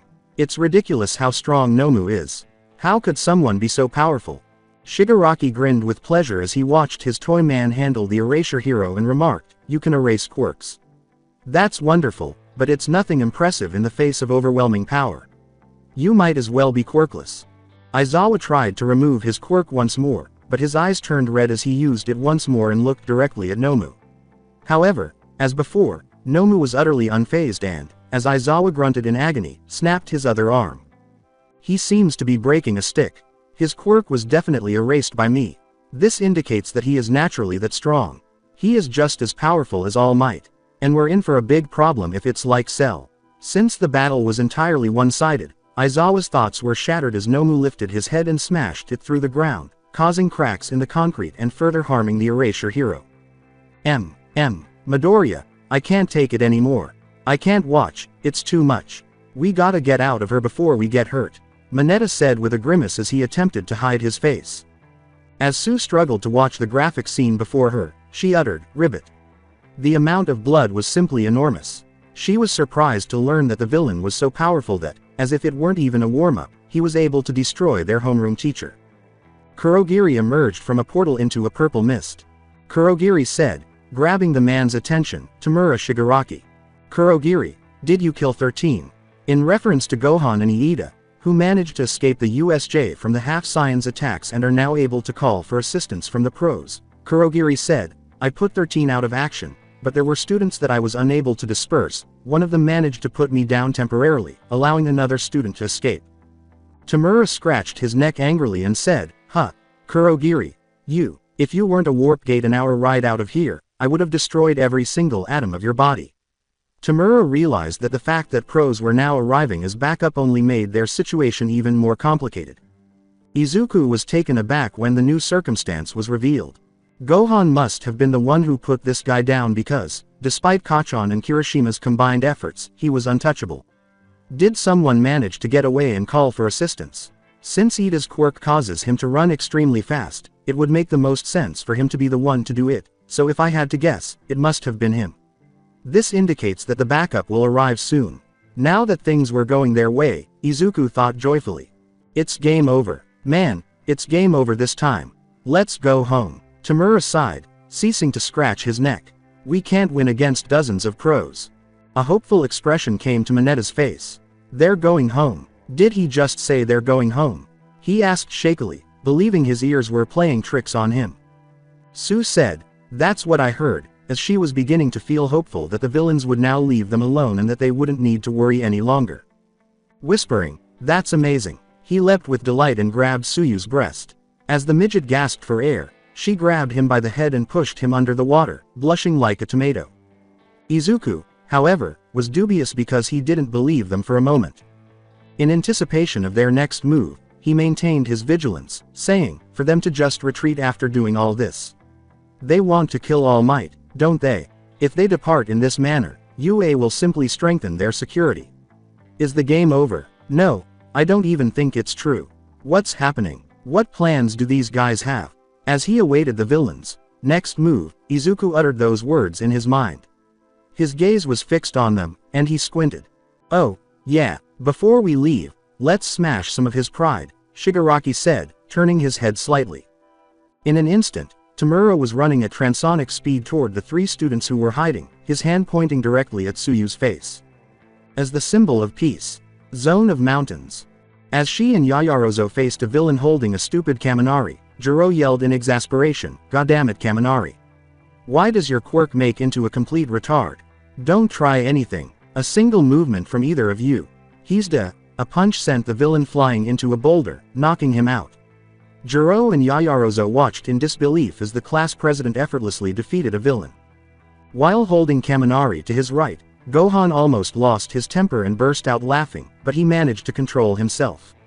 He threw her some survival bars from his belt and turned to face the two startled girls who nodded in agreement. Are you guys okay? He asked. Okay, before we get out of here, Momo. Take these. These have sugar and fat. Eat and make as many first aid supplies as you can.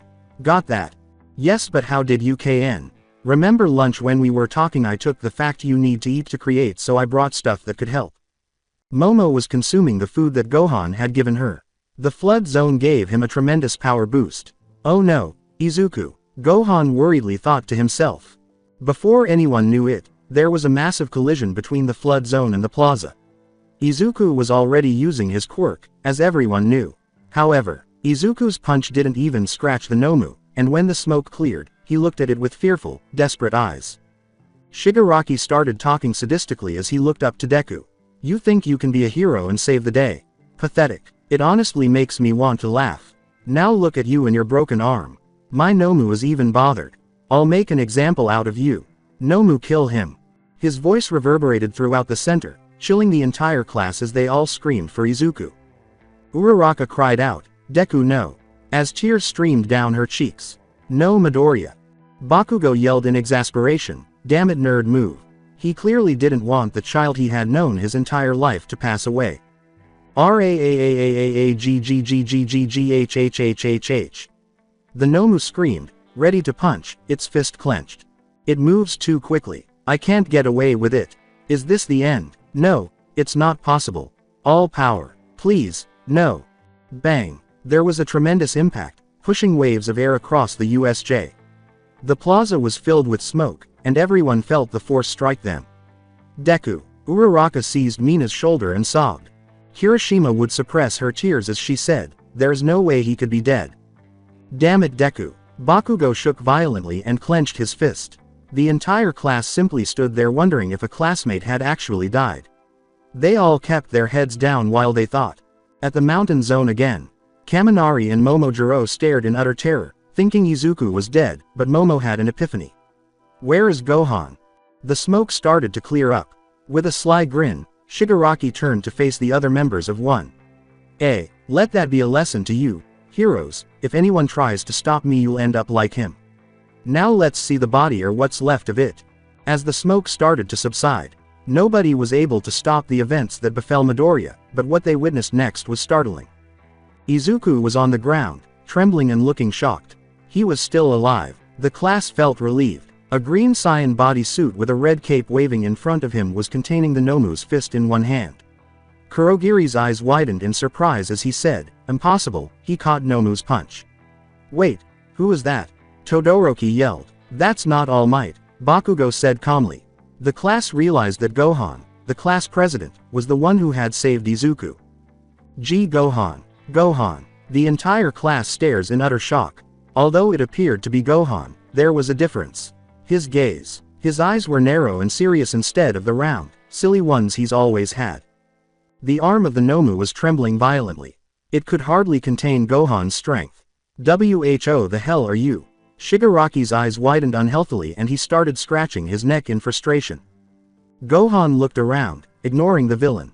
He saw his friend Izuku with a broken arm behind him, Mineta and Asui standing in shock, and a fallen Aizawa who was heavily bleeding. Mineta, help up Izuku, then you three get out of here to the entrance with Mr. Aizawa. Izuku exclaimed, but what about you, Gohan? I'll be fine. Whatever they throw at me, I can handle it, believe me. Gohan turned to face Izuku and smiled reassuringly. Be safe Gohan, was the first thing that came to mind when Izuku, Mineta, and Su ran off to pick up their teacher. Gohan roared, sending a tiny shockwave through the air, trying to kill my classmates. I won't forgive you. Ah, look at you playing hero. Looking after all your classmates and holding off one of Nomu's punches. My you're something different, but can you withstand this? Nomu kill him 100% power. Shigaraki growled at the young scion. When Shigaraki gave orders, the entire class, including Mr. Aizawa, yelled for him to leave, but this only made Gohan's scion spirit stronger. You say run, play. Behind him, a massive sandstorm was created as the Nomu roared and threw Gohan a volley of fists with 100%. Everyone was shocked to see how easily Gohan was avoiding them. Shigaraki would scratch himself more ferociously as he said, you can dodge his attacks so what? Nomu has shock absorption, so even if managed to land a hit, it would feel nothing. His resentment was clear. As he threw himself into the Nomu, Gohan roared, oh it would feel nothing huh? Well tell me would your Nomu handle this? The top half of the creature's body exploded into a shower of guts for everyone to see after he delivered a solid backhand fist to the Nomu's chest. Go back to the mountain. Yayarozo, Kaminari, and Jiro were trembling with utter horror. How strong is Gohan really? Kaminari exclaimed, I know right, and Jiro followed. How fast is he? I just blinked and pow, he's on the other side of the USJ. Momo simply stood there staring at Gohan and muttered to herself, Gohan, you're amazing, before deciding it was time for them to join the others at the entrance. Shouting, TCH, brat, do you have any idea how long we planned this? Shigaraki said. His smile came on suddenly. How much time and resources went into this plan and how, he said.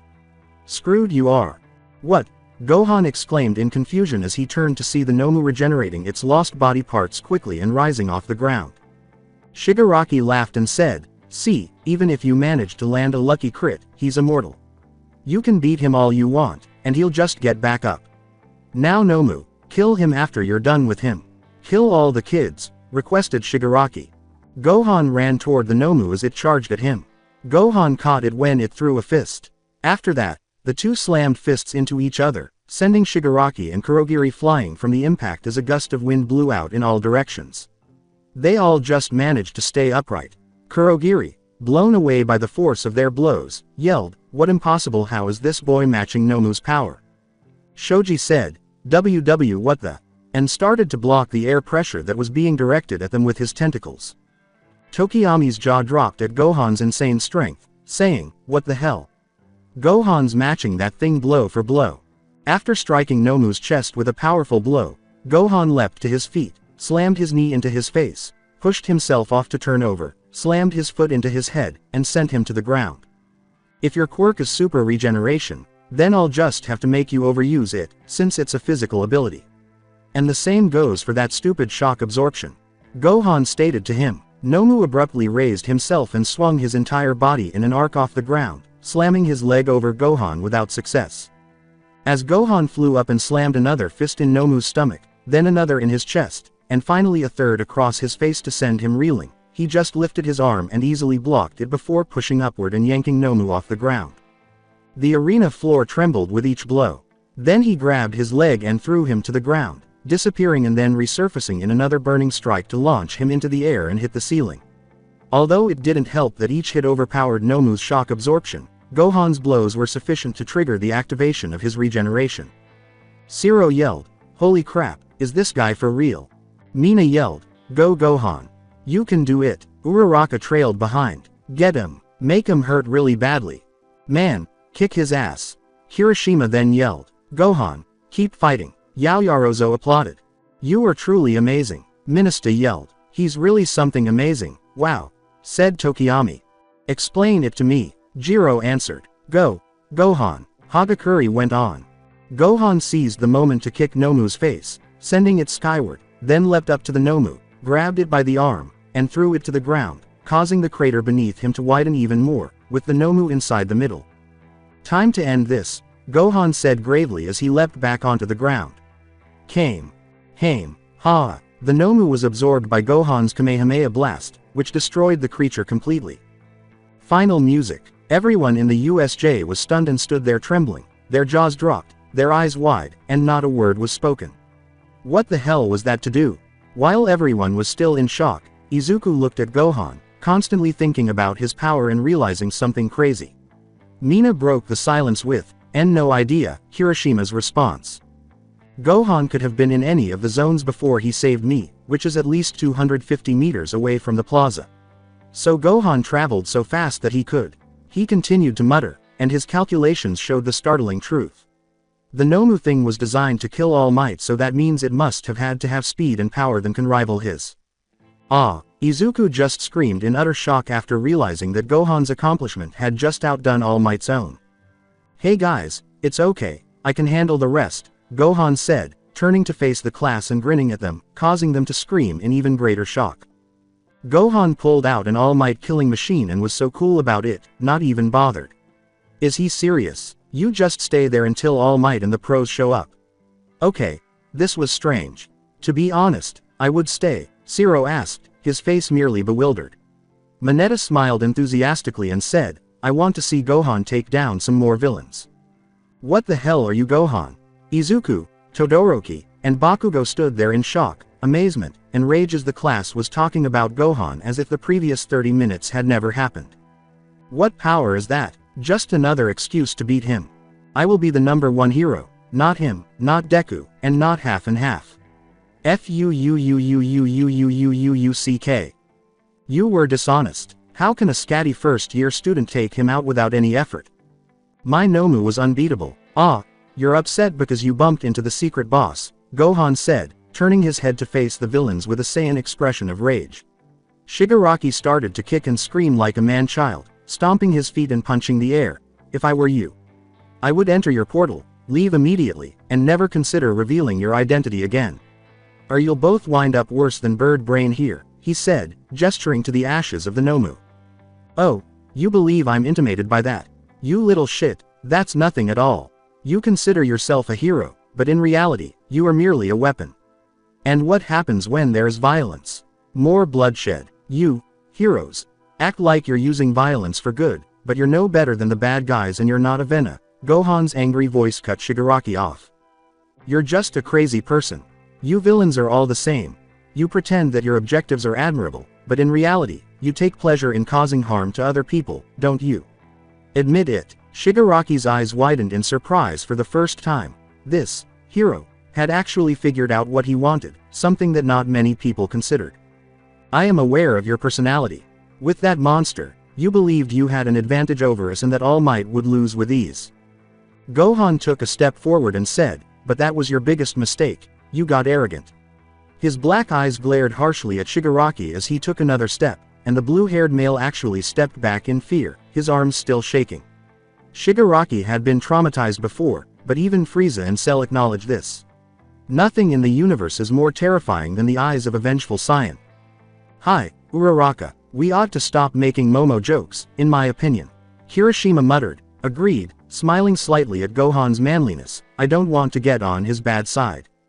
Now get lost. Gohan's eyes grew angrier and slimmer as he approached the final two villains standing, and Shigaraki's body shifted from trembling like a bitch to a complete idiot with no choice but to charge at Gohan, saying, you'll pay. Hey, the two villains were hit by a massive ki blast that Gohan fired before anyone could react. It wasn't enough to completely destroy them, but hopefully it would be enough to bring them down permanently, and at the rate this blast was going, this Shigaraki guy would be the first to fall. I don't think so, boy.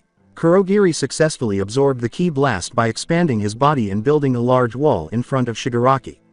Gohan muttered a little growl. Well, where will it hit if that mist guy gets shot? Izuku said uneasily, and the other students, including Aizawa, started looking around, unsure of where Gohan would launch his attack. But then another warp gate appeared above them all, and Aizawa, with his keen intuition, heard it open before he even looked up, only to swell with horror.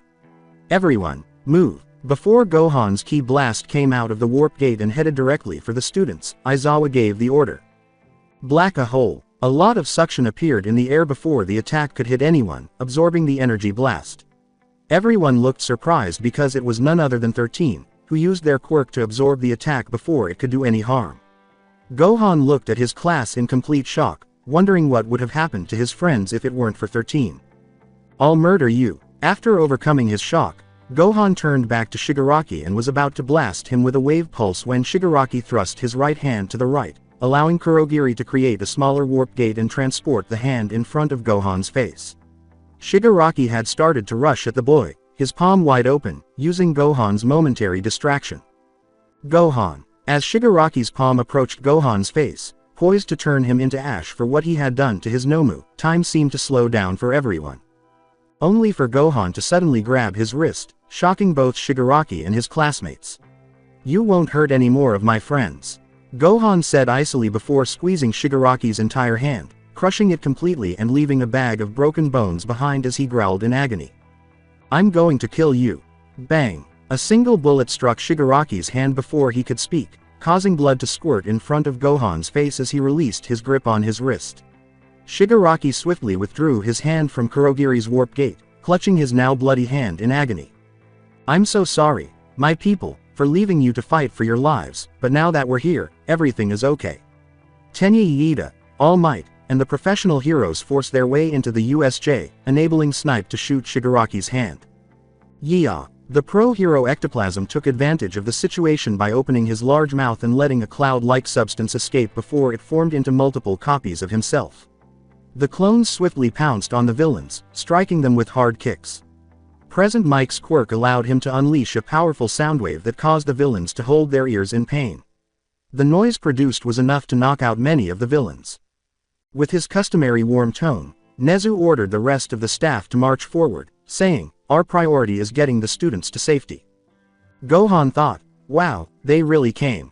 It was silly, but he was glad to see the teachers defend the students' safety. At least he and the Z-fighters aren't the only ones fighting for peace these days. Shigaraki stepped back and gripped his injured hand, saying, "Damn it, the pros are here. It's game over. It's time to retreat and attempt another attempt." Bang asterisk bang asterisk bang. 3 more shots were fired before Shigaraki could finish, hitting both his legs and his other arm, which caused the assault's leader to topple over.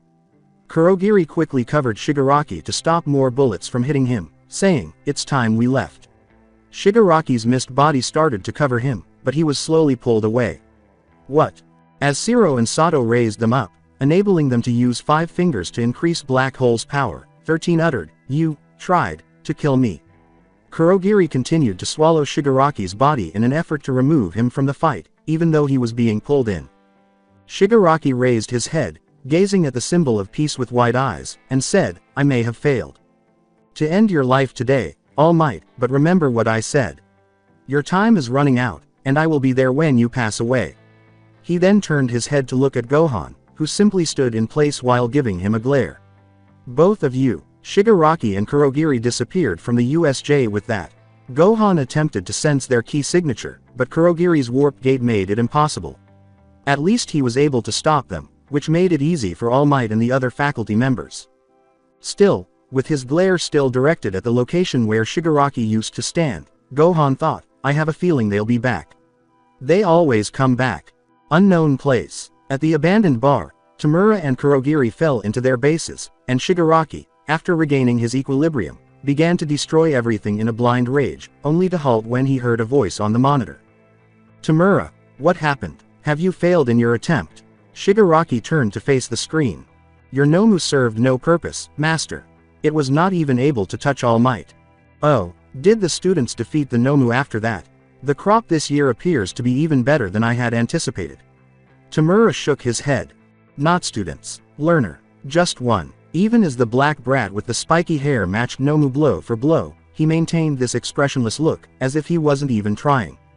With a single blow, he flung Nomu across the USJ, and he is capable of using an energy beam. "I don't know what it was, but he ruined us." For a minute, the voice behind the monitor was silent. "Please show me this student. There will soon be a sports festival. I'm intrigued by him." The monitor stood silently, alone, and Tamura nodded briefly before leaving, muttering something about being tired. Kurogiri was also gone, attempting to get his respirator back in working order. The voice's owner started to shake in his chair and experienced a traumatic flashback. Black, spiky hair, energy beams. Wait, it can't be. Flashback. 18 years ago in South City. A bushy, white-haired man in a suit was in a burning, crumbling building. His body was broken from head to toe, causing his breathing rate to be concerning. His face was covered in blood, bruises, and cuts, and he was unable to stand up. I might have to leave this place." The pallid man let out a shriek. Then a teenage boy with a monkey's tail, black spiked hair, and an orange eye leapt down and glared down at the man. "Remain. Go." The male screamed in horror and crawled his back into a wall. His eye turned white from fear, his breathing gotten worse. "Please, don't hurt me. I will do anything," he begged. "You beg for forgiveness after terrorizing this nation and its citizens for almost 200 years.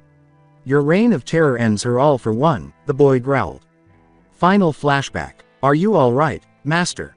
"Yes, I'm fine," a worried-looking doctor next to him said. "However, we have a serious issue." "What?" "Goku's son." I will continue this story in next part. Till then, bye bye.